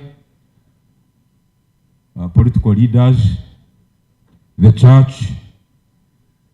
I'll read the message from the Chief of Defense Forces verbatim in the interest of time. Before I do that, I want to inform the family here that I'm also a relative in this family. My grandmother, my paternal grandmother, was a Momoli, like General Mugera is. Therefore, I'm also a relative in this family. Not only a friend, but also a relative. General Mugira is also a very, very close friend, a colleague. We have worked together for quite a long time in the Uganda People's Defense Forces. This is the message from the Chief of Defense Forces, Uganda People's Defense Forces, Office of the Chief of Defense Forces, Ministry of Defense Headquarters, Mbuya. The bereaved family of Lieutenant General James Mugira, officers and militants of the Uganda People's Defense Forces, fellow mourners, condolence message. On behalf of the Uganda People's Defense Forces, I convey our deepest sympathy and condolences to the family, relatives, and friends of Lieutenant General James Mugira, mourning the demise of our beloved father and senior citizen, Mzee George Wilson Kaguhangire. The late Mzee George Wilson Kaguhangire lived a disciplined life and served this country for 35 years as both a scoutman, educationist, and a judicial officer. He has passed on at such a prime time when Uganda, his family, relatives, and friends needed him most. The UPDF family commiserates with the family, relatives, and friends of Lieutenant General James Mugira at this difficult moment of mourning your father, the late Mzee George Wilson Kaguhangire, which is indeed a big loss. Naturally, such bad news takes us by surprise, but on stabilizing our conscience, we are made to appreciate that death is a fact of life and that we are all candidates to it. There is a quote here from the Bible, Revelation chapter 21, verse 4. I read the quote. He will wipe away every tear from their eyes, and death shall be no more. Neither shall there be mourning, no crying, nor pain anymore, for the former things have passed away. End of the quote. UPDF as an institution has contributed the sum of Uganda shillings 10 million towards the funeral expenses. May his soul rest in eternal peace. Signed, the Chief of Defense Forces and Senior Presidential Advisor for Special Operations.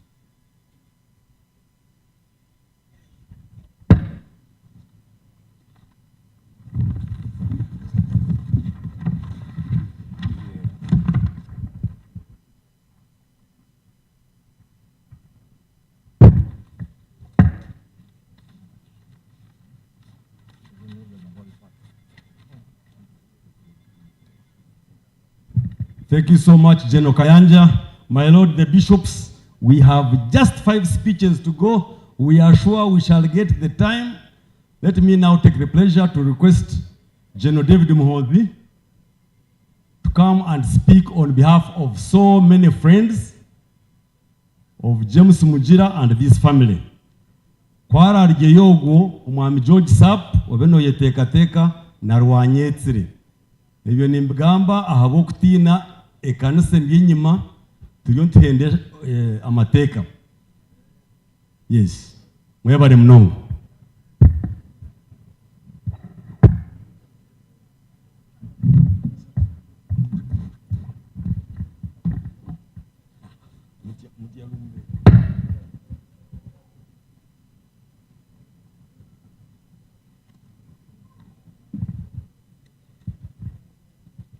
Omukekuru wetu Manjeri n'abaana bawe ikanisa abebembezi ku miringo yanyu yona abantu mwena beja we've quite lost a bit of time, so I'll mainly stick to script, speak both in Unyankore and English for the benefit of all of us here.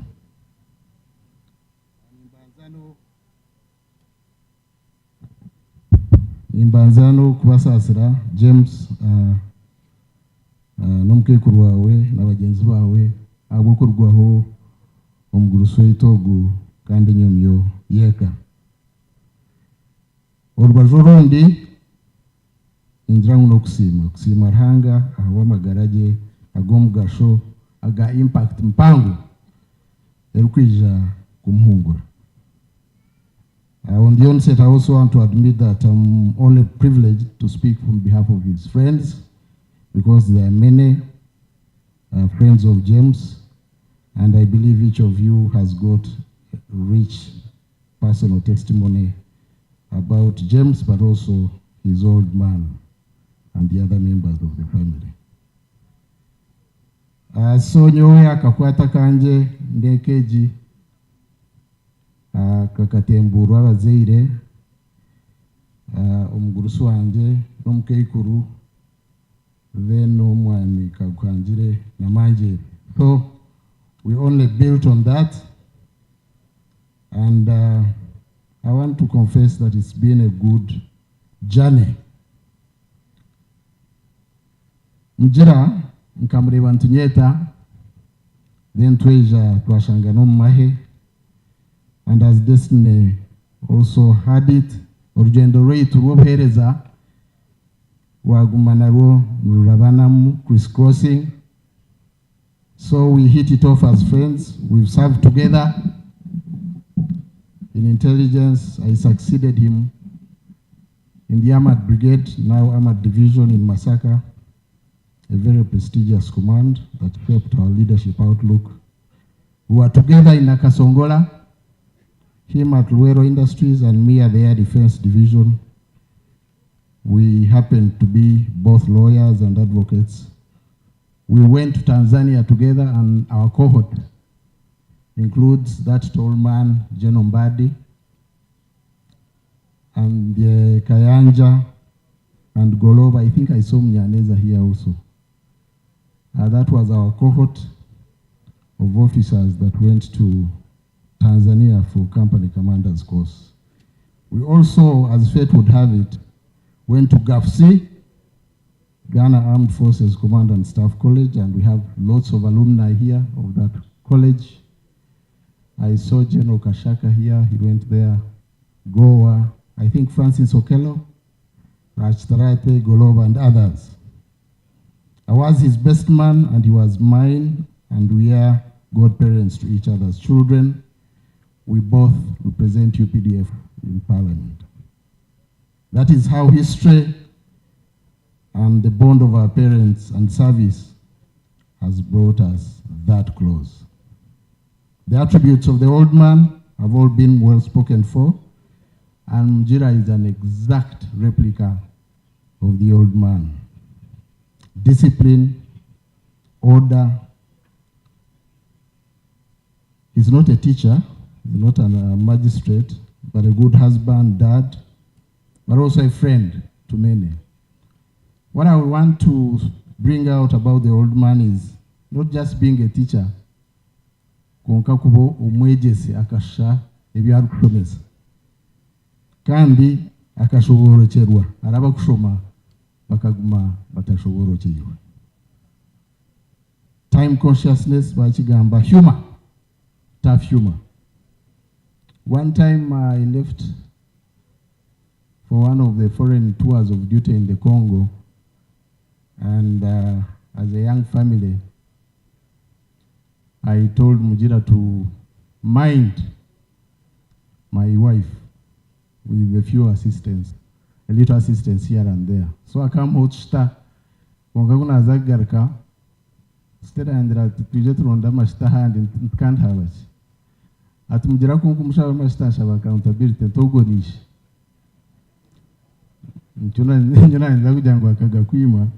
So that is his father's son, but James does so with a good heart. So he did well, he looked after my family. Humor, he has it. Diligence, that's one other attribute of the old man that we celebrate. We thank God for his rich and impactful life. I'm happy to note that he, even in his absence, he left instructions on how most of the things would go after him. And I'm glad also, James, that you assembled a few of his life episodes. He didn't leave memoirs, but this is a lesson I want to leave you, that we need to record the lives of these old men when they still live. Good enough in a short while, but I think, James, the life of your father is larger than these pictures, so you need to put pen on paper and write his life story. We thank him also, James. We thank your father and your mother for bringing forth and raising fantastic and fine children, all of them without exception. For UPDF, I want to give testimony that General James is a good person, human being, and he's one of our most cherished general officers. We want to thank the children and Mkekuru Manjeri for looking after him very well. We pray that God grants him a deserving, peaceful rest and that his works live on through his survivors. Thank you for listening to me.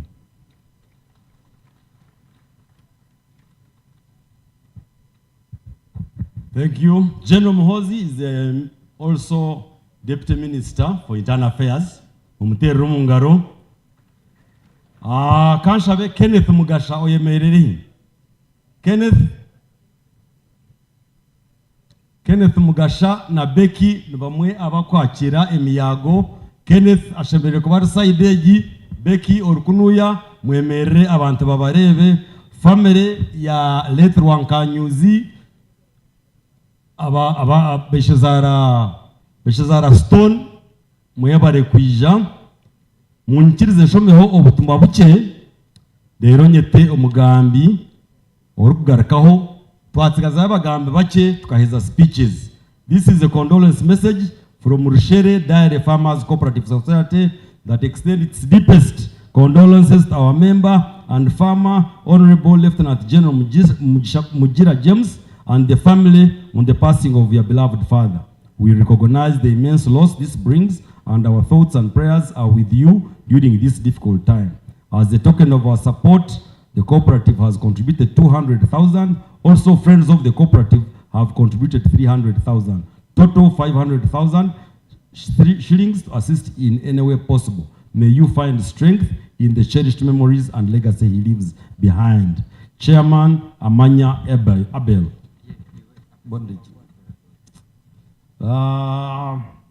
This is a message from Watu, heartfelt condolences. Dear Mr. Nelson Mutatina, on behalf of Watu Credit Uganda Limited, I extend my deepest condolence to you and your family during this difficult time. We are deeply saddened to learn of the passing of your beloved grandfather, Mzee George Wilson Kaguhangire. While we may not have the privilege of knowing him personally, we recognize the profound impact a grandfather has on his family and community. His legacy will surely live on through the values and principles instilled in those around him. Please know that our thoughts are with you and we wish you strength and comfort as you go through this period. Damian Guarold, Country Manager, Watu Credit. And finally, a condolence message from Mara Investments Limited. Dear Javan, on behalf of the entire Mara Investments Limited, Winston, Peter, and Edgar, please accept our deepest condolences on the passing on of your father. We are with you and the entire family during this difficult time and offer our heartfelt prayers. We have enclosed a contribution of 500,000 to assist with burial arrangements. Winston Rutehenda Rwankore, Chairman Mara Investments. Good. Katurembo yenu speech ya George Sapp. George Sapp mureke kuno ya kandi kwara arjeyo zakora speech ya Rwanyatsebe. Alright.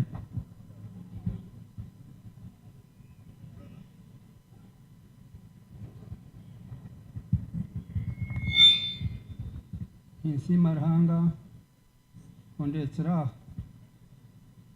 Kaguhangire bakamumpikira atamwe masita motoka namushanga Kampala niyo mushanga onkendema karwara aha ntakugenda ntakwimuka ntaho marwara nonka nshimire Ruhanga yabare mugira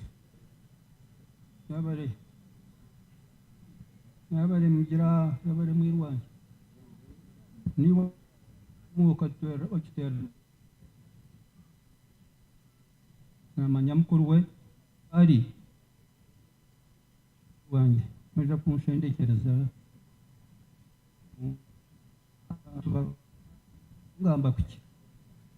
ngamba pike obwenge mbwine tatakandaga reka muniryiwe tatakandaga tarantwire yambaga nsente zanjye nkamutina yante kwa mukazi ngamba kuke insima ruhanga tatata naye bari kuntegeka nabari kutina ndakeka tata mukutere yarwanya tina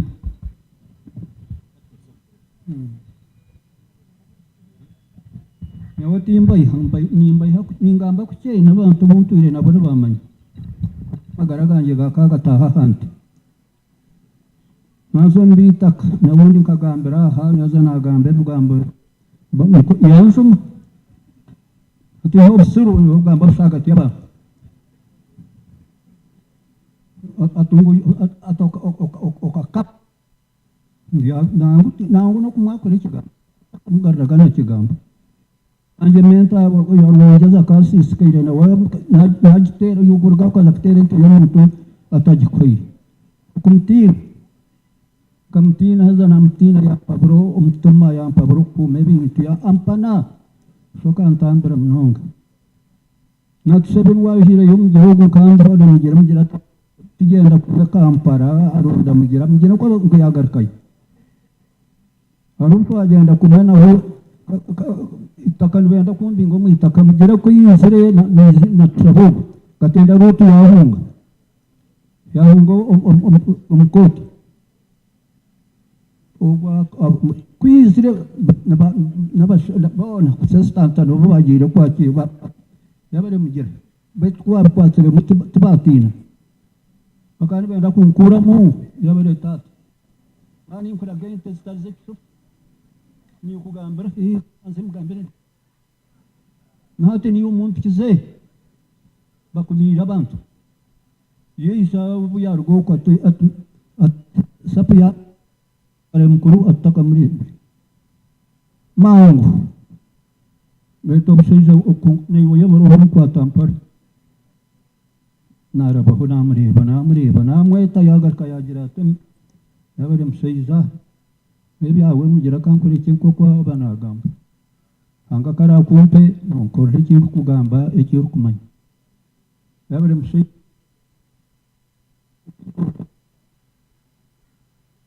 nkaba ntatsiga honte zanjye katarara marwa atokumente zabo nubuna mushabente akagumana aginyemere atoza kupakatsa atomushiza aza pakatsa rondente mpunama mukanta mugaje yakugira ati mtumbeshi kula kupakatsa namutsiga ho narisizimo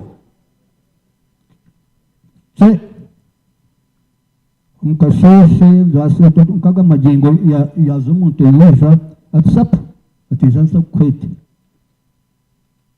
yampente ati yabari atmesi tuansinga atmweno ko kumtsigireho atirisibo atuntaho kunugo yadu atumrumna wata ati yabari yampenya na karoko kachacharuoyo ya zumuntu nakitu yankwatsente ushaka wa mushiza kwabura agaraka kutoma umwanya umwite kumuhanda utarisaga abantu ukagamba rusha bibashanga ukashanga nibariya ukashitamaho kuriya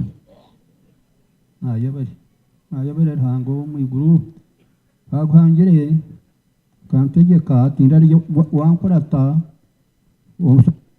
nge umuka kwisho mukuzika zishe bahati wakaba no mwana wanje buyafu abarangira ukija no mukazi wawe ubwo yabare ubu namwe n'ubwo mukazi wo mukanta mugamba mangi uwangamba angamba mbe nabugamba kamishekera manka gumaha nawe ukanta tumshija kunyanda gamba ni mureba mbwenu mweta manje ntubet kacha sembwenu mbwenu ukamishekera nkamtina thango mkomo kankagumana weyo kukakwanjira nango na wakantonga akatonga atwato kwajire konga mbogumuram asum muriyaro bashu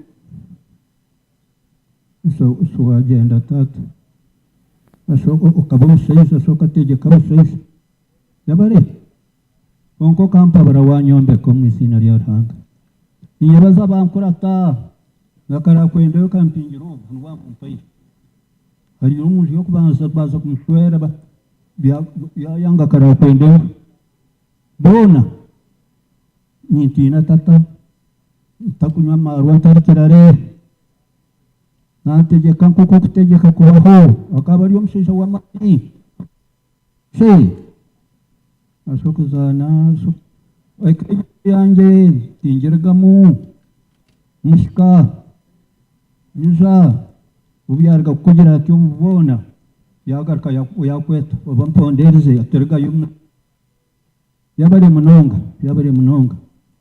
yabare munyimano wanje yabare munonga mwe n'Uruhanga yabare nanbanzunde cy'abantu babasingambe bitarukubasa abantu babasimire ninsima abantu ababona nisima nabana banje abamkumire batamuhigimye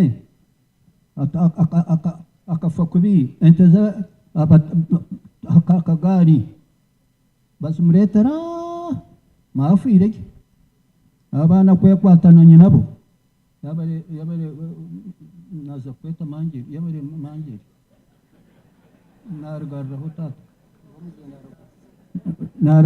nargarra mitkonku betkoksi ko tazari yabashisha batari burare batari batezi yabare mugira bashaka okande terasete yabare tatempu okande terasete umutukuretera milini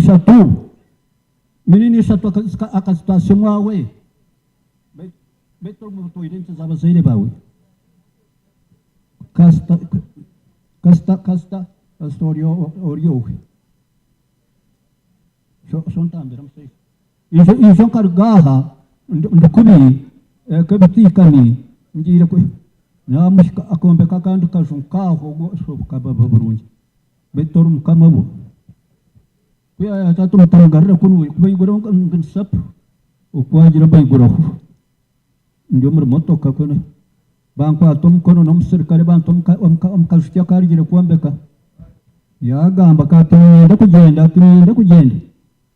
saranga kakumpa nukandi kubi itinyenda ntinda kubyo mukomo aso mbeno ati yana jati ayo miliyoni yaji nkwatsa shobo mukamebi bigabyaka mar abantu bagera bingi ngataza kutura yisima na karakonde na hondo yisha nabandi nababa bwera tinguma mazina goiti gomba tinkuba manya bankurata nimbasima bona abankurata bona nimbasima mwebare munonga numumanyantu azampora ngamba mpo no kubaha nimba yati tora mwana wa msinga sore sapku kwirkanzya shaha zatsiga haturro mwamero wanyetsire weni mangu nazakora ku speed aha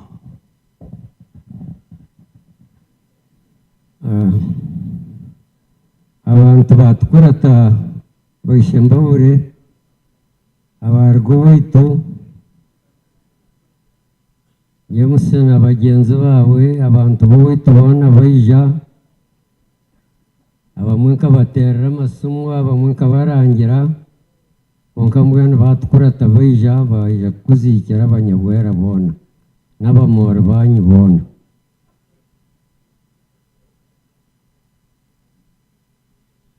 Sima hanga bukutereze ntya nungi umukoro gutwakora guri murungi munonga ninyenda kugamba ahari mangeri niwe naza kubandiza mangeri ibintu byarebere nk'ibintu bishatu abantu bakubireba nariyo bakaze bagenzi be bakaza mu guteka mangeri yo bamushora ishekazi na nyina na ba nyina nto bakamujya ngo bataritera shamataha muno nariyo abazeye bawe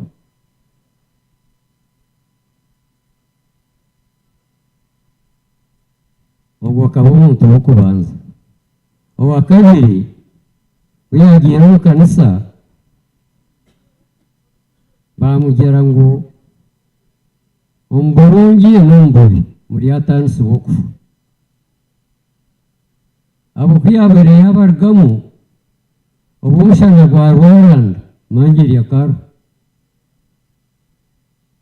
umushaija akaguru kowe buri bwire bw'umushana buri bwire bw'enjara yagenda kuzabiriza ikashamushanju yarha taromizi go kunywa atenikiye yarwa mukatene cyariye yarabu umwana kanuguraba arbaje bumuto mutuguye n'ikibondo yashitama uyashitamo ahire yagurikira kugerageza abarabajuru kwagira ateberiye ko mbe nayo ihongera umushaniri wo kitindi agikwata aruhuka enkombe tumwe waruhuka ngo wakwata nonda kundya etinde kora nkugambira ibizobi yawe agire kure yerera ezamutu gumuti eti mushajaho icyoro bawakwatse rotarikire kura mbweni mangeri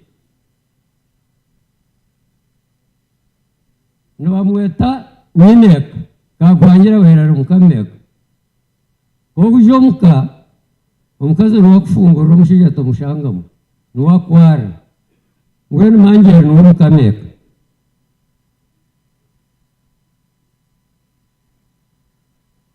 yitwa barya nkanyirwanyitsire otaho akaguhangire nimangere niwe yantereba kuri yanyangire aha kuri intaro abana babarutonga ubwo umwana wanogambira kureta abana 10 bo muntu akabatomuka omukazi akabareba ente mukazitunda abana mukabashomesa ubwo nimangere iki yakwasire enkomberi yakwasire yagire kora yaza iguru etegero bakwasire utarikora utarikire kora yabare mangere wishibo mangere yakwangire aba bana bona bakashamira babartonga bo murumuna ngweshinyo nkanyisha mangere yo bari mukazumu njyana nakagwangira shengera ramaru azomute mukini mikirwingana kihano akibaga turi ubwata bagire ni tuzahanguta agure mbuzi ninyenda kushweka nisamanya konka mangere ndeba atahindurize hamwisho nicyo cyandemeza nicyo cyashomesa abana babartonga nicyo cyatambira aba bana bo muri kutebya bamugera bahimanya muzikira sho imanya nimangeri noha nimangeri mangeri kuyagizere ati bana bu mugera tushabe manyoha manyoha atebe Kaguhangire yankozere mbona agende Kaguhangire hatkuri arho kuri ataru Kaguhangire afirine network jakanterere sumu neja nazana bumushenge na mangeri yagera tekinko itere no kuja kunda mucye cya kabiro no kwenta kananda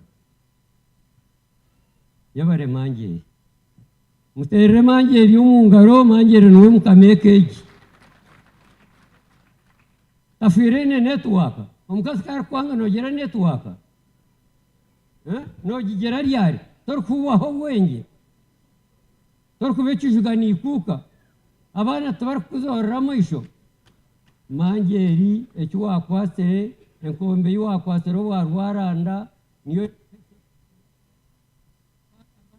yagambere shabagize Kaguhangire kabakwata baruta iki cyabaye nagabo ni ikibanya ntaha amaguru agatahigura batera kiboko uhorere mangeri iwo murufite byabandi abatera kiboko zarkwenda enyindijwa na nyikero mutabara bararemwa we nakigamba kabare kora bayirukanga bagira mangere ngutwafa atubwo nuweshe wabaze atunu wogo tarho ndijo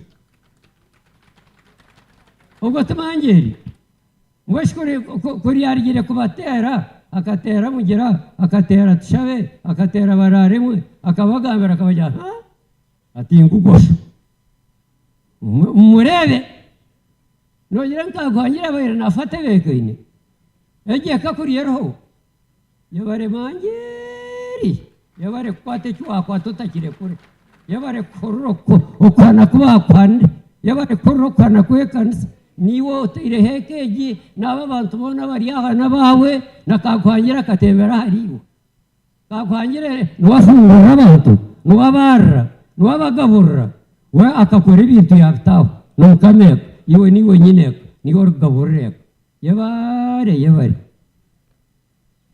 kanga ari mukuru wanjye nyenda kumugamba birugambuye yabare rwabo mushanda yamwita rwanye mushanda yanje yambingo mushengeki ati niwe hari inyitsire ati sinyo bawe barkwete nkantarote nanyitinda rwesero yambinga nagenda unabere ndiyo yanterere sumu ati ninyenda ngo ndebe tuganire nejo bone je twitokanyita atokanyita izina kintokarinzbera atokorga hatiri inyete ati giru turwanye mushanda mutecyana cyabarimbi yabare rwanye mushanda shoka tutamera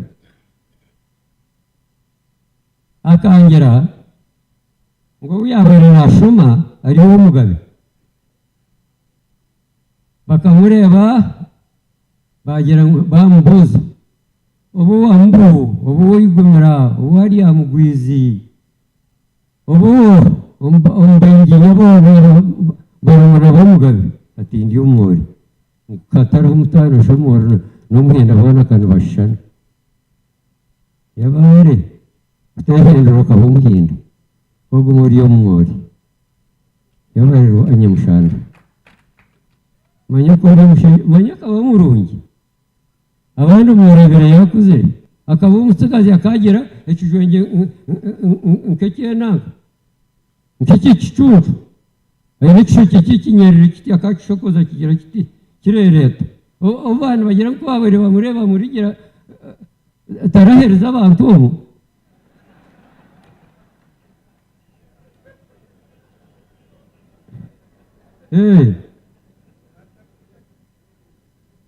yabare rwanyamushanda yabare ku rukundo rwanyamushanda no batatento kukakangira atatiwe bintu kumenyera bimenye ntaraza kumenyeshwa nokize imyaka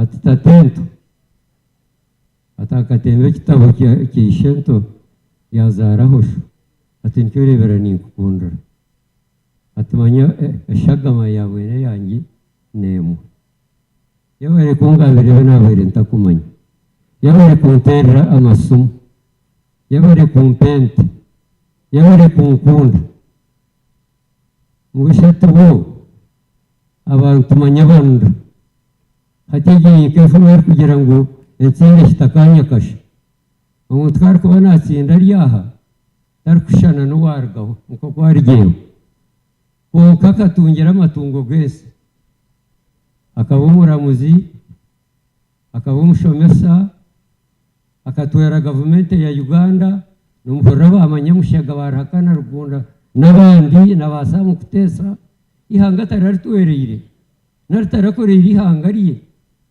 mumbayire n'umwenda ngo agira ati abana be bamutsigeho amatungo tagatungire tashomesa abana be tumwareba abana baryaha abo yishukuru abakamwana abahara abatabani ntanga kamweta agenda abana be bamuzike mukayezere ngo azike mugera nari azike bakikindi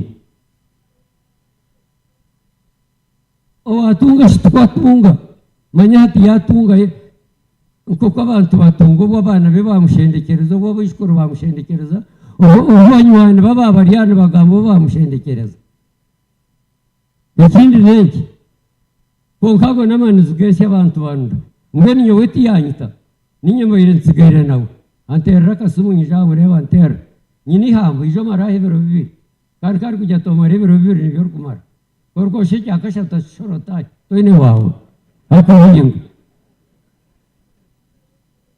konkamwe kumkendera kaboro baje ejo ekiro muzinda rukoranye mutoro wetushe mbawe bare mnonga nebigambo y'abirungi muterero mu ngaro mwenu shani zezi reka turire mangeri jeni wano mukwata mwijisha mpora DJ toka tereke shongoro chamana aho tukutendereze haino wana go busumu wo buri mushiringizi ngai bwakatoki bubiri niba babakurize ne uryo wabunagira wana gakatoki ibiri zinero babani manje rija kunu yatrebe niba wana gambira okay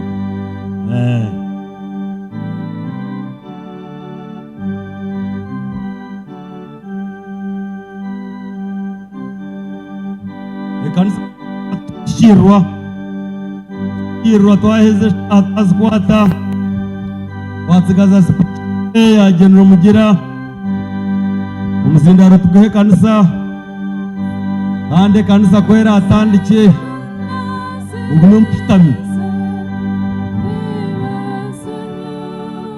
wino muze go kwimuke kanisa yaza gamba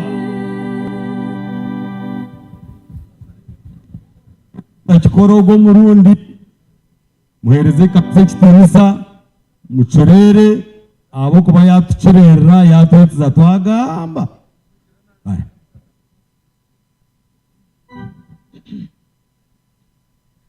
enjuye kanisa ombitinisa byanyu nimbasima munonga abo murimo murungi ogumukozi mukayitu yabaredi no kutebera kanisa byona abantu barishere nimbasima munonga okuza mukayitu mukakitebera kanisa mukakora ebishemereye abantu mwena baijeri izoba n'abasima okwepereza byona mukaisha mukatukwasa omurimo ogwo guremere mukamasimo munonga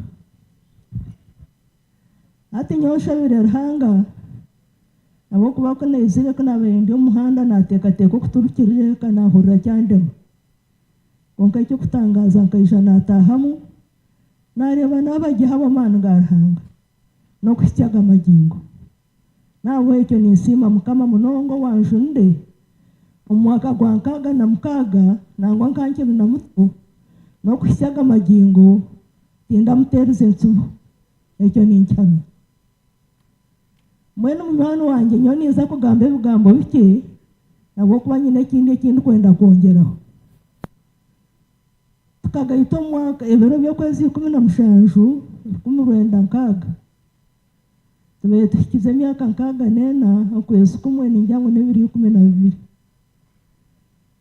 ebiro by'okwezi 30 bagira ngu amazooba tigayingana izooba eryo rikaba izooba ribi omu magara gange, rikaba izooba ribi omu kayiitu, rikaba izooba ribi munonga.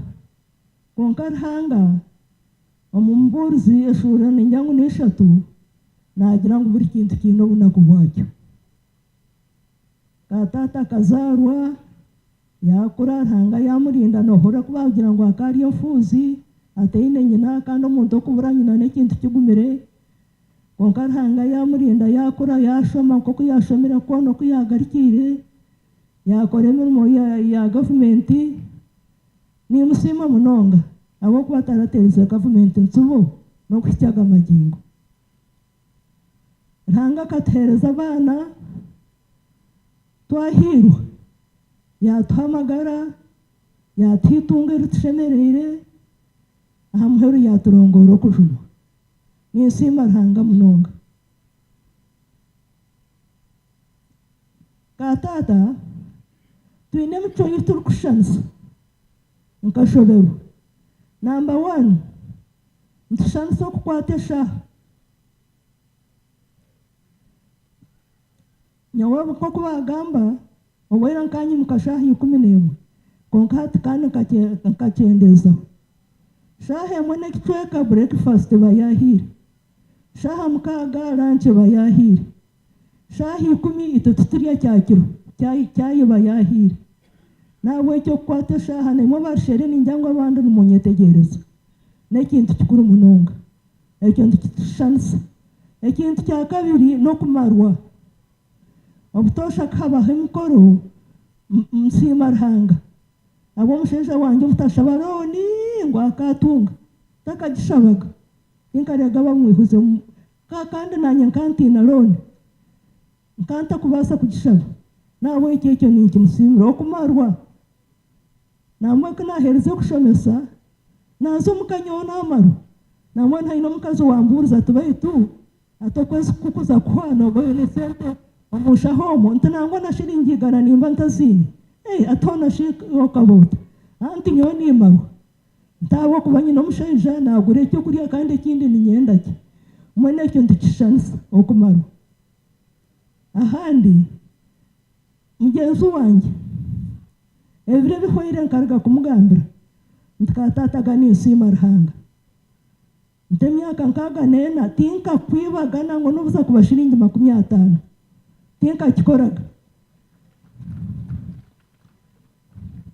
Rero obundi abakazi bakaba bangambira baitu iwe okaboota kokora toyebiikira sente mwenu koruha amaani oryagira ota nti nyowe tindibiika sente hamweko kunduha amaani Ruhanga ryandiisa. Ekyo nkyoreka okumarwa oku nabaire nyine omu magara gange. Taata ebirungi bye tinkubaasa kubigamba nkabiheza n'eshaaha zagenda ebindi mbaire nabigambire konka akambeera murungi nk'omwana oku yagamba akabamanya abaana be abatetsa mbaire nabagambire nti abateerera esimu nananje musino bwakyenda nateera esimu kangira tuteera esimu nti nyabaana timbariho nti nimbateerera kyesimu wareba batari kugenda atoine embabazi nk'ez'abamaraya nobanaga abaana omulatufini nangwa obundi nkankikora nkana ngu ndeebe oku yagira. Namwe n'ogwo mwishiki we waruga kugamba akaruga kugenda tinamuteerera esimu yanteerera esimu ati iwe okimanye ka taata karufa ati noobaasa oti obutanteerera esimu. Nahabw'ekyo baana mwe kasita muze mukagumanyiira mugume mugende mutaahi.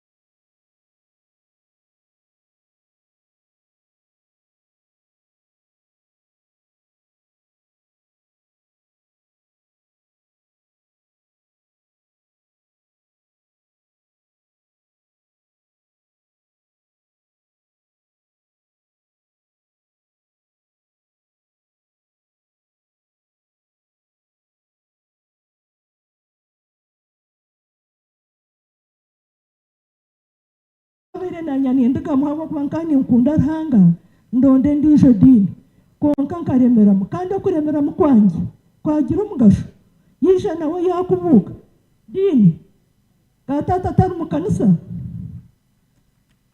yije yakubuka yakunde kanisa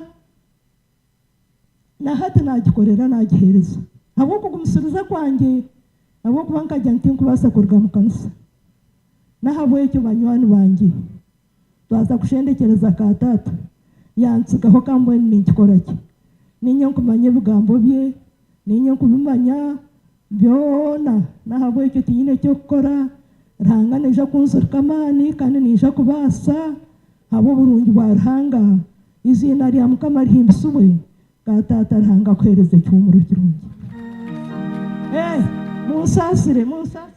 musasire Tenesi yawari Tenesi arahi Tenesi mugasha ndisho yabari munonga mwana ogwo mwana tinkumanye kino akubasa kumukorera abo kubaka akeza university ye yija yashitama 2021 omukwezi kwa mushanju nibwo yatandika kureberera katata no kwisa hati teka akabere na wari omumirimo konka kahendeka yayekireza katata nko kumahura bagamba ngo ino mwaga tabireba no bamugambira ndeba yakokotsa hamaisho bwanyuma ya dakika nk'ibiri kinesaba yashekire nyo nambone bya katata tinkubimanya ego ni mumanya abo kubantahana konka ka umwana gwakoze umurimo murungi munonga nishaba ngo musimire mumusimire Ruhanga lyakomugisha mwanange Ruhanga lyakomugisha burkantu no bwo kuba hariya batera kadenate ko kwirkanga agenda mushange mbona hati kenese nimanya katata yargaho noja kugenda na utaho wanyu niba noza kuronda imirimo nk'abantu ko abo kubakeza university yawe ni degree konko murimo gwokozire Ruhanga lyakushakira intereza monte nakweba hasejo akarumukona okansimire ni kusima hamwe mirungi yokozire yabare kandi takambihirwaga namwe ntinyine nshonga nawe ni musima munonga mugarike yoge Ruhanga baho mugisha bambe abana nimbasima imirimo y'abakozire n'abakazi babo obutaraha okureberishe bo okutujweka okuturisa okutukorera na munongo okutukunda mwebare bana mwe mukozera umurimo murungi bayino mugisha bashenera mutuma abo kuba bari ari Ruhanga yabareka Kenesi ori ari Ruhanga narekeraho mukamasimu mugarike yo n'obusinge Ruhanga baho mugisha umurimo gwo gumwakorera izoba n'umurungi kinkuba nimbareba mwena ntangara rero sitana akabangira atumwe n'ubayangire Kaguhangire okuzika mwene oba baryisha bangahi ashinatangara bantu mu muntere aba family yitu mu muntere abantu abo mu ngaro mbasime mwebare munonga Ruhanga baho mugisha kandi abarindo muri byona abahereze muri kwetenga byona mukama hindisubwe katata Ruhanga kwereze cyumuro kirungi yakuteka tekire kandi mango kakerondera mu izina rya Mukama wetu Ruhanga simu yabare mangeri yabare kugumogumire chairman, your responsibilities start immediately as the head of this family. Please welcome Lieutenant General Mujira with a big clap. Mumugumye wanyine katuborobi, but I think he can handle it. Thank you so much. Nje kanisa abakuru ba government abari aha, ba ministers, generals of the UPDF, abantu mwe no bitinisa byanyu abamuri abari aha na nazafutana kagamba kandi impamwe shazagenda. Then I saw my honorable minister coming in, and I don't think it's proper for the Honorable Boss of Boss, to move all the way from Tororo and reach here and go back without greeting people. So we just have like 10 minutes within which to conclude this session. I request that if you can come here for just a few minutes, just to greet the people, and then I can continue. I'll summarize. I've had an opportunity before, the other day in Kampala, yesterday in church, and even here when we were at the vigil. So ninja kuchwa omubukufu okugira ngo tinkwe mushishe eshahaye kanisa abo kwambe nagambere nyuma abazio kagamba Kampala. So ogunumukamange Honorable Oboso Boss niwe minister wa defense umwihangariyo na mutero mungaro mumwakire.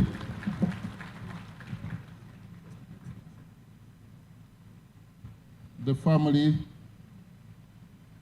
and with General Lieutenant General James Mujira and the family, the church. It is very hard and painful in my culture, and I believe in yours, to lose a parent, regardless of the age. I had to come to bury a gentleman that brought you. We see him in you, sir. We believe he was a successful father for bringing up a family that brought a Lieutenant General that has made a lot of contribution and is still making a lot of contribution to this country as a Lieutenant General and as a Member of Parliament, as a MD of National Enterprise Corporation. We want to bring our condolences as a Ministry of Defense and as a person to you and to your family. And the rain is a blessing to us, but I know exactly what you're going through. The only difference is that you're in military fatigue. I know that you don't show your emotions.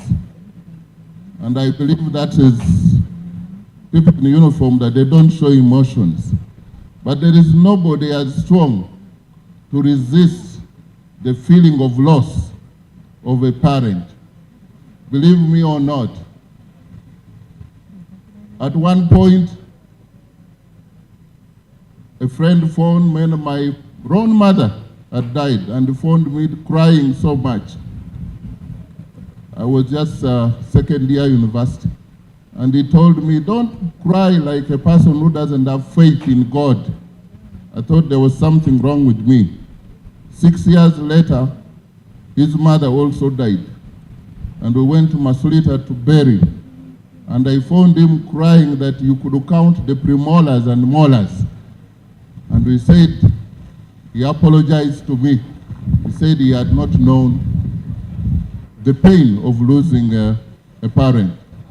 General, we feel with you, and we are here to thank God for the life well lived of Mzee George, and we thank God for giving us you through him. May he so rest in eternal peace. Yebare munonga mutero mungaro Minister wa Defense eri mwena batakumanya imigisha yange mwebuze ngo abo nchikunaza kwato muzinda ari nsora nibwo yatanka kugwa akitegete akubere katonda mu ngaro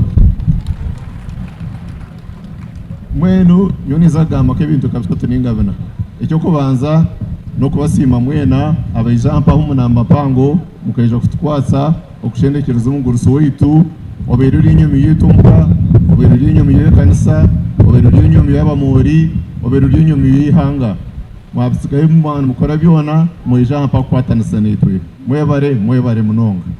Icya kabiri ni insima abahurira makuru aga bakajana berikanga bakazumuka yitu okutumuriza twatkanti mababere bariyaha ijo kutwezere na bode twashanga ekanisa ryaha batwakira batutagatsa nitubobo kutwabere twime bwatwamo mwene mwebare munonga ekanisa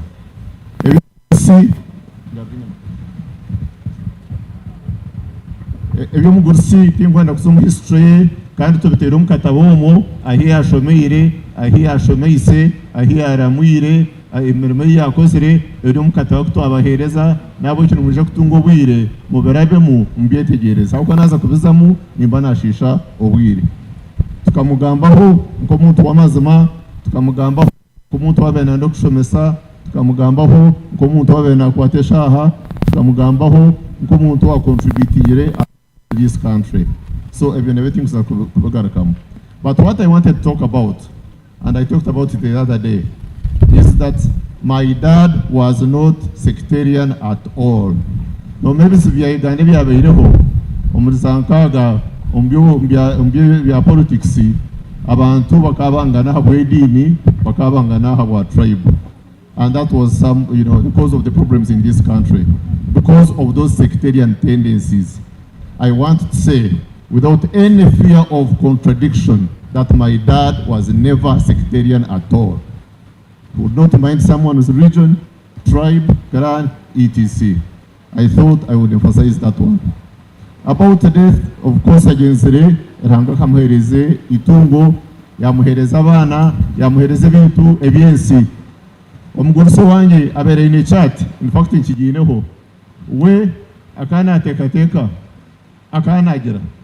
Ngo ente zitu zone zitwine yabakirho neze. Mwena kahandika ate bintu byanjye. Ente zanjye atahwese tuzona azugayita sitonkezi. Abana banjye ataho abana nabo yisukuru naki. Akagumana ya updatinga owazarwa amwongeraho. Hato icyo cyo tikini. Mwena ranga kamuhereza itungo y'ebintu yamuhereza itungo ry'abana yamuhereza itungo ryeka nsimira mukama ukureba ngo imyaka yeyo agenzerege. Mwe rero shazagenda kandi wari mu gishogo nyebaze abantu bake icyo kubanza nyenda kwebaza. I want to thank the Ministry of Defense and the Uganda People's Defense Forces. Thank you for the contribution you made. Thank you for standing with me. I know we involved in very many activities of Taresita, but all of you, or at least a big number of very senior people, have come here to join me as I bid farewell to my dad. Ekindi abikwebaza naba aba family yitu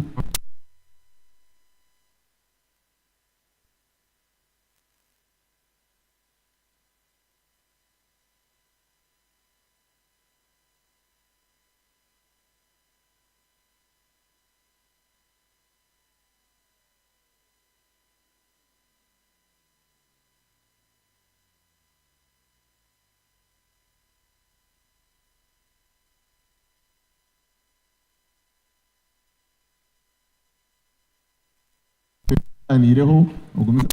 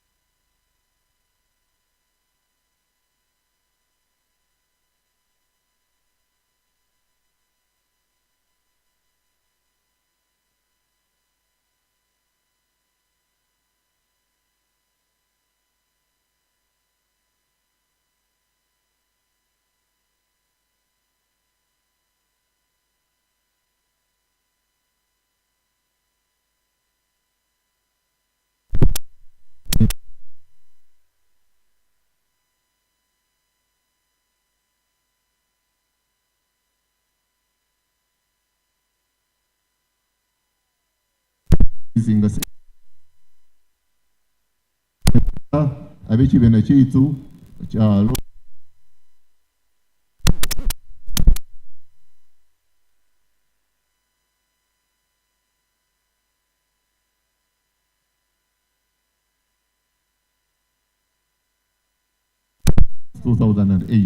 and we have our organization called Friends of Greaton. Abe masaka bamuliwa badejagara muyimirire ko abantu babukubire mu ngaro group ya Feze patron of that association Friends of Greaton we bose myaro na group yo mwebare nyo kujya I organize you. There's another group from Karungu which is also here. Abe Karungu Bugomora Babenge mwena mwebale nnyo okujja kubeera wano. Zagis Investment Club, thank you for being here. I'm just thanking really so that by 16:30 I'm done and the church has some 30 minutes within which to conclude this function.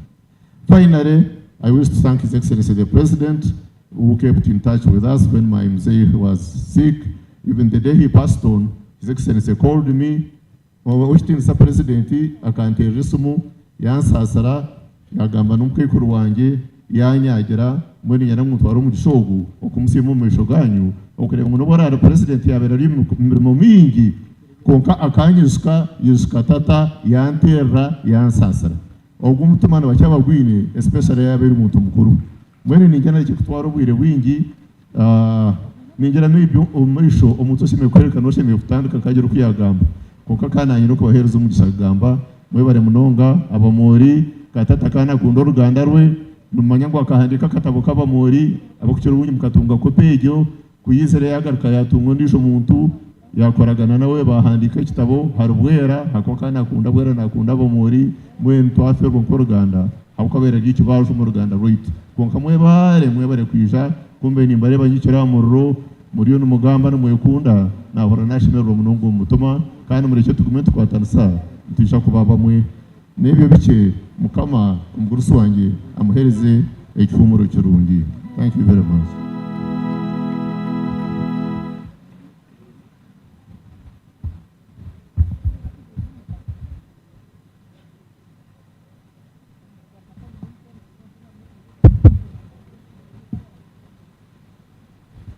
Yebari munonga general ahabwa speech yo kushendekereza muzaire wawe mbwe nahabwa interest yo butaterwa njura nanyi munkirize platform yito yekanise zaha kandi ntwenda kubasima mwera bagumisiriza okureba ngo mbiyo mbuteka kandi ninyenda kushaba abemotoka eziratware bode bwa nyuma ya bishop kubura aho kwa ninde njura nayo yabitamwa amani konka ntwenda kugisimira rahanga mbwene katutendereze nsima rahanga ahabo kugira ngo yona yabikoraje tukute tendereza umwana olema mwana gwandemba Yesu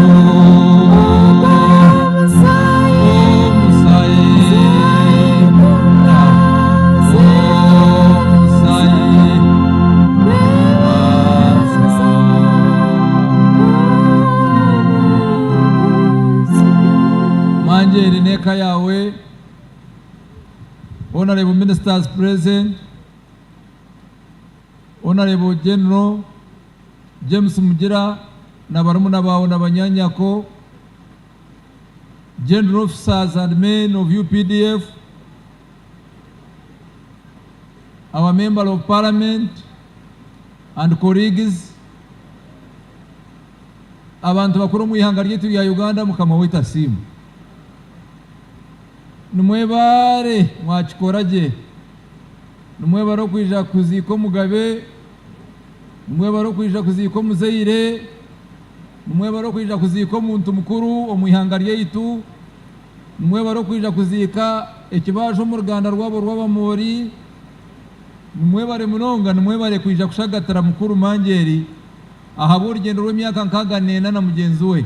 Twaza kusimira Mangeri twena hamwe, twena twaza kusimira Mangeri ntumutendereza ntumuhimikize mukono ahabwenda gano yo kugifundikira tukute tendereza Yesu mwana Yesu mwana gwande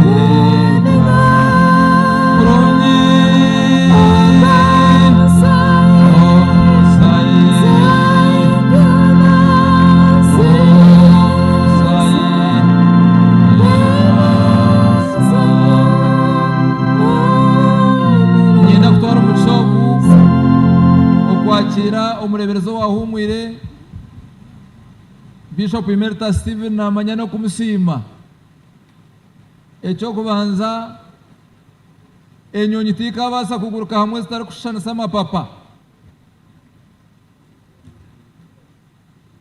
okuba munywano wa George okuba omwana we noyongera hakuba omuhereza ahabo kuba byatsigire omwishezize akagira tukuru cyane basika bishop namanya akanyebemberera okushaba kwanya mbwenu rangasimu okwirwa ukagabota rwire ukagabota mu ihanga okugaboroho ahabo utungi bo muzeyiro omuzeyiro go no mutungi hatubwe genjura tumukureba twosere tuyino mushana omwe no mutura no muntu wemigisa mutamanyira bayishemu ategenzura yaturigira nkahika twosere turiyo omushana mwingi iranga yatuhira nkahenzura ngambwe no muhumure nubaza kushanga hata no kuza kwenda ngo iranga kikorege tubure kuterwa n'injura bishop yaza kweza kubura injura tsiyo abahamize gengo umuntu ogu yabaye no mugishago munonga tirira hango mungaro munonga tariko basa kukora nshobera hango nyabwo cyo ntwenda kusimara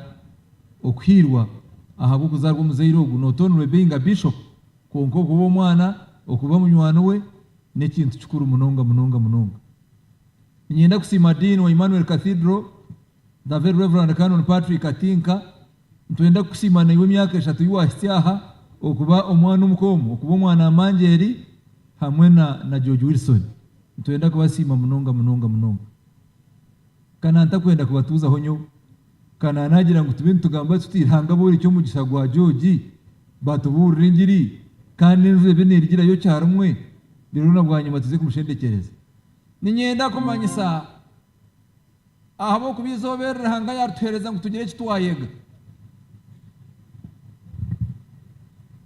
ninyenda kubagambira fellow officers of men and of UPDF generals and ministers who are here itwe nk'abanyarushere itwe nk'abazayirwe na general mugira we are proud of him not only loving his father konkana akundi hangariye haza natandikira har kuzaru mbwena bamwe abamwe na akundi hangariya aharengo rwa national level konka kiza ground oshanga kakanisa kuba ari kusomeramu hatari mu input church kwa yetu ina uniform zone ezitujwara George Wilson hamwe na manjere n'ubasha bagenera umugira ngo wazugure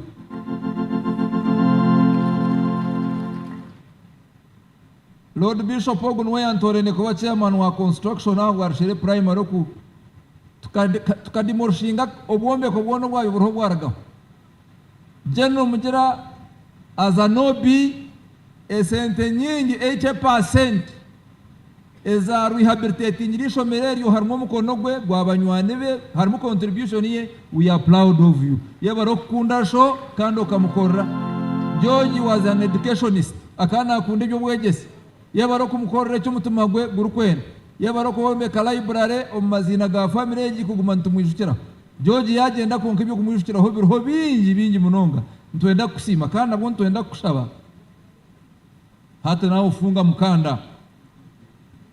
mukanda na ahabo kuba no bundu bwona George nwabe nabikora byamu now we want you direct now ntwenda ngo yemerero position ya manjeri oyemerero position yawe tukuterere sumo twemerereho twakutaweshaga mureye tumutendereze shagama ya Yesu neza kumbasa kebyo tahane mbasa byo tukute tendereza eso wange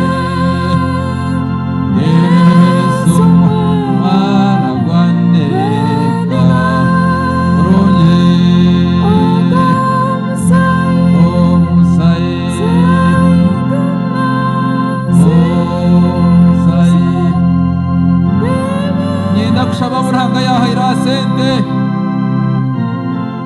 imwa buranga yahira mpia na mweno nijo muntu wundi kwenda kusimaha ni Enos tumusimu kanso Enos tumusimu omuntu kurgaha kombeke kanisa yeshe akataho primary yo abakajombeka kutero mungaro awa former chancellor Enos yebare kundi hangari yaho nyenda kubasha bimwe abo ine senta buranga yazahira muze kombeka za primary zanyu zurukubi muze kombeka n'amakanisa gumurukuruga mwacharo ariyo bunaku obara bana barabashomero ya primary yuwashomere mu ngure bagenura akashomera mbwenu oyeshabire kataka bakaraka primary ko kufa nyenda kubashaba ngo mugende mugarure MP hazirahanga bahaireho kandi nyakumirwa tumukwenda kubaboro just mukoreho kakimwe cya kashatu ezindi zona nziguma ya banka no rehabilitating obushomero bwanyu no boostinga kanisa rero tukunda tuba proud of you ahabo kuranga bakurize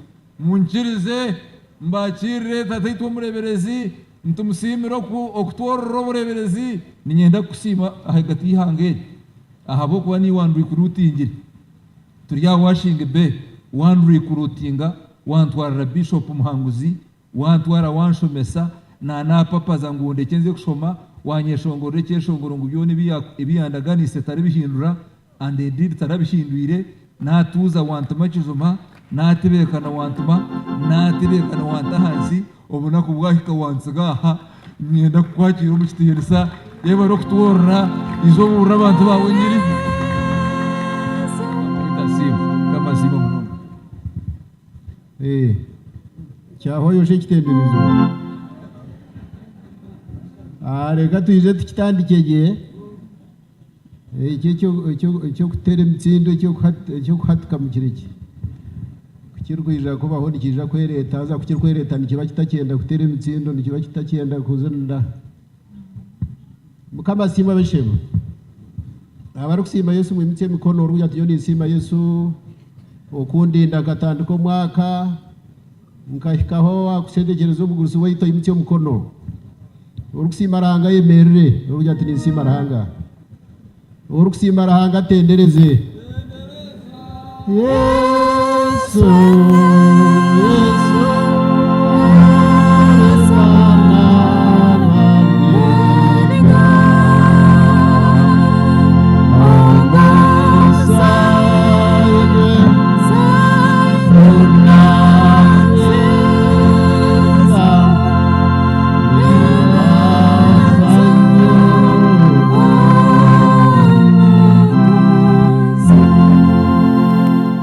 simaranga shitame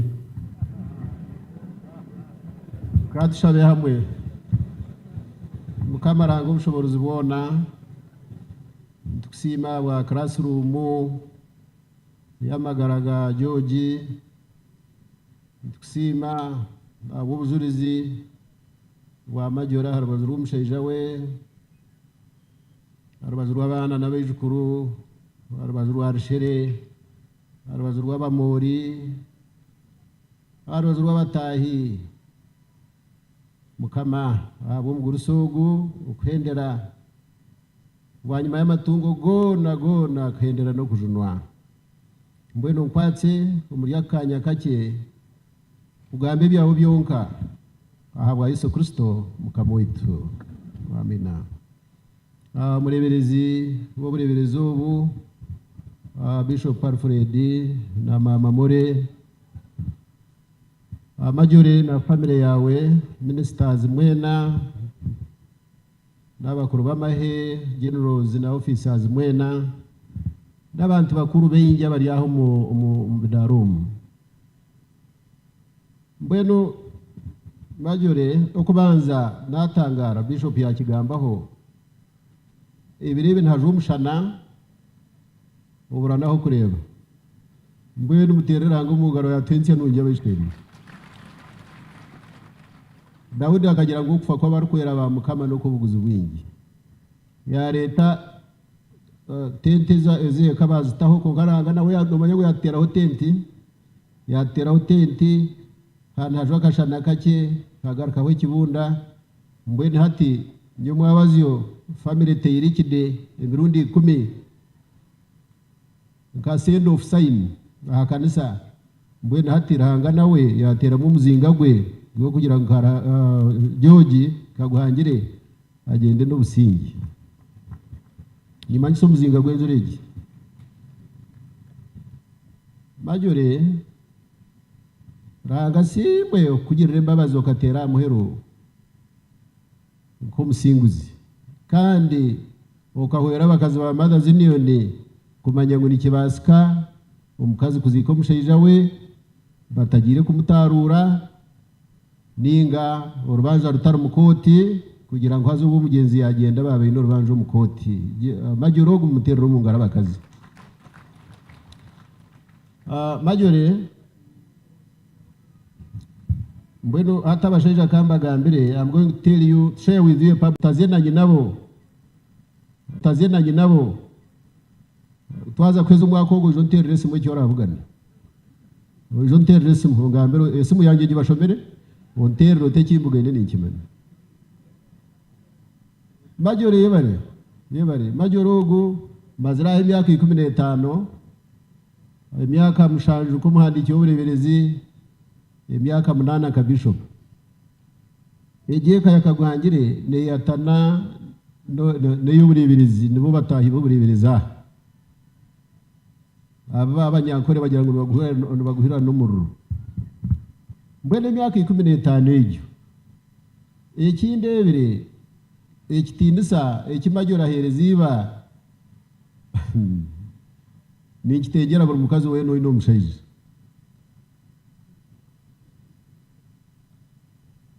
government ya Kaguhangire yayemera habejuko nabejukuruza abana babaryaha nareba Kaguhangire ariyo mukama ariyo mwebembezi abo ko mwebembeza tinwa umuntu urkwebembera nati urkuba nayibembera nabana tinwa ikitindisa cyone kimwareba murekegwa kugira ngo abana bakatinishe bo bakakundanye nabo bebare Majore bebare munonga abo kuba Majore atiniba mbere ndi imyaka 15 mtuba muri kiko esha kandi namuhoro satiro kuzakanisa esha cyamushana kwerukika no kutemba kumanya na kutuma humburuza tugambira bishop nyo nagenda omwamesha cyamushana yashika tinduka myango Majore aragize atabyehereze tinduka myango aragize atoreba higuriya yakabada ningo rebe mu draw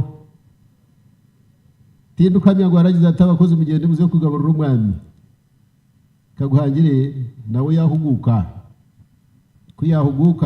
abana bahuguka ebinte bingi ebirukorwaha ebifamire yege kozire mpaho uwo yagira ngo mwabatene sente ngo haruba kabatene na 10 konka ina mapesha garu kumire mpi hayo zikasheshe kazi kayija neza ibazi kayija neza abana zikayija neza America zikayija wa Majore mbene Majore I salute you yebare mnongo nkayija hanko muhereza kudashyikireho Kaguhangire tari umuntu wankoro watarikumanya yangambira tata kuyabera ari umuruka kayanga ubu yabera ari headmaster ningo muramuzikazo mbweni tata kana manya kukira ukundi kumenya ndatatenkuru twatandika tutyo abo kuba mwana wa mugenzi we kutwatandika imirimo yone irahanga tubasise gukora neimwe Kaguhangire yashemererwa kuyashemererwe yaguma na terrorism na mpika regiment na mpaburasmu ekimu kikoreye muti ija hano ninyenda kureba naneiwe raga yatigire babaze basikire korwa byakorwa bwanyuma yija yati ninyenda ngo eze nguto zakora seziriyaha ninyenda ngo yetorike goroboreberezi bagambire agire ngo uteyi bakweterera batewe izina bagire ngo n'urguto rwanamanya namanya ntijoge nga hati nishaba urguto batarunyitera ku barabariye bo kwijuka abantu bayijuke murumba bayijuke abakristayo bakuru nabwe n'umurumbogo bantu mwe murumbogo tinda kamureba nangwa abe yahumwira rumbarra ko kamurumba muri kumugamba ko birabiri y'amazima hashimye kugira ikintu cyayiterwa murumba bakajya ngo murumba katambeke aho kakitamba buzima akakitamba mbene hati nyonye mwabaziyo hati nyumpumwiro mwako ko irogo no kuzumba kurusta itakagiremo ngo banyeterere ngo orashe to kutemenga bo yabandi mbene kamugira ati nakushaba jogi tindu kwenda kwetererwa kintu kukira bani kinyeterwa ranga yasima kiryanyeterwa ko nkati bwo nakuhate namugira ntumanye uko ninke koko yorukurenetera amahuri ekagakora ekagari atakarigire mbana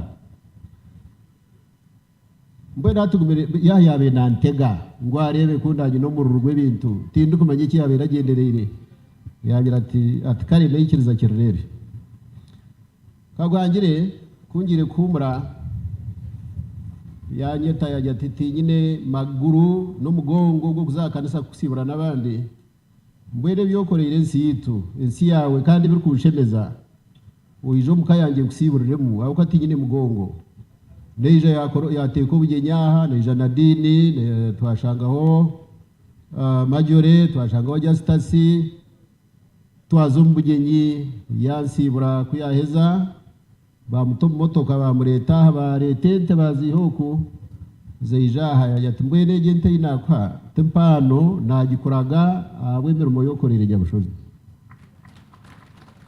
mbwene nyondi yo mu kitabo nagwa natinda ntimwene giriro mugiro bw'abaroya umwijo mwana bw'abaroya beje bampozese naterera mugira akataro mugira ntomugurusi ti yandagente ntimbweno ni mwetorora ni nsima ko gani nyetorora ngo baroya batega kukwata mugira tente ntugimanya tukagigamba ho keka mbwe naye bare jyo kunzara naye baro kuntetsa naye bare okunkunda tinkagira ngo nkamukunda tindanyetsere nawe tindashomere nawe turarisize kumwe kuka ni msimo kunkunda kandi akantete icyakashatu no mu rugo gwatwatsize omudayise somo abantu bengi mukozere mirimo ako ibintu bari kutenda ibyanamanya akakora ibiryo bintoka bibasa we kandi ngenda kuba maramatsiko n'ibikorwa abantu mbwe no mwaro ubutu yo mwizo bariye nijyo jogo nkayijaha yangira ati ngono bamanyente ko kati bamanya kushoma ati mbwe ngenda kombe karayibara rumaduka garshere kubaragiye muri amategabo bejo mu nkiko barabe mbashome bitabo bashobora kirwenzi namenya ndumene jogi nani kushaba library koro twire mu kyombeka omwanya gwo kugita umbeshe library ya naryabo umbeshe rikinga hono umwe tarukutsiba wakata aho munteze okwenda kushoma kabara yaraba ntireka tugito mu primary headmaster ho turi yamugambira amwigurire rero kwenda kushoma tahe mwashome nabana bayitu nabo babona hibashomera ati nukora kucyenda nte mbe naho inamanyire Kaguhangire kantetsa yikiriza yafurura library yagyombeka umwishomero ya Shere Primary School arugahigwabiye gutaha gwazo mukacu nambweno amakuru marungi za primary 7 yagaraka ya ranking na za district ya kazo ya Kiruhura yaba nambi 10 municipalities na cities honorable ministers Kiruhura district was ranked number 10 out of the cities, municipalities, town councils and districts in Uganda in PLE. And that was the effort of people like late George Kaguhangire and I think myself also. Emirimo y'abazire babo barakora n'ururimi rwabo kandi bijagumana basinga ihanga n'ururimi rwabo kandi bijagumana basinga ihanga abo ko bamugira rewo gugugu tarasho jeno murigira torashobere shire kashika muzibera kwiyo first class umuro school makerne gwabo kashobera shire Dr. Simwe ogobeira at professor now tatumya shire ecyabere kishobere kikashoborokanisha abamukigumizemo ashoborokanisha abamukigumizemo nambweno imwe barukika Trump mbunga mbwe shi Trump no musheije nicyo yakwatira abantu ahankomwa tumutahe buri muntu ataho wabo imwe barukugenda mugende mu ngambero guhariyo bishop nakusima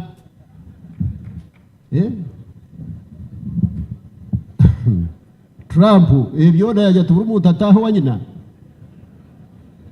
mbwenu Trump nyonka ntamwetegereza buri muntu taho umwanya ko kumurana mwenda muze kushemeza amashomera go wanyu haro ifumu y'abatajunwe bajya gutaho wanyu sindu taho mwawe sindura taha kandi ejo niyo campaign twabiye twini arumzeire witu wo muri Kiruhura omu abereye n'umwana Kampala parents azo mwana we ahiriye umushanju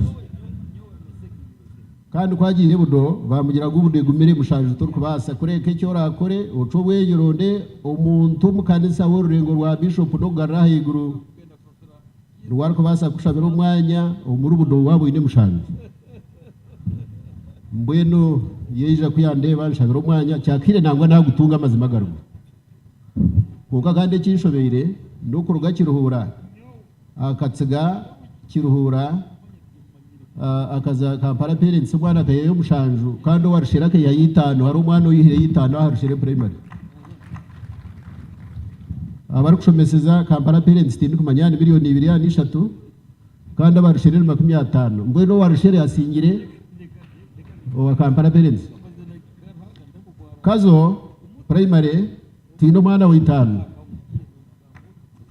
grade yo kubanza kazo nabana nkaga na 8 grade 1 68 grade ya kabiri abana batano full stop tari umwana wa grade 3 mbweno wa kureta Trump akabumugenya aha akabajya tumura umuntu atahoma ko kati nyine bushoboruzi. Why do you waste your resources and energy? Baito baji mugira ngugaba marwa goka manyara transport yo kutwara abana kubahanga ngusya nabwo n'ububaji ngenda kubagamba nabwo n'ububaji kandi abana bareke kuba kubatamururo kugira ngo nabwo hati baza kuzomusiniye ebya senior 4 nabyo nibiza kwija hati umwana ko kugira ngo azo bishop sigarizi abana shinindi gakacumbiro ni shomera bishop sigarizi primary sigarizi primary n'urushere secondary n'urushere haya n'urushere ona giye exposure ni agitunga rero neyozo tware ntakatare n'abango nabashe mbeno wakabaretera Trump akabataha akabataza naye bareka guhangire ukuyikiririzamo kumanya ngo nikibasika nambwe nito abantu sankore kutwagizire ngo nikibasika cyagira kita agamba shomero gona go kureba takiri mu shomero gutirinde grade yo kubanza grade ya kana bye bye you bye yogendoze Kampala yogendoze kuriya ne akasha tekiri muterera ngo mugaro munonga mbere icyo kati cyumuruzaho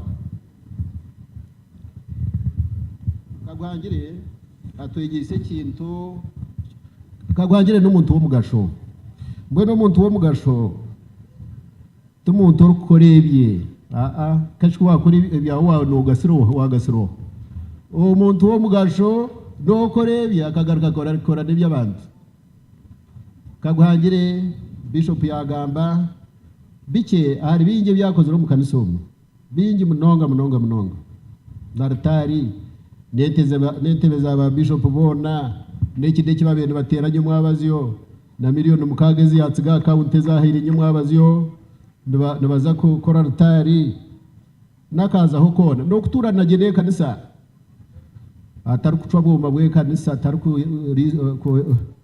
kuseturanteze guze kutera umwanya gwe kanisa kikondo nikigwa naba yatera register satigaraho kikondo iki naye bari Kaguhangire okuba umuntu wo mugasho mbwene mwezirike bishop yatwiga buri umuntu ahori ishomero reke kutera abana bareke kuburaho kushitama abo ko barahanga twangire ngo tugire umugasho tugirura no mugasho yes kuko butakora by'abantu manye ngo hariho nyente karabishima nambwe naha no tekwa kwebuza bashibo kunkurugo munsi nkahati biri speech yanjye kashake manye kiri kusasa abantu umuntu w'imyaka 9 namushanje takubye nasasa abantu konka ikimurumo nicyo kiri kusasa abantu mbene katushome byahandikiro mbene Trump numuza kumugambira mugambire ngo abantu bagambire bataye nei mu mutaru kenyomba gambire ubona ko bushyikire abantu kora amashomero gabo abantu kora amakagabo abantu okutanga babo Katso n'abakoriso yo kubanza ishuri 15 umusoro gwa 53 Kaguhangire yaheza urugendo rwe yaruhenderagiye yaruhendera ryo mugasho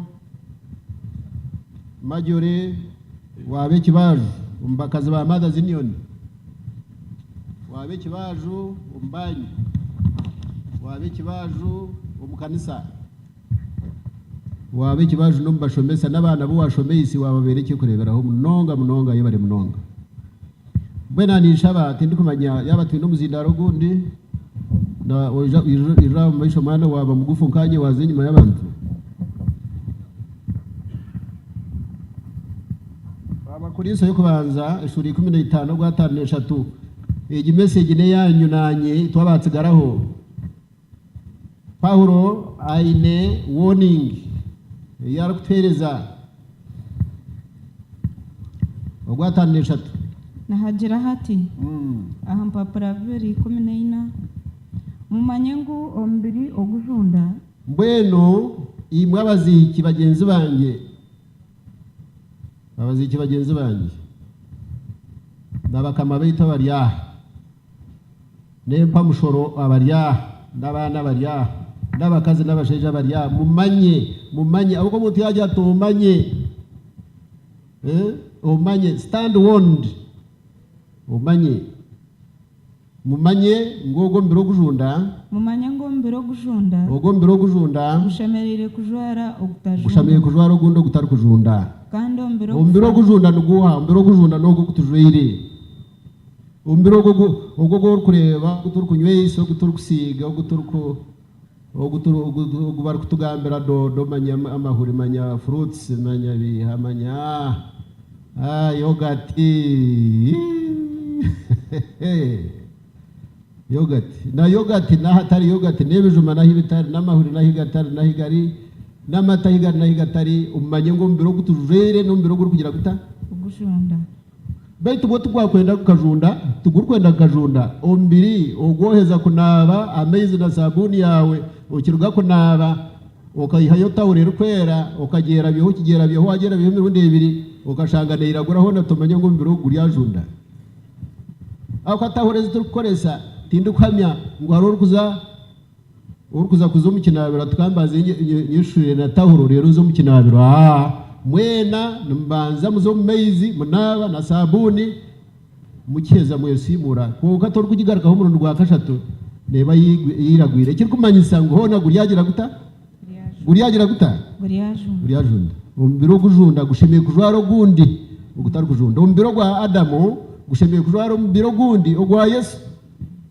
abo kwa Yesu nuwe yagizira ati we no rukunyikiriza no yakufa ari yahinduka horire kandi nuwe mujigeje go kufa aho kwa kituru kurabamo nawe akakirozaho ekikaguhangira rukurabamo ecyaro abiremo Yesu nawe akakirabamo mbene Paulo nagira ngo go mbiro gufa ombiro gujunda gushimiye kujwaro gundi mu biro gutajunda banywana banje nyenda kubashaba ngo muyijukiye ngo ari ugundi mbiro gutari yogo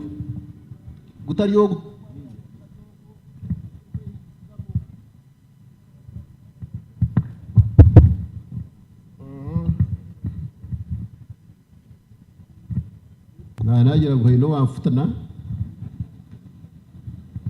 stana yayagira ngo hino wakwata wagundaga naye tayisabeshim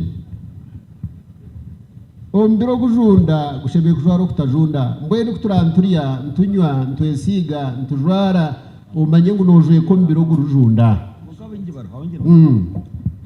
mumanye ngo mbiri ogujunda ombiro gujunda gushemerere kujwara kutajunda gushebeye kujwara ombiro gutari kujunda gwa Yesu kandi ombiro ogufa kandi ombiro gurufa gushemerere kujwara kutafa gushebeye kujwara gundo gutari kufa hashebeye kuzaho gundo mbiri nsibarahanga Kaguhangire akahereza kanisa yahereza amashomero yahereza government nko muramuzi umbiro guru kujunda kuko bunakubwa kayagaruka yajwa rugundu mbiri nanyogu najoire ebirabe na mukaga byo kwa kashatu kinana ndiyo mutsigaze muto w'imyaka 21 umbiro gwa Yesu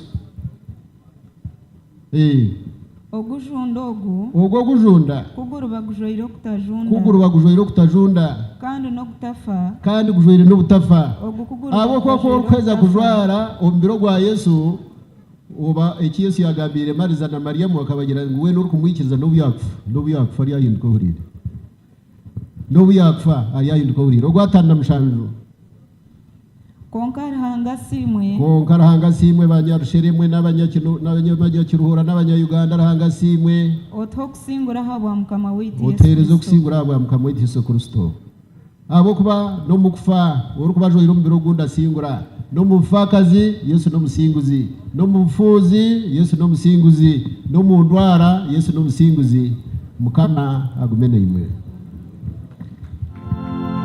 mukama rango bushoborozi bwona ni kusima bwe nama yawe y'iguru iyo watshurura kumanya ngo hariho imbere hariho mbirogo kufogwa Adamu hariho mbirogo utajunda ugwa Yesu bwe ntukusima bwa Kaguhangire waje irumbiro rwa kabiri n'abandi bona baje irumbirogo inyijuko bwagujwe ka mukwera amatsiko ukagarikirwa amatsiko bwe tugirire imbabazi abasistwena tureke kugira mbirogo gurukwaho kureka tujwara ugundi mbero gutarukwaho kandi kayo mwiru wawogu ube ni wagihungura hungura amajyore hungura abana n'abijukuru n'irembo ryayo ahabwa Yesu Kristo mukamwitu amina.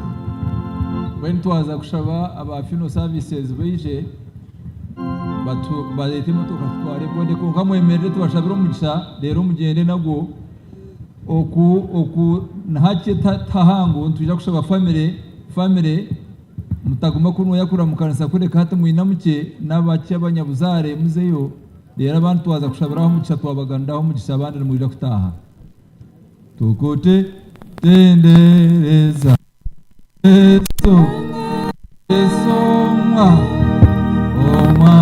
omandeleka Yesu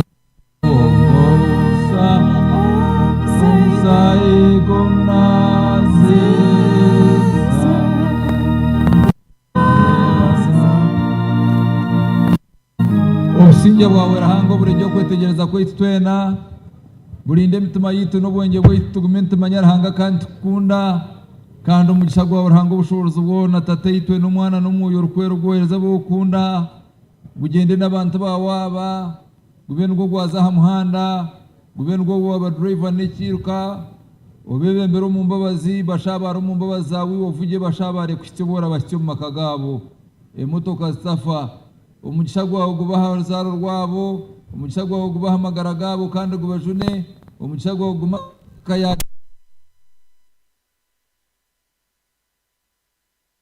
turindo kufa no kwemukirwa no kushasha kwembiri umugisha gwo kutaturwaho tuwe no kuruga hati biro byona amina mugende no businge muze kwereza mukama yabarenjiye kanisa ngoko bishop yabaga Bueno mureke haza y'abake aba family abandi twija kuzayo bwa nyuma imbasha bago ninga shyamushana na utagenda mutarire ukatsiga ibyo kuriya byekeje babatebekanisi dining nabwe icyo utunge cyamushana abayine bitabo bya condolence book bya A+ Woro ine kitabo cha condolence book cha A+ kireta motoka utachitwara aba family n'abakenda. If you have the condolence book for A+ funeral service, please bring it to the van ahabo kubana bakenda. Mwebare mnonga bugarike no businge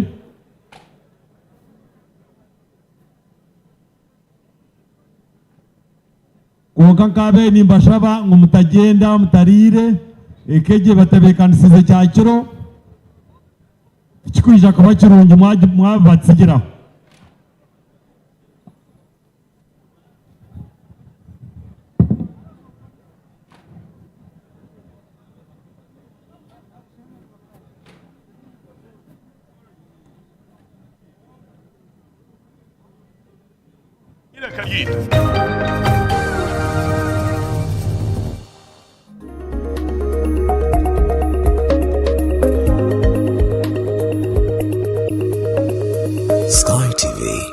irakari y'abantu.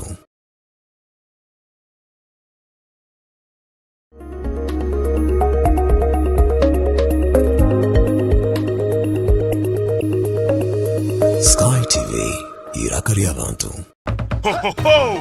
Umwaka mushya gw'ijana n'ibintu bishya. Amakuru marungi ngagagatahamu. Kutandikana 2015 byo kwa kabiri. Sky TV neija kuhinduka beta yari West. Kandi furuchari ma Crystal Road ezo makaga yago murembe. Agine technology ya mani. Okuruga buraya. Manye byoma byayo nibireba nko muntu mushawo. Oiju cyangwa chano zone tizirahinduke azamu neza gumara bishatatano na mukaga. Zuku zero mushanju. Star Times binankaga na munana. Free to air. Not in the munana. Iwe chukurkwata remote yawe. Ujiro tiche tayari West. Ila kagito.